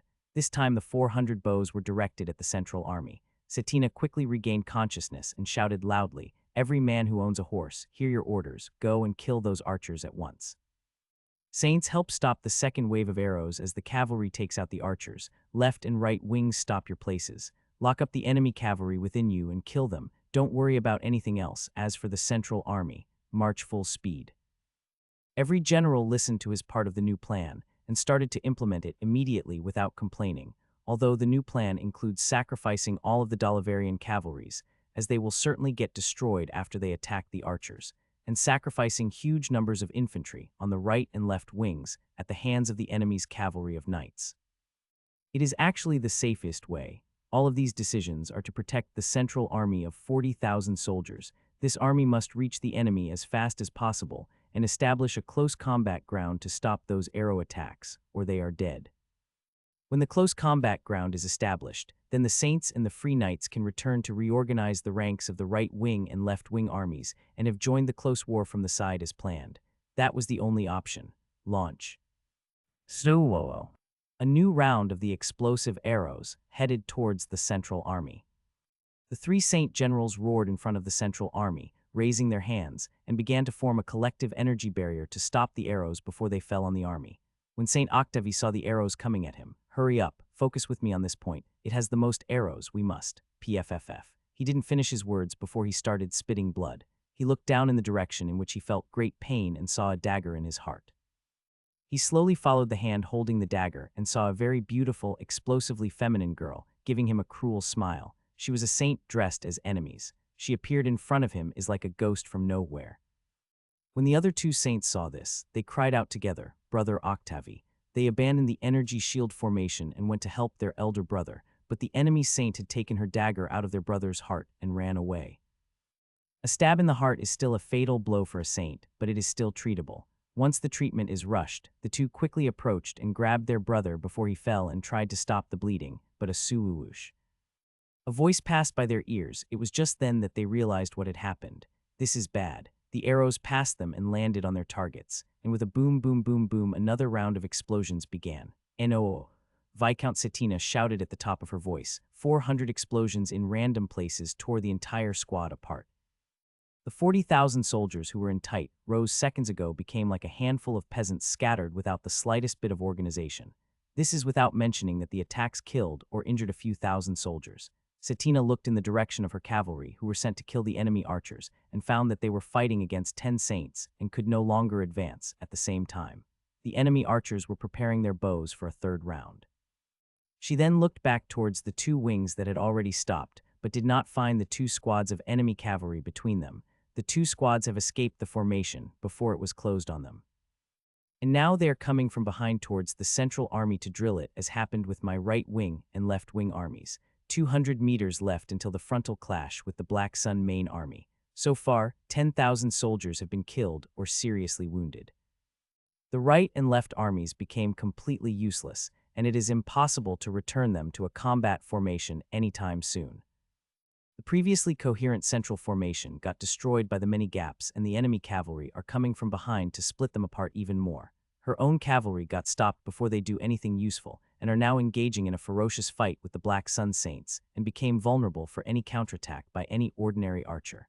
And above all, one of her 3 saints got severely injured and could not participate in the war anymore. All this in the main body of the enemy army has not moved yet.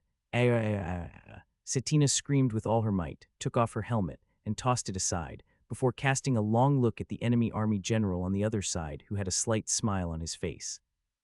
Then she galloped forward with her horse. "Even if we're going to hell today, I'll take you all with me. Men, here is your plan: attack. Just run forward and kill those demons. Kill them all." The Black Sun general, on the other hand, smiled an even bigger smile when he heard these words. Capital of the Black Sun, Conference Hall, one day after Cetina's final scream. Hoof, hoof, hoof. A man ran down the path leading to the main hall as if his life depended on this moment. He seemed very tired and was about to fall unconscious at any moment, but he continued running until he saw the door leading to the hall. He kicked it open and entered directly. Many hours have passed since Prince William met with senior officials the first time, but until the meeting did not end. In fact, the numbers did not decrease. On the contrary, the number of attendees multiplied several times. The person sitting in the main chair is no longer William, but a man who looks in his 50s with a stifling aura radiating from him. He is the king's cousin, the current prime minister, the former rival for the throne, Sage Albert Marley. Since the shocking news of the destruction of the barons' allied army and Edward Bradley's advance with his army towards clashing an even army larger than themselves, more and more people who were initially uninterested have been invited, among them, of course, Prime Minister Sage Albert. While the room was in heated discussions and making predictions about what would happen to Edward Bradley and his army, and what would result from it later on, and how to respond. A tired-looking person entered and fell straight to the ground. The hall turned silent in an instant. No one tried to yell at him and ask who this was. He is well known. This is Saint Marco, who is currently in charge of bringing news from the battlefield in Delivar. 2 people came quickly and gave Marco a bottle of water. Everyone took their seats without adding a word. Finally, Saint Marco rose to his feet again and bowed. "I apologize for the unfortunate sight which you have just seen. Ladies and gentlemen, I have brought the news you were waiting for." "That's the last thing that happened before I hurried here." Saint Marco completed his report, then bowed a little toward Sage Albert and backed away to stand aside. The report is over, but his shock still continues. No one in the hall uttered a word. They all thought of what they had just heard. The first Baron battle was very fast, and the messenger did not see it personally. He arrived late and just brought back the final result. As for the events of the battle with Viscount Cetina, they got to know everything, and everything was shocking to them. The report was simply contrary to what they knew about a typical war.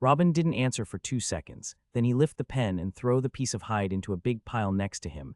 This is my production during the last 11 days. Exactly 1656 fire runes. Take them all.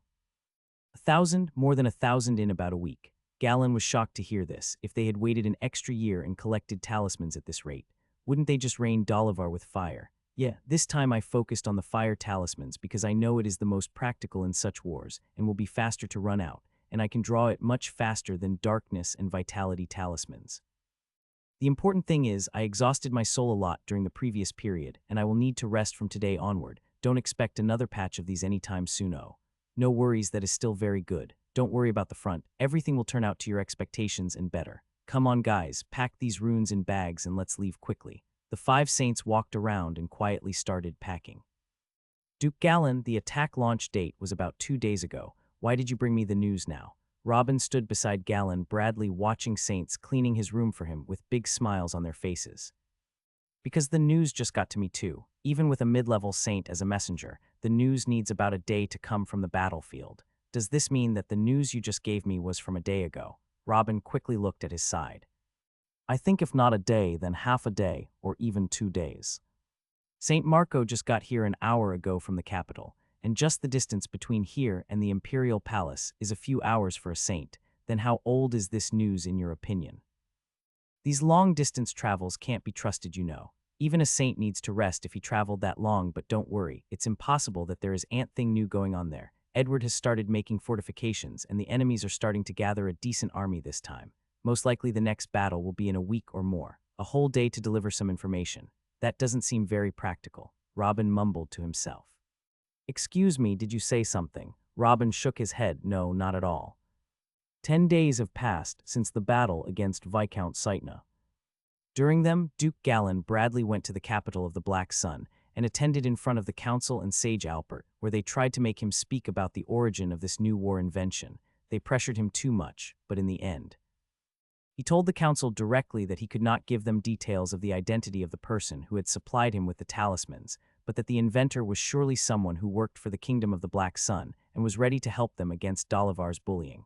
The council was not very convinced by his words, but in the end, he is a duke and they can't just torture him until the information comes out. So in the end, the matter was temporarily closed, and the duke remained in the capital to follow the development of the war with the rest of the power centers of the kingdom. As for the front, the situation is getting more and more tense day by day. After the end of the great battle with the Viscount, tens of thousands were killed or captured as slaves. But Saitna herself and about a quarter of her army fled back into the Dolivarian lands and joined the incoming army, which gave them more headache. The good thing is that they left in a hurry, leaving behind their cities, food, and weapons in excellent condition, which further strengthened Edward and his army. If Saitna and her men knew this, they would have burned everything themselves, but unfortunately, none of them expected that the battle would end as soon as it began. They didn't even have the chance to take anything with them. All their hope is now bound to the third battle of this war. Right after the battle ended, General Edward commanded the capture of the castle of the Saitna family, and he reinforced everything possible during the 10 days. He raised the walls, even more, multiplied the guards, and reorganized the ranks of his army for the next huge battle. During this period, also another batch of saints and knights arrived from the Duchy of Bradley, carrying more than 1,500 fire talismans, which excited the general more and raised his confidence to a new level. The weird thing is that it was unknown if the 100 knights and 5 saints that he liked the most, or the weak level 6 talismans. But even though all those reinforcements, the tense, gloomy atmosphere didn't leave him. He knows that this stronghold is not impenetrable, and the report says that there is an army of 170,000 soldiers on its way to the castle right now. It was an army made up of almost all the standing soldiers available in the duchy. And at the speed of their advancement, they would reach the castle in no time. Soldiers from baronies, viscountcies, earldoms, and marquises. Every family inside the Tinley Duchy was forced to send a portion of their army. Even Duke Titus Tinley himself sent a large part of his personal army. This is in addition to Satina herself and her soldiers who were able to retreat. An army like this, and led by a level 30 general. In theory, it's more than enough to drive an army of less than 60,000 from the kingdom's lands and reclaim what they've taken over, and it's even enough to hunt down the remnants of the army even inside the Black Sun, and invade part of their lands to regain their face and standing that got destroyed in those 2 short weeks. Zwoj.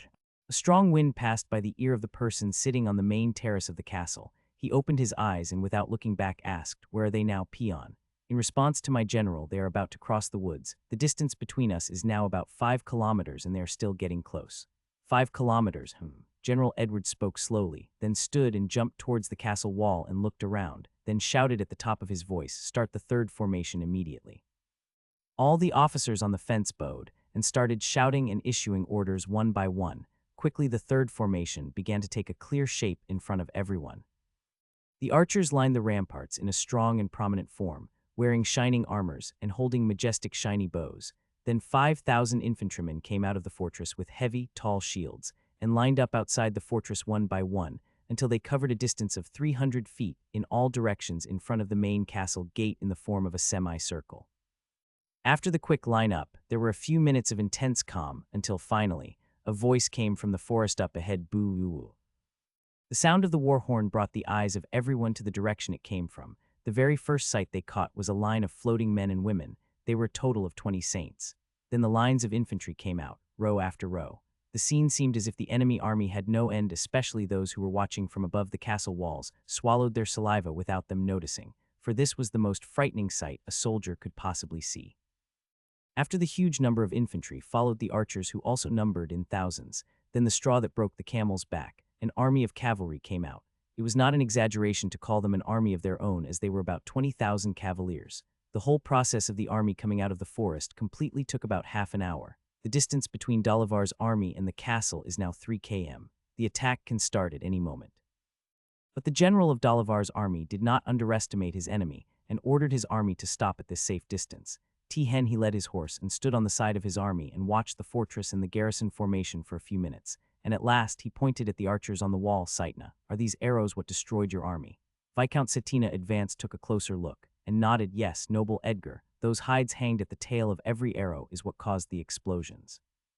Without these things, victory would have been mine." This was the general of the Dalavarian army, Edgar Tinley, a peak-level saint, uncle of Duke Titus Tinley. His identity alone shows how important this war was to the duchy and to the whole kingdom. He brought out 5,000 infantrymen with huge shields to prevent our army from getting too close so those crossbows could rain down on us. He still wants to rely on arrows in front of me. I was hoping the enemy general would be a little clever, but alas, this ploy wouldn't pay twice. Here's what will happen. Assign all our 11-20 level knights to the first row of the infantry. When I give orders, I want all our infantry to march forward in a tight formation, while the saints will stand above the army all the way to repel any attacks of those arrows.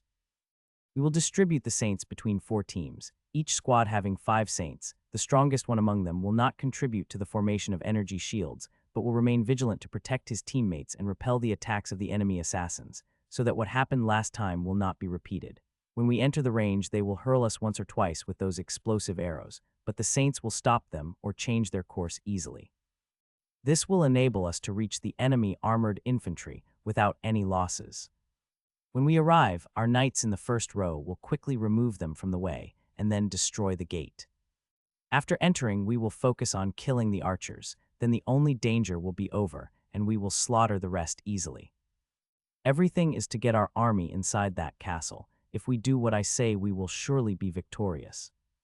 We wouldn't even need our cavalry and archers to win this. Let them stand ready to hunt down those who try to run from our enemy after we defeat them. Do you have any questions or modifications? No, General, what you said was eye-opening. I learned a lot today. I also agree with your grace. Today we will not allow one of them to escape. It's a perfect plan, nothing can break it. St. Edgar nodded, "Good, but remember to tell everyone to collect all the arrows in the quivers of the enemy after killing or capturing them. We should know what this is, and maybe we can make a similar one ourselves. Go and post the instructions. We'll start the attack in 10 minutes. Yes." The 10 minutes that St. Edgar gave his officers to organize the army passed on everyone as if it were 10 hours. The suffocating atmosphere is getting more intense with every minute. On one side, there were less than 60,000 soldiers, and they were all shaking, standing in fear of what this massive army in front of them will do. On the other side stand the Dalavarians. They have the absolute numerical advantage, but are still afraid of what would happen next. As they all heard from Viscount Saitna's soldiers about the explosive arrows that demolished 2 armies in one day, meanwhile, Edgar kept his eyes on his enemies, trying to analyze the situation further. After a few minutes had passed, his eyes were fixed on the enemy's archers, standing on the front walls with strong-looking, shining armors covering their whole bodies. Then he finally spoke. Why are the archers so exposed? Every one of them can be seen from head to toe easily. Would it not have been better if he had hidden them behind something? Saitna, did they look like that when you fought them? No, sir, they were hidden behind the army at first, and when they advanced they were protected by saints, and they surely didn't dress like that. A high-ranking saint by his side intervened. Maybe the enemy general is trying to use them to raise the morale of his army. I think it's possible too. Edgar nodded after a few seconds of thought. General, the preparations are complete. Even after hearing the affirmation, Saint Edgar still fixed his gaze on the archers, but he finally spoke in a calm voice. Hit the war drums. Dum dum dum. 8 high-ranking cultivators started beating 4 giant drums at the rear of the army. The ground began to shake with that shout. Row after row started to move, not with the normal military march, but running. The 3 kilometers quickly became 2.5 kilometers. The sight of the huge body of soldiers that were originally frightening became terrifying. The soldiers of the Bradleys and Burtons, who had gained tremendous momentum after successive victories and had an astonishing amount of respect for their general, began to have doubts about the outcome of today's battle. 2 km. Edward Bradley raised his hand up, evidently preparing to take it down at any time. The crossbows raised their bows and pulled the arrows back and remained at the ready position.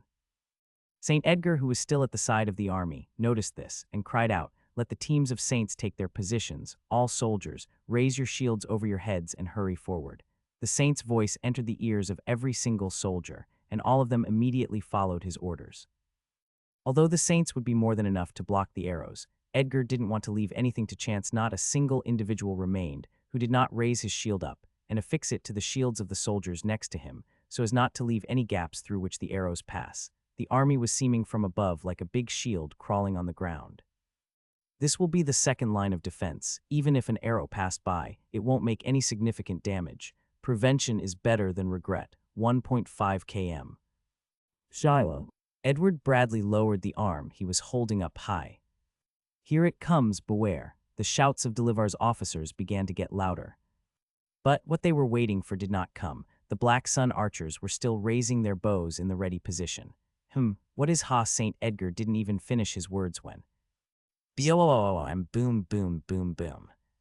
The explosions followed in succession, causing deaths and massive injuries in random places, from the first few rows in the army to the last individual in the last row. Edgar quickly looked back at the walls. Perhaps something had happened he had missed, but the archers were still on alert. Not a single arrow had been launched. At that moment, a terrifying thought came to his mind. He got off his horse and kneeled, lowering his head until his ear touched the ground, and started to watch the feet of the soldiers. Boom, boom, booms. His worst nightmares turned into reality. The explosions were coming from under their feet. So far, more than 150 explosions have been heard, and the explosions are still continuing one after the other. And because there is a cover of solid, strong shields above the heads of all the soldiers, the power of the explosions remained confined under the cover of armor, and the fire stretched horizontally. Its power and efficiency actually doubled. Stop. Put down your shields and stand on them, you idiots. The cavalry had my orders. Go quickly to the far right. Get away from this explosion zone. St. Edgar shouted with all his might. The military run stopped completely, and they immediately began to carry out the general's orders. In a matter of seconds, the infantry troops stepped on their strong shields. There were a few more explosions, but they only exploded the person standing above them, and they were not as wide as before. General Edgar's tactics successfully stopped the losses, but his smile did not last long. General Edward over the castle raised his right hand in a fist gesture, and the explosions coming from under the ground stopped. That's bad. He was hoping that he could stay like that until all the traps are destroyed, but if he could activate and stop the attacks whenever he wanted, how would he approach him? More than a minute passed since the Dolivarian army remained firmly in place, and St. Edgar could not think of anything that would enable him to complete his path to the castle, and not even a way to go back. Driven by despair, he looked at General Edward and shouted, "What kind of a general are you? For how long you will remain in hiding? You made your point. Now if you are a man, come out and fight him." St. Edward laughed loudly. "Haha, if you are a man, breach my defenses and fight me here." St. Edgar could not say anything else. This was war and not child's play. He quickly regained his clear thought and began to analyze the situation. Whether he tries to advance or go back, the soldiers will have to carry their shields, but the moment their feet touch the ground, the explosions will definitely start again. As Edgar was still trying to think of a solution, a voice came into his ear. "Ha ha ha, all right, you are a great general indeed. You have gained my pity. I won't leave you hanging like this. What do you think of a game? It was General Edward's voice, but it sounded like the devil's voice to all the soldiers standing on their shields. General Edward raised his left arm and lowered it, and the arrow shot out from 400 archers at once. HMPH, Saints, you know what to do. Edgar yelled loudly. Edward Bradley was a whole 2 levels weaker than him and with a much lesser army than his own, and he is the one who talks with infinite arrogance. That's simply humiliation. At least what happens now will teach him to shut his mouth. 20 Saints came in 4 squads to the front of the army. 4 of each squad were busy making a wall of pure energy, and the additional Saint in every squad stood to protect them from anything that might disturb them. At this moment, General Edward put 2 fingers in his mouth and whistled hard. All the Saints of Dalavar raised their defenses and looked toward the castle to see what is coming, but none of them managed to sense anything until boom, they were hit hard by close-range fire attacks from above. The energy shields they prepared to stop the arrows were successively broken like glass. Everyone looked up and didn't see anything at first, but they felt that there were 15 Saints in this direction, and they were only 30 meters away. According to the information that Saitna gave to Saint Edgar and his assistants, these are all the Saints with the army of enemies. They all came out at once.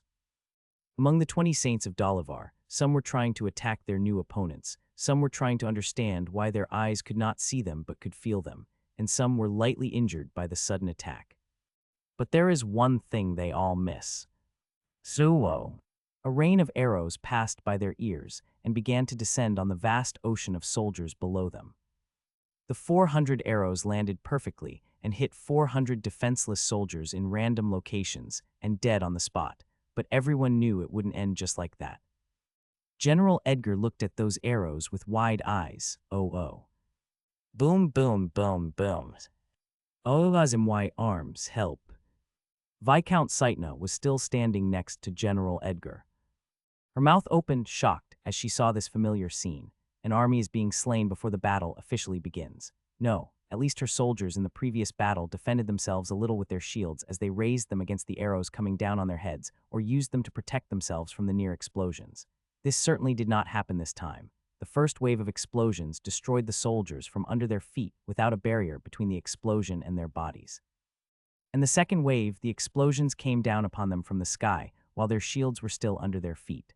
Both times the army swallowed the full force of the explosions thoroughly. If they raised their shields, they will get destroyed by the underground explosions. If they stood on the shields, they will get destroyed by the arrows. Even the choice to stay where they are was taken away from them. Only now did everyone understand what General Edward meant when he talked about a game. This was really cruel. The straw that broke the camel's back was when they saw the enemy's archers preparing for the next shot. General Edgar couldn't stand the pressure any longer. He gave a loud yell and shouted, "Ah! Raise your shields and run toward that castle. Don't stop no matter what." They had to run over explosive traps and under a rain of explosive arrows. With this shout, every officer in Sup General sighed. They all knew that the waterproof plan had completely collapsed.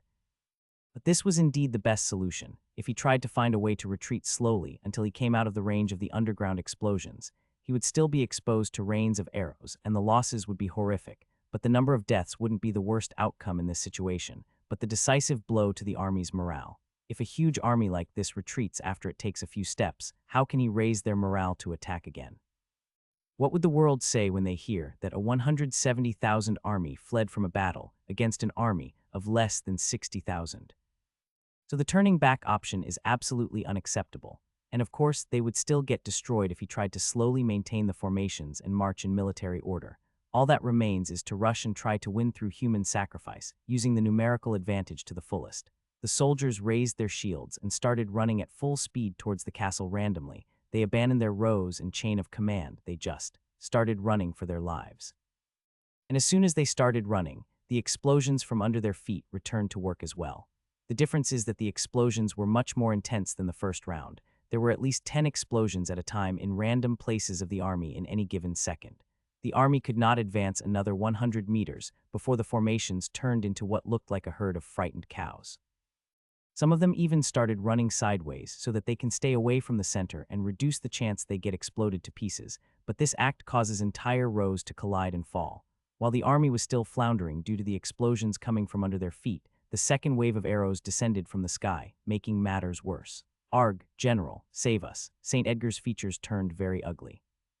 Tens of thousands of victims fell from his army so far, including dead and severely injured, and most of these injuries were not due to explosions, but were due to the stampede, whether it is the soldiers who are moving sideways, or because of the flying body parts by explosions, or the high speed running in the midst of all of this. All of this caused a lot of trips and falls, and whoever falls while an army is running towards him will not rise from his fall ever again. However, St. Edgar didn't try to find a solution for this because there isn't any. He continued shouting, "Go ahead. There's only so little left. When we reach that wall, it will all be over. Victory will be our side."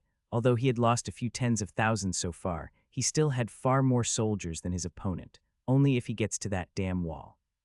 He looked at his side, maybe he could ask for help from his saints, but as soon he did, he shook his head and forgot about it. After the Black Sun Saints attack, a huge fight broke between the two parties. And this battle between the saints has already become a deadlock. Although it is a battle of 20 against 15, the saints of Dalavar have not yet been able to deter their opponents. Cooperative big battles of this caliber cannot be decided by individual strength like a one-against-one battle, but rather tend to be more random. A saint can attack and defend against 4 or 5 at the same time. It also depends on coordination and teamwork more, so even if the side of the saints of Dalavar wins individually, they won't win anytime soon. Dalavar's huge army followed orders and continued its run. The explosions from under their feet and the rain of fire above their heads did not stop them. 1 km before reaching the enemy heavy infantry in front of the castle. The explosions from under their feet are getting more and more intense the closer they get. Till this point, the sound of 1,500 underground explosions was heard, and the number is still increasing 700 meters before reaching the enemy infantry in front of the castle. During the short distance, 300 meters, another 1,500 explosions were heard. The explosions became so intense that the army basically stopped. No one was able to take another step forward without dying horrific death by exploding, and his body turns into flying pieces. Rain of blood and body parts overwhelmed those who have escaped the near death and planted more fear within them 600 meters before reaching the enemy infantry in front of the castle, because the officers and knights were pushing them, and because they were already so close. The army somehow managed to advance an additional 100 meters. In just this 100 meters, the explosions coming from underground were heard 1,000 times more, and rain of arrows descended upon them twice. If all these explosions happen now, then what about the rest of the distance? There will still be any of us left when we reach that wall. The question was in the mind of every Dalavarian infinitary. The motive collapsed. The will to defend the kingdom was overwhelmed by fear. The reason behind their presence here disappeared. That is it, I quit. It was not known who said it, but soon the army began to disintegrate. Some started to run towards the side, and some of them took it to another level by just turning around and going straight back towards the rear. What helped this more is that the underground explosions and the arrows did not target those who tried to escape. What are you doing? We are so close. When we arrive, we will be victorious. Traitors, go back to your positions. He who disobeys orders will be beheaded. The officers tried to regroup their battalions, but to no avail. The fear of death in this horrible form overshadowed their thoughts of anything else. St. Edgar was still standing at the back, trying to comprehend what was going on. More than half of the army had turned around and had already deserted the battle completely. Most of the rest were standing still, undecided to continue or turn back. They were too afraid to make a decision. Just a few thousands around the knights were still trying to advance step by step. No matter how he thought, he couldn't find a single way to reorganize his scattered army and push them forward again. Cavalry, St. Edgar muttered. What did you say, Your Grace? His assistant did not know what the general meant by his words. Cavalry, they were previously sent to the far right so that the ground explosions would not affect them. Gather them and send them all to strike the enemy's heavy infantry from the side and open the gate. This is the only solution to restore hope to the army and direct it towards the castle again. The assistant was surprised by what he heard and quickly responded, but this will make the cavalry exposed to the enemy's archers with explosive arrows and even ordinary archers. Even if the mission is completed successfully, we will lose most of the 20,000 cavalries. It's better than losing the war. Do it now. St. Edgar cried. Yes. Arg. I have a son who needs his father. That's enough for me. Let the punishments go to hell. Cut off my head then. That's better than my whole body tears apart than gets stepped upon. Yes, I prefer committing suicide over this. I'm out. Similar cries rose among the few thousand remaining in Dalavar's army, and they also began to withdraw in droves. Every word said was like knives cutting through the hearts of Dalavar's knights and officers. But it was like the singing of birds for a middle-aged man standing on top of the castle wall and watching every little detail with a big smile. Dalavar's army nightmares keep piling up. thousands were killed and tens of thousands others lost a limb or two. In fact, their losses could still be ignored due to the huge numerical difference. Even if they lost 70,000, their numbers are still near twice that of the Black Suns.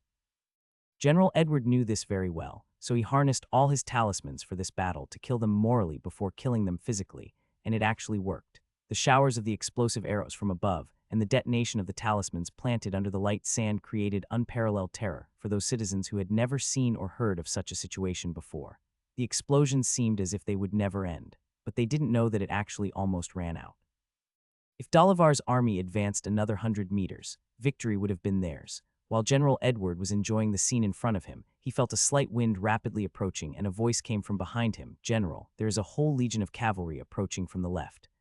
The general turned around and did not find anything. He floated up a little and tried to focus and finally found a very distant cloud of dust approaching that direction. After looking closely, he found that they were cavalry. A lot of them. They are about 20,000. TCH, that person is not giving up. He wants to sacrifice 20,000 cavalries just to destroy our heavy infantry in front of the gate and open the gate and then redirect his infantry towards us again. That guy is mentally ill. By the way, good job, peon. I didn't make a mistake by making you responsible for the scouting. Sir Robin was right to recommend you in this department.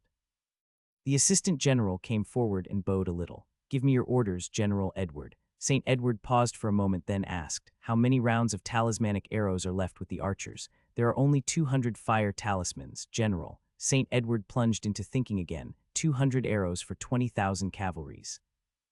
It is known that the cavalry are the elite of any army, usually made up of soldiers in levels between 6-10, so arrows will not affect them as they affect the infantry. In some sense, they can even be ignored.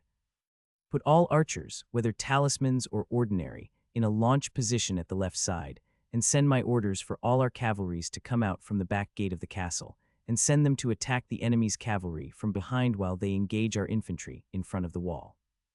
"Yes, sir," the general's assistant bowed and left to execute the new orders. St. Edward turned again to look at the general of the enemy army. A cruel smile appeared on his face as he spoke calmly. "Want to play? I'll play with you." Meanwhile, the kingdom of the Black Sun Bradley Military Institution. Robin is sitting in a meditating position in his room. He has not made a single talisman since the last batch was delivered 10 days ago.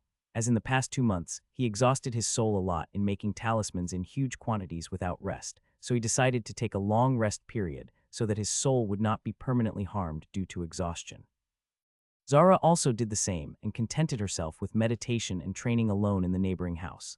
But Robin didn't just sit back during this period. His cultivation that was at the top of the 8th level broke through to the 9th right after the first 3 days of training, and then he started trying to explore more possibilities in the talisman's world. But the night is destined not to pass as an ordinary night. Robin slowly opened his eyes and asked, "Who's there?" Deadly silence is still in the air. No one answered the question.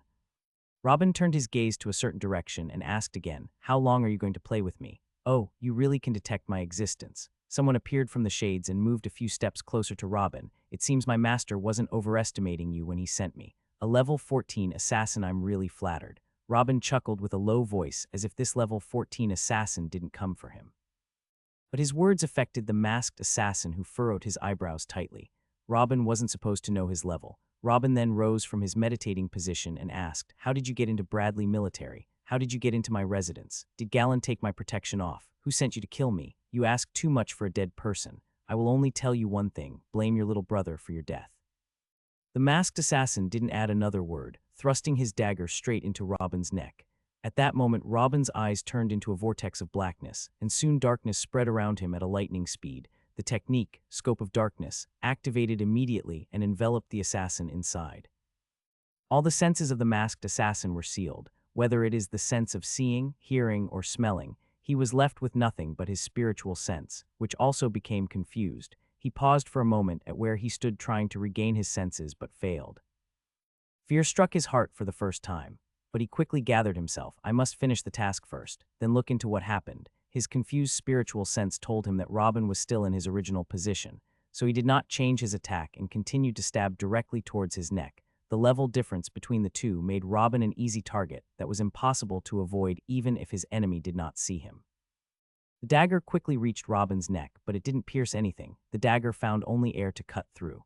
The assassin used his spiritual sense to try to find Robin's location, but to no avail, as if the earth had split open and swallowed him. He kept swinging the dagger around him in fright, but it was useless. How would these random attacks reach Robin if even his spiritual sense was useless in searching for him? The mission has failed.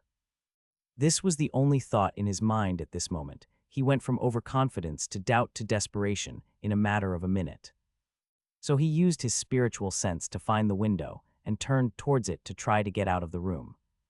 But at that moment, his spiritual sense finally caught Robin, who suddenly appeared behind him, or to be more exact, just one step away from him.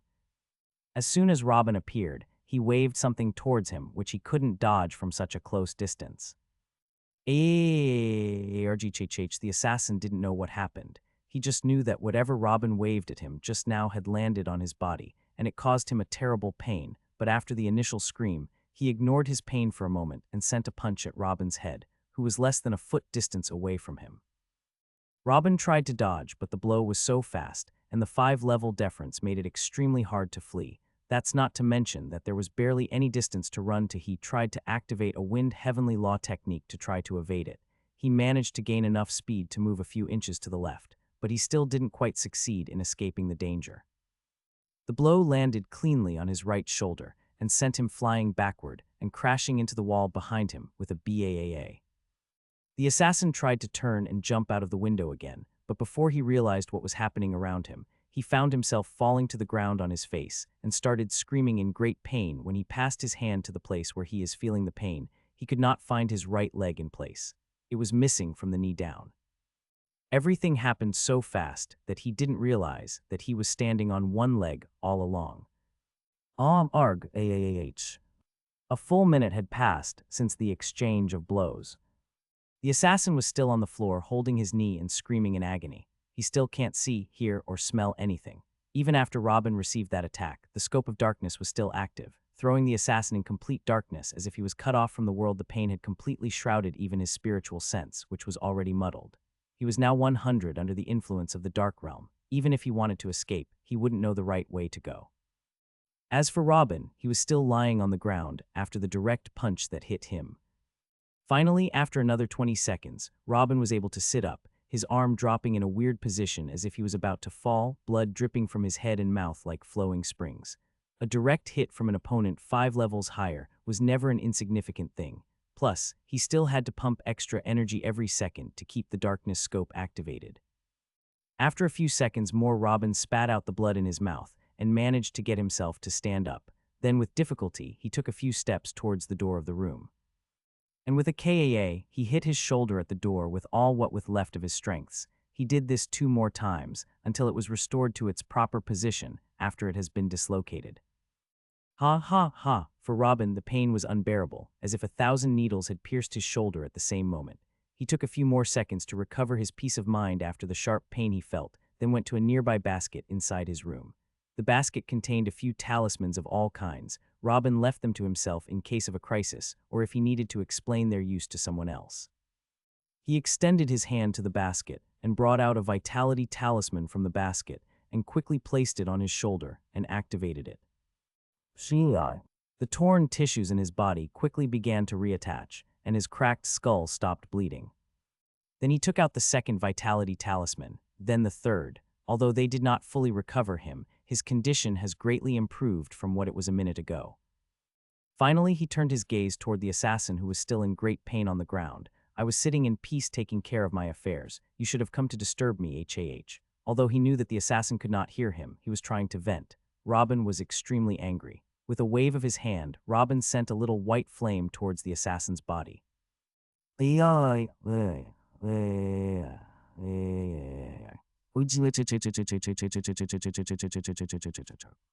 assassin did not know what was going on around him, but he felt terrible pain like he had never imagined in his life.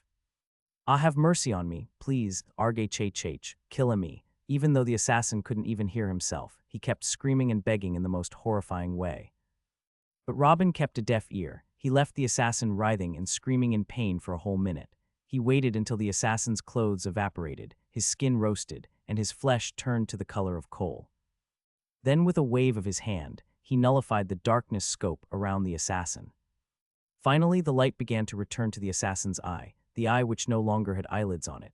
Immediately, the assassin saw the white fire eating his body. After seeing his condition, he knew he is already a dead man, and his screaming increased even more and started crying. But his tears were evaporating as soon as they gathered. Argh, why are you doing this to me? Just kill me. Please, kill me, kill me. Who sent you to kill me? Robin asked with a hard voice devoid of any emotions. He wouldn't feel pity towards someone who wants to kill him. The assassin replied directly, Marquis, Rufus. Robin furrowed his eyebrow, Rufus. Rufus. Aha, the father of that boy who Caesar shoved the halberd up his butt. TCH, that guy doesn't give up, huh? Tell me, how did you get in here? I work in the institution. I was observing your house daily. After the Duke and most of his army left the city, a gap occurred in the protection assigned for you. I entered your dwelling as soon as the person who had been watching you for 4 days has left. I had 10 minutes to kill you and escape. Before them, the next person in charge of watching over you for the next 4 days arrives. As I have arranged for his favorite whore to keep him with here, today, please kill me. I have told you everything, please. Go your way then. Robin grabbed the vegetable cleaver he had used to cut his leg earlier, and with a quick slash, he separated his neck from his body. Then went to sit on a chair in his room with his head in both hands. Although the fight was short, it was against someone who was 5 levels above him, this addition to the frequent use of the vitality talismans. Robin already drained every single bit of energy in his body. If he fight any random cat now, he will most likely lose. But that was the last thing on his mind. He took time to relive the events of the short fighting that had just time. In order for Robin to write the techniques of cultivating the heavenly laws, he naturally had to understand them first, so naturally, he can implement everything he has studied. Of course, the implementation is limited because he has not yet built his pillars. For example, when Theo establishes his pillars with the perfect darkness law, will use the law much better than Robin. Robin from the beginning was not only strengthening the 3 boys but himself as well. This was the first time he applied something of what he had learned in real combat, and also, it was the first time he killed a human being with his own hands. Thoughts raced into his head for about 8 minutes then, at last, he got up and went to the window and shouted, the one who's supposed to be protecting me, get your ass here. A person quickly appeared under the window. He was a level 18 knight. The knight raised his head and looked at Robin's head emerging from the window. Is there something I can do for Mr. Robin? The knight replied with a fake smile, obviously not liking the way Robin called him. Robin looked down with a sneer and murmured, that's you then. Come on in, I want you for some words inside. Even the fake smile disappeared from the knight's face. Had it not been for Duke Bradley's instructions to treat this boy with respect, he would have gone and slapped his head now. But in the end, he did what you were asked and jumped in through the window, and he was immediately shocked. First thing he noticed upon entering was the strange smell of barbecue, and when he followed the trail of the smell, he looked down and found a roast, headless corpse under his feet. The knight panicked and took 2 steps to the side, quickly regained his senses and began to look at the room and found it filled with traces of a great battle, and its wall was broken, even Robin himself. When he checked him again, he found that he was full of injuries and his clothes were cut in several areas. Assassination attempt. When the thought crossed his head at last, the knight quickly knelt and shouted, please forgive me. My negligence led to what happened. I'll work like a donkey for you if you want. Just please don't inform the Duke or he will order the killing of me and my family.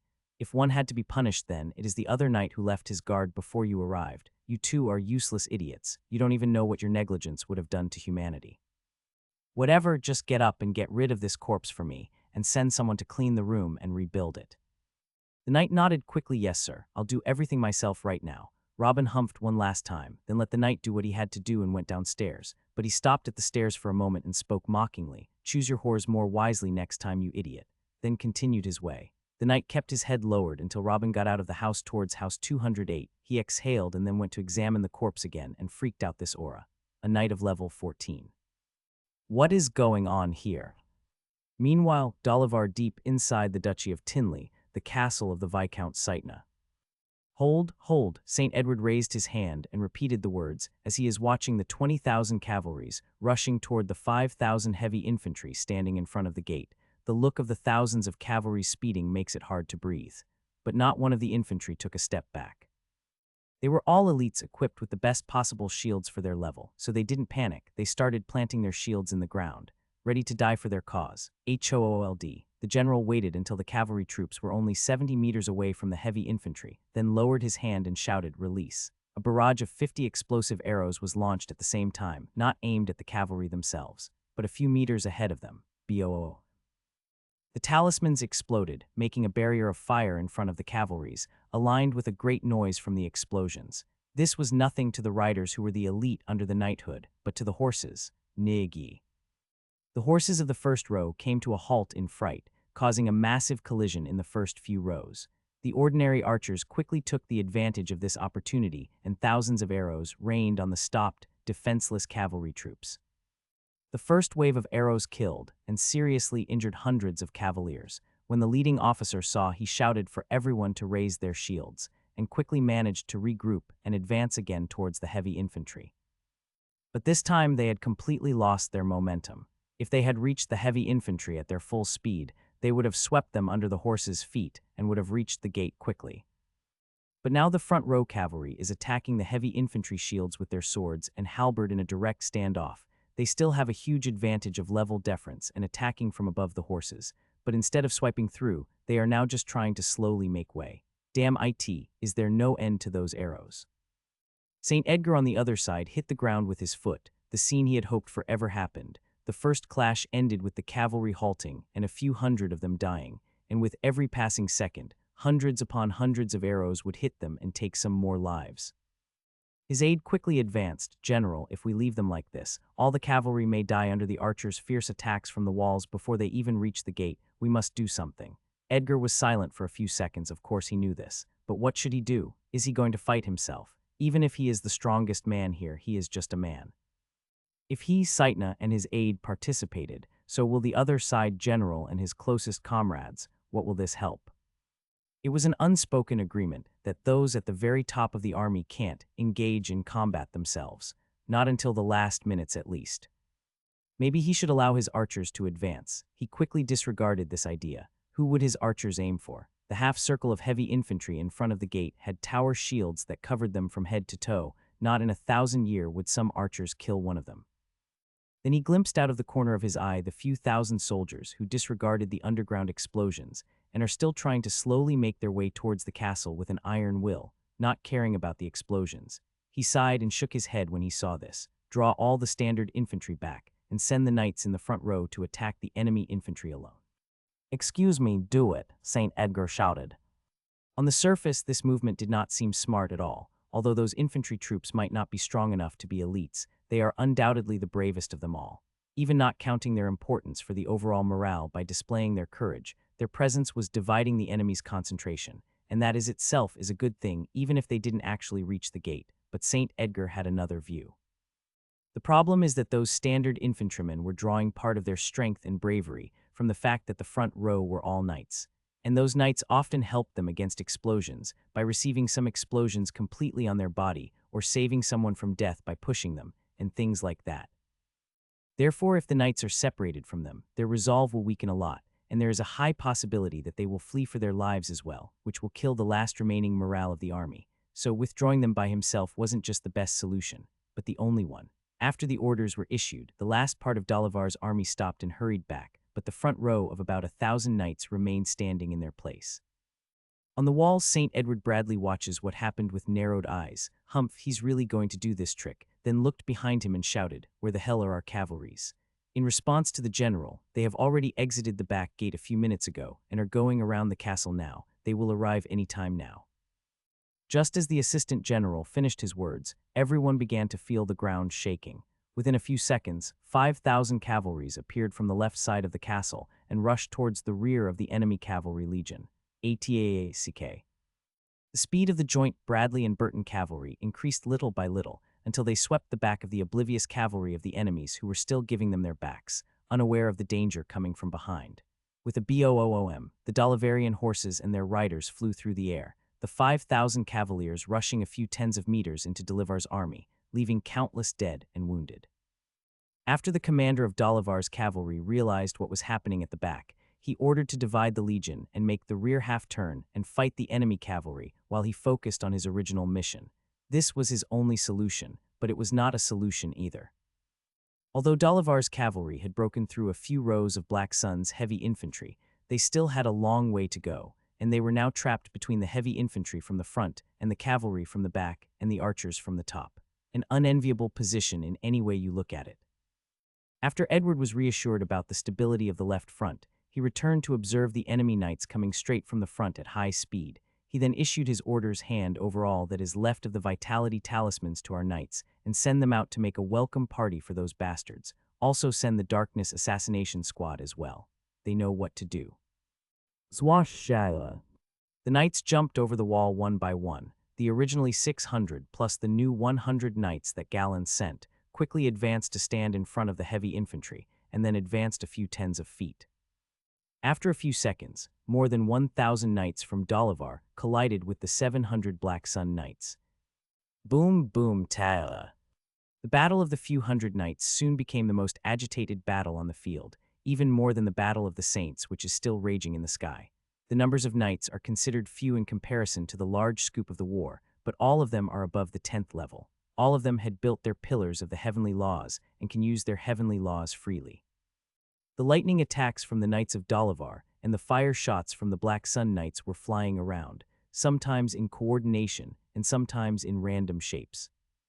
Their battlefield soon turned into a sea of fire and lightning. In the air, the battle of the saints was balanced to some extent. The saints of Bradley and Burton families had with them a number of talismans of vitality and darkness before the start of the battle, and this contributed to balancing the scales somehow. But even with that, 2 saints have died on each side. That seems pretty good for the Black Sun side, as they stood their ground and even got the same number of kills, but if this pace continues, the numerical disadvantage of the Black Sun saints will soon be even more apparent. Now, all the pieces have been put in their places. There is nothing left for the generals but to wait and see what happens next. Another half an hour passed, which seemed like 10 years for everyone. The blood that was already like the sea rose higher. The rocks were covered with pieces of meat, and fragments of broken bones were lying everywhere. What is going on now is one of the biggest personal wars between factions of 2 kingdoms in the last few centuries. The battle is still going on and the 3 fronts are still burning, but in one of them the scales began to shift in favor of one of the 2 sides. Secondly, the Knights' front. The Knights of Dalavar had the numerical advantage, but the Knights of the Black Sun are more equipped. The battle on their foreheads became more and more extensive, and a sea of fire and thunderbolts almost completely engulfed their combat area, the numbers of dead piling up at a frightening speed. Every few seconds a knight would fall on either side, but the strange thing is that the death rate of the Dalavaro Knights is much higher. Reason. Vitality talismans have already saved the Black Sun Knights a few times, but they are too few for a battle of this magnitude. The real reason definitely came down to the Darkness Assassination Squad. As Darkness talismans lose a lot of their function against saints, General Edward assembles a special squad of knights, which are famous for their lethality and speed, and gives them most of the Darkness talismans that enable them to temporarily disappear for 5 seconds, and the 10th level Theo is assigned to this squad due to Robin's direct nomination. The only one under level 11 in the group, and he is also the only one who has caused the death of dozens of knights from Dalavar so far. Theo wasn't like the others in the squad. He didn't have to choose a certain time to activate a talisman that will hide him for 5 seconds. He can just stay in the dark all day long, just depending on his energy consumption. He traveled through the shadows, and then came out to suddenly pounce on the inattentive knight. This enabled him to wreak havoc against all knights below level 12. On a few times, he even interfered in battles between higher-level knights to distract the Knight of Dalavar, causing his death. The rest of the experts in the Assassin's Battalion also took advantage of the 5 seconds of invisibility to harvest dozens of lives from the Dalavar Knights so far. They have become a terror in the minds of all the Knights of Dalavar. They all fight with half a mind. Part of their minds is focused on the going fight, and the other part is trying to prepare to receive one of the treacherous attacks from behind. Vitality talismans showed their full effect on the Saints' front, while the Darkness talismans, which causes temporary invisibility, showed their full effectiveness against the Knights. Third and last, the front of the cavalry against the armored infantry, Delivar's cavalry, are still trying to make their way towards the gate and have already penetrated tens of rows, but their problem is, they are also being penetrated from behind.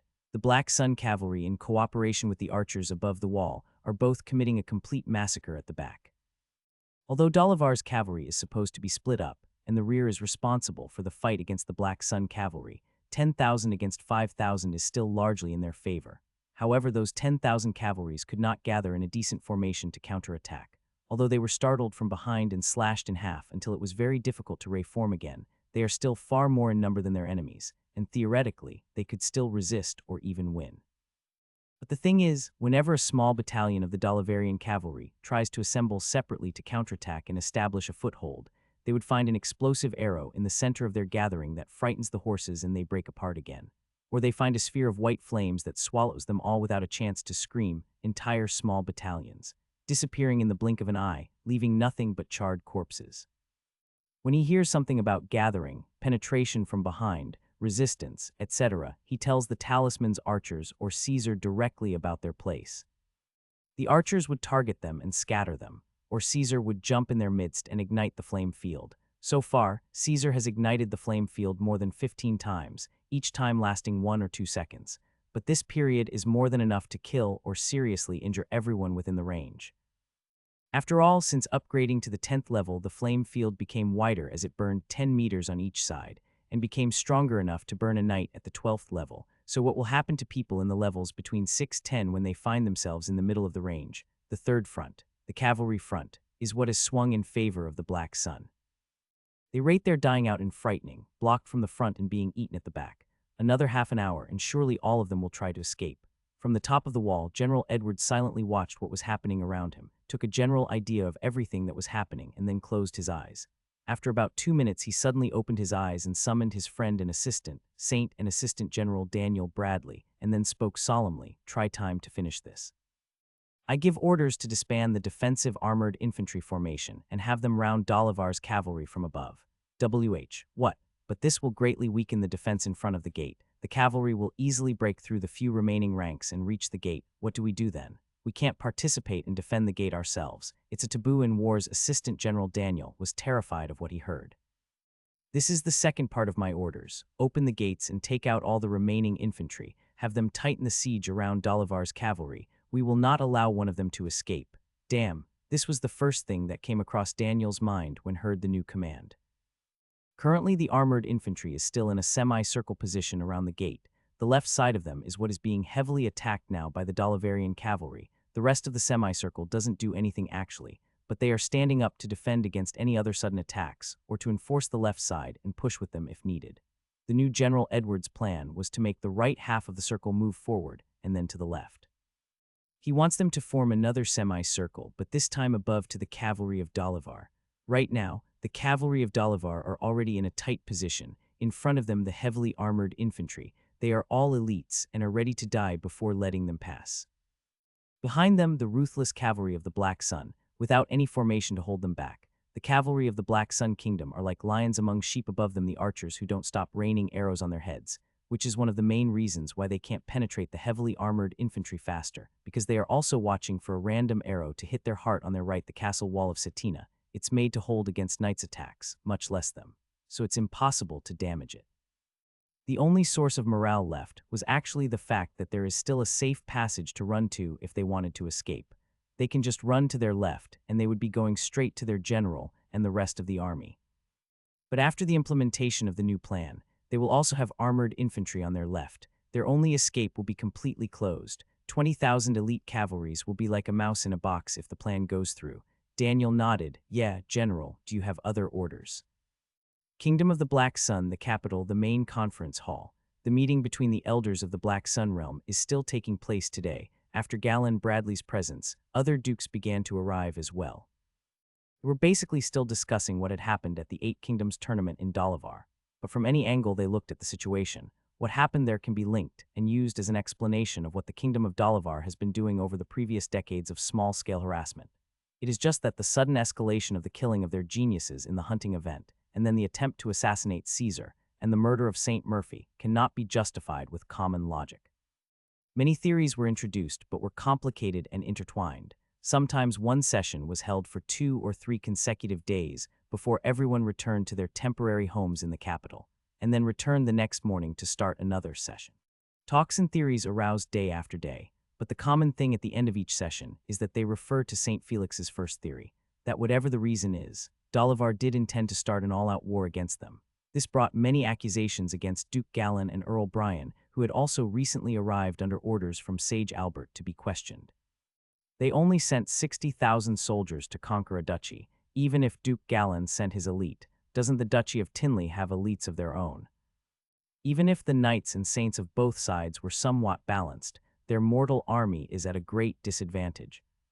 Although the first two confrontations were now legends that can be immortalized in the history of the victories of the Black Sun, and they already became a source of pride for the citizens after the news spread. Such a small army would be defeated no matter how long it held out inside, so why did they send it? To increase hostility with Dalavar, to give them enough reason to carry out their plans for total war. It is not as if they are afraid of Dalavar. Fighting without sufficient information is not a wise choice. If Galen and Brian are really trying to fan the flames of an all-out royal war, they are traitors who deserve punishment. The two patriarchs commented on the accusations that they had received many benefits from Caesar's master and that he promised to assist the Black Sun Kingdom if the situation worsened. Frequently asked the question, who is Caesar's master, who made those explosive talismans, but neither of them answered clearly. They just kept evading. Discussions and accusations continued until only a few hours ago when the messenger came to inform them that the Duchy of Tinley had sent General St. Edgar Tinley at the head of an army of 170,000 soldiers to fight General Edward's army, and that General Edward is currently preparing to confront them at Sightna Castle. 170,000 against less than 60,000. It seems that the Duchy of Tinley can no longer stand the presence of this small army in their lands anymore. Since this shocking news came, the discussions calmed down, and everyone was prevented from leaving the hall until the results of this decisive battle came back. The atmosphere was very heavy. Everyone spent these hours trying to anticipate the results and the consequences. The most optimistic prediction was that their saints might be able to escape. Even Galen and Bradley, who know well the real number of talismans with the army, were terrified when they heard about General St. Edgar and his army of 170,000 soldiers. In their minds, they were already cursing Robin because he wasn't patient enough and giving them time to raise a bigger army or make more talismans. The suffocating atmosphere clouded the thoughts of everyone. If someone had told them a year ago that they would gather here to follow the events of a war of just an earl and wait nervously for the results, they would have mocked him. But fate played its game, so much depends on this small army. The hours passed slowly, but at last, knock knock. There was a knock on the door twice, and then straight in came General Nicholas, a level 29 saint. He's one of the respected generals of the royal army, but he's been assigned to bring news of this war quickly. Everyone held their breath when they saw the saint entering. They waited until he took a few steps and leaned toward the sage Albert Marley, then stiffened his back and smiled. "Ladies and gentlemen, we have won." What did you say? What do you mean we won? Have many of our soldiers managed to escape successfully? Joy, then surprise, then their brains stopped working. Finally, a few politicians stood up and started asking questions. Sage Albert also could not understand anything from the messenger's sentence, so he furrowed his eyebrow and asked, "Explain more, Nicholas, what do you mean by we won?" "Your Highness, my words were clear, and I mean what I am saying. We have won. It is not a moral victory as some think. We have won a complete and crushing victory," Saint Nicholas proclaimed out loud. Sage Albert held his seat's armrest excitedly when they heard this resounding announcement. The sages in the room started standing up slowly. Victory. Victory. We won. Woa. H-A-H-H-H-H-A-Y, bastards of Dalavar, who do you think we are? H-A-H-A-H-A. Some started hugging each other and some started throwing their hats to the ceiling. It was a great joy for everyone. This is a victory that will be immortalized in history. But there were three who weren't as excited. The first two are Galen and Brian. They were just sitting in their original places, didn't move an inch, giving a smile of relief. They both looked as they were about to faint at any point now. The last days were a huge pressure on them. They appeared strong from the outside, but they both sent their entire elite force there. If they lost them, it would have been unthinkable. The psychological comfort from this announcement was enough for them to relax and sleep for an entire year. The third one was still Sage Albert, whose features changed from astonishment to furrowed eyebrows and then wonder, then asked Nicholas, "Explain to me everything that happened there, even the most boring detail." Upon hearing these words, everyone calmed down and immediately went back to their places, lest they miss a single detail.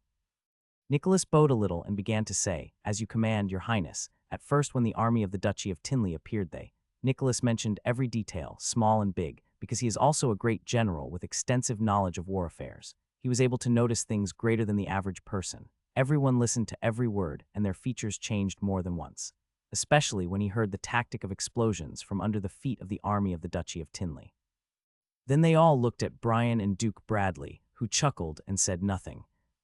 After the enemy's cavalry was surrounded by the armored infantry, the enemy's cavalry tried to penetrate the last of their ranks from the front and rush towards the gate.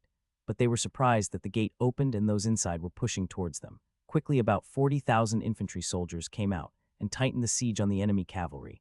Enemy saints tried to send a saint or two to open a path for the cavalry, but their way was blocked by 5 saints from our side. The Battle of Saints was fully sealed. None of them could breathe even if they wanted, let alone try to go to help another front. After only half an hour, all the enemy cavalry were wiped out. The only thing left of them was only the few thousand horses they were riding. Then the army was directed towards the Battle of the Knights, which was still going on, and we had the victory sealed already when our cavalry and our infantry rushed there. They surrounded all the enemy knights, and a huge massacre. In the blink of an eye, that front was done as well, with only about 100 high-ranking enemy knights escaping. Then our knights went to help the saints in their battle, so we killed 5 more enemy saints before the rest managed to escape. Everyone was waiting for Saint Edgar to move and join the battle. Even I was ready to fight if he decided to join himself. But in the end, he gave up and preferred to fly away. When the enemy infantry who had retreated saw this, they grew even more terrified and ran in all directions. Then General Edward ordered their pursuit. Our army pursued them for a few kilometers until they were able to capture more than 30,000 of them. Our losses were limited to 3 saints and a few thousand soldiers, about 100 knights, in addition to all the talismans. Our victory is crushing and overwhelming. The Duchy of Tinley will be unable to rebuild their army even after 50 years. This is so satisfying. This will teach them a lesson. Ha ha ha. They thought it would be easy to bully our kingdom. That's what they deserve. Laughter, shouting, and manly embraces all shook the hall. Even Sage Albert had a big smile on his old face. This was the best news he had heard in many years. No matter what happened next, this short war would be enough for the citizens of the Black Sun Kingdom to brag about for the next few hundred years. Then he continued, first of all and before doing anything else, this news must be spread in every corner of our kingdom, and even making sure it spread to all the other kingdoms. Everyone must know the greatness of the kingdom of the Black Sun. Does anyone has any objection to this? No, sir, that's exactly the right thing. Everyone quickly agreed. Raising the morale of the citizens means greater affiliation, increased production, and an increase in the number of those who wish to join the army.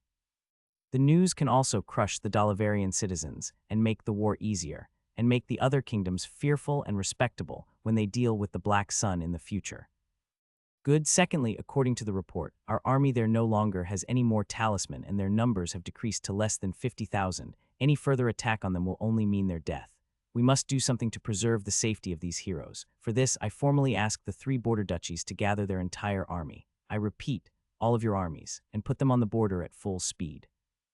When a battalion is completed, then send them the frontier as soon as possible. Within a week, I want at least 400,000 soldiers there. Do the 3 duchies have a problem with this? Duke George Stanley stood up. I'll start the arrangements at once. Duke Raymond Alton followed him. I have already begun sending my troops since your honor's last instructions, but I will increase the pace of the dispatch today. I will send my whole army and declare general mobilization as well. The one who received this decision with joy was none other than Duke Donald Evren, as he is the middle duchy between the 3, and if Dolivar as a whole decided to keep up with their original plan to make a true royal war, they will cross through his land first, so gathering such an army on his land was in his interest. Good, now for the 3rd object for today. At this point, the sage looked in the direction of Earl Brian and Duke Gallon, who were sitting next to each other, and spoke you to contact this genius, who invented the talismans, and asked him to make other patches, and tell him that the royal family was willing to purchase the technique for making fire runes for 50 million gold coins. The price is negotiable. Gallon frowned for a moment before quickly regaining his condition, and nodded with a slight smile. He sent his elites and lost thousands of them, including about 100 knights and 2 saints. He took a huge risk and a gamble on the future of his family in this war. If he didn't win or lose most of his elites, then he would have been finished. The royal family would make an example of him to avoid the full-out war with Dolivar, and all of this was for the method of making fire talismans. But after he heard the number Sage Albert said, only then did he realize that what he paid was really too cheap a price for it. However, even with this realization, he was still angry. He hoped that Robin would reject the offer. He certainly does not want the method of making the fire talismans to fall into the hands of anyone else. As for Earl Brian, he didn't even nod, but remained stunned by the number, 50 million gold coins. The entire Burton family earned about 1 million coins per year. When salaries, living expenses, and army supplies are deducted, there would be less than 100,000 gold coins left as net profit. Of course, there are always other ways for the family to gain coins, like selling lands and making a bargain in some business, but that is a one-time thing and not a direct source of income. So technically, it would take about 500 years to be able to save those 50 million gold coins. Sage Albert understood the reason behind Earl Brian's idiotic look and didn't try to pressure him for an answer, but went back to addressing everyone. The council is suspended for today. Every one of you should go now to do his task, and who doesn't have a task focuses on spreading the news. Equals equal equal equal equal equal equal equal equal equal equal equal equal equal equal equal equal equal equal. A similar and different scene takes place at the same time inside the imperial palace in Dalavar. Similar in that also all the leaders of the kingdom are gathered to decide what they would do in the future, and different because they were sitting as if they were in funeral, frowed eyebrows and ugly faces. Some of them seem as if they wish the earth would open up and swallow them up. Insult, absolute insult. There were no side discussions, no screaming, no arguments, just silence. Until the person seated on the chief chair spoke, Sage Crown Prince Louis finally broke the silence, saying, "Has there been a new message from the allies?" "Why, yes, Your Highness. Even after trying to negotiate further, their decision has not changed," a middle-leveled saint replied with fear. They say that everything has changed. These talismans are so powerful they cannot join us until they know how much the Black Sun has a stock of them, how fast they can be produced, ways to counter them, and even ways to steal their design. The face of Sage Louis twisted in anger, and what do we do now? They made us stand in front of the cannon while they were relaxing from afar and watching. Because of them, we had to provoke the Black Sun Kingdom, and they have the audacity to speak like we are begging for undeserving help. Reports say that there are approximately 200,000 soldiers standing on the Black Sun border with us, preparing to enter at any time, and their number is still increasing. If that army is also armed with those talismans, there may not be anything called Dalavar after this war ends. Your Highness, this might not be the case. Perhaps all of their talismans already ran out in the last battle. One of the saints quickly replied optimistically. The sage looked wide at him. "Aren't you the one who said earlier that the weapon with Caesar and his two brothers was just a sample to frighten us, and that it was impossible for them to have quantities of it?" That's right, Your Highness, but I was Zeus, what are you doing no. Saint fell to the ground with his eyes wide open. He died. If one of you speaks again, he must be responsible for what he says. Sage Louis spoke slowly. He was still sitting still. He did not move. Silence fell over the place again. Before they had nothing to say, and now whoever has something to say is too afraid to speak. When the sage saw this, he continued, "In the process of assassinating Caesar, it is said that he used level 16 fire weapons. We can assume now that it was those talismans. Does this mean that they possessed quantities of fire runes of all levels between 6 and 16? So far, they are messing with us and attacking with these weak talismans, but they have already tied their hands and our feet with its presence. What would happen if the higher level talisman comes up? We are the ones who brought this on ourselves. Now we know what they are capable of, and we know that our damn allies have abandoned us in the first real test. What do we do? Give me your opinions." After a few seconds, the Duke replied, "Your Highness, we are without an ally, and if we try to declare all-out war, we will provoke the Black Sun Kingdom further. I see that we have two only solutions. The first is that we already declared that it's a personal problem of the Tinleys. We can let the Duchy of Tinley handle the situation on their own and distance ourselves from what is happening there as if we see nothing." A man suddenly stood up and struck the table in front of him with his hand. "What do you mean by this? You want the kingdom to forsake us completely. We have taken the responsibility of the killing of that Burton saint for the sake of the kingdom. We aren't even the ones who attacked the boy and killed the saint. St. Louis put that into our shoulders and we accepted it. Is this our reward? How dare you even suggest the matter?" This was the representative of the Duchy of Tinley in the council, for Duke Titus himself was in his palace following the developments of what was happening in his duchy. "Please calm down, sir. I'm just stating the current situation, and the decision ultimately belongs to His Highness." SHHH, no one interferes again. Sage Louis raised his hand to stop the side discussions as the Tinley envoy was about to speak, then gestured at the previous saint. "You may continue. Or might try to tire them out in a battle of attrition. Their numbers are already small. They are just an Earl family, and Galen Bradley wouldn't send much more men for fear about his own borders." Those two suggestions are basically one. The continues of the war. The problem with this proposal is that it will prolong the war for God knows how long, and will allow the enemy army to increase their supplies and perhaps bring more talismans. If this happens, their control over the duchy may increase little by little, or even they uproot the entire Tinley family and take over the entire duchy. But the good side of the suggestion is that they will not advance beyond the Duchy of Tinley whether they lose or win, and we can always find a way to reclaim our lands in the future if one member of the Tinley family survives. At this point, the Tinley family's envoy clenched his hand so tightly that it bled. This was the worst possible scenario, but also the highest possibility. The sage nodded. "Go ahead, what's the second option?" "The second option is a non-aggression treaty." "What did you say?" Do you want us to surrender and give up our lands? Sage Louis shouted. He knew very well the meaning of the second option. The Tinley family representative also nodded. Damn you, traitor. We won't leave them an inch of our lands, Your Highness. Our lands have already been taken from us, and we can't take them back in a short period of time if we depend only on the Tinleys. They have already lost a huge part of their core force. Within 2 weeks, the enemy has already taken about half of the duchy under their control. How long will we wait? The first option is still on the table, but the risks are too great, so I suggested we make a non-aggression pact for 10 years, for example, during which we will research more to know what those talismans are and how to repel them. After the pact ended, then Duke Tinley can return with our new knowledge and more competent army and tactics to retake his lands. Sage Louis didn't reply quickly, nor did the representative of the Tinley family reply. They cannot even decide which choice is worse. The first was the option of a prolonged war in which the danger of erasing the whole duchy. And the second was submission, raising the white flag and giving up 40 of the size of the duchy, the lands that the enemy already have, for the sake of peace. After a moment of deathly silence, the word "do it" was heard. Your Highness, send messengers to the general of the enemy army and to the capital of the Black Sun Kingdom. Tell them we are ready to surrender the land they had invaded to join the lands of the Black Sun, and will not attempt to attack to retake it. In return, we want a non-aggression pact for 50 years. The Tinley family envoy quickly stood up. Your Highness, how can we remain a Duke family after this? Is this our reward for following your orders? I will give you lands from the rest of the duchies around you. Your overall land will be large enough for you to keep the title of Duke. After the non-aggression pact ends, you will take your lost lands back. Now sit down. Indeed, the Tinley family representative returned to his sullen face, but he was kind of pleased. This was the best possible outcome for his family. Then the sage stood up. We'll meet again when we get the response of the Black Sun Kingdom. Disperse. When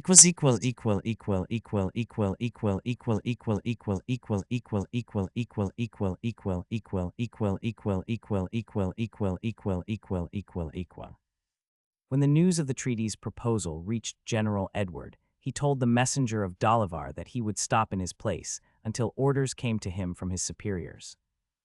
Well, actually, he would have stopped anyway, since he had run out of all the talismans he had. But when the request for a non-aggression pact reached the Black Sun capital, it caused an unparalleled storm. This was a declaration of surrender. What about the inconveniences at the Eight Kingdoms event? What about the murder of St. Murphy? Where is what strengthens their heart? Was all that just empty bullshit? Previously, everyone rejoiced at the successive victories, but they remained on alert. They were waiting for a strong reaction, and in the end came a declaration of surrender. What is that? The laughter and mockery in the conference room at the first announcement made the messenger of Dolivar think of suicide out of shame. But when they calmed down and studied the matter further and found that the talismans had already run out, everyone decided that the treaty would really be in their best interest. Especially Earl Brian Burton, who was living every moment as if in a dream. No, he never once dared about dreaming of something like that, as all the progress that has been achieved until now is considered a false victory. Dolivar can attack again and take it at any time, but this offer secures what they have collected so far. At least he will not be afraid of Dolivar's attacks for a certain period of time, and this is more than excellent. But before giving the final decision, he contacted Robin, who told him to do what he saw as right, but that he should base his decision on that he did not have another large amount of talismans. With no more talismans, then they can't start another battle, or they will be exposed. Thus this pact was more than good for him. The dream of his family for the past 1,000 years was to collect enough land to get the title of Marquis, but now he will get much more, without much loss in soldiers. After everyone agreed in principle and Earl Brian strongly supported the idea, the process of peace negotiations began, which took about 2 weeks back and forth until the final terms were agreed upon, and they are as follows. The Black Sun shall obtain another piece of land from the Tinleys, in addition to the previously conquered lands, bringing the final total to exactly half of the Duchy of Tinley. The non-aggression agreement will only last for 20 years. 10 million gold coins were paid as a ransom for 50,000 Dolivarian prisoners. The officials of the Kingdom of the Black Sun were keen to publish everything that is happening in all parts of the kingdom, and as quickly as possible, and to all the other 7 kingdoms as well. Their spies inside Dolivar secretly published the pact terms in every corner. It is an insult to Dolivar in every sense of the word, and an unparalleled pride for the Black Sun Kingdom. Everyone witnessed their miserable treatment of the expedition of the Black Sun Kingdom. They witnessed the attempt to assassinate the child Caesar, and they witnessed the killing of a saint of the Black Sun who came to participate in the event on the lands of Dolivar. so the attack of the Black Sun Kingdom is justified to the fullest extent. But what is not justified is the successive defeats. A small army of 60,000 soldiers completely crushed the Duchy of Tinley, and in the end, Dolivar declared defeat and gave up a large part of its territory. The legendary tales of the 60,000-strong army will remain in the minds and on the tongues for a very long time, but the elders had other things on their minds. Everyone who had some power in the 8 kingdoms was thinking of the same questions. What are those talismans that the Bradley and Burton families used to achieve these crushing victories? Who produced them? How can we get them? Another 2 weeks had passed quickly since the non-aggression pact was signed. After the news about the pact reached General Edward, he started to implement what he had to do. As such, he started giving the new promotions to those who deserved them, distributing the spoils of war between all the soldiers, handing over the captured war slaves in exchange for gold, etc. The trio Caesar, Peon, and Theo had the lion's share of promotions and spoils, with no one objecting to this. Everyone saw or at least heard about the three's heroism in all the battles. After all the formalities were over, and Edward handed over the captives to Dolivar's officials and received wagons loaded with the 10 million gold coins. After the handover of the captives was completed, he announced that he would return to the Duchy of Bradley and that he would hand over all the conquered lands to St. David Burton, level 24, the second most powerful figure in the Burton family after Earl Brian. The Burton family flag rose over all the conquered lands side by side with the Black Sun Kingdom's flag. This shocked everyone. It shocked the people of the Kingdom of the Black Sun more than those of the Kingdom of Dolivar. Wasn't Duke Galen Bradley taking Caesar being a disciple in his institution as an excuse to interfere in the war and seize these lands? No one thought for a second that someone like Galen would truly participate in such war for justice. But when Galen was asked in the capital about what was happening, he laughed out loud and said, "I won something else."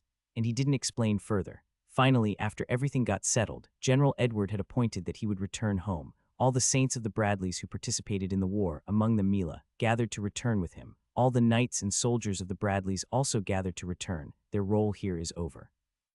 Only the 25,000 soldiers of the Burton family remained in their posts, headed by 4 saints, including David and Billy Burton. Even though no one was afraid about the little numbers, it was understandable. Even if all the 60,000 returned, the lands would still belong to the Burton family. The Kingdom of Dolivar would not break the non-aggression pact so quickly. At the last moment, 4 others joined the escort of General Edward and his soldiers. They were Saint Billy Burton and 3 young men, all returning with them to the Duchy of Bradley.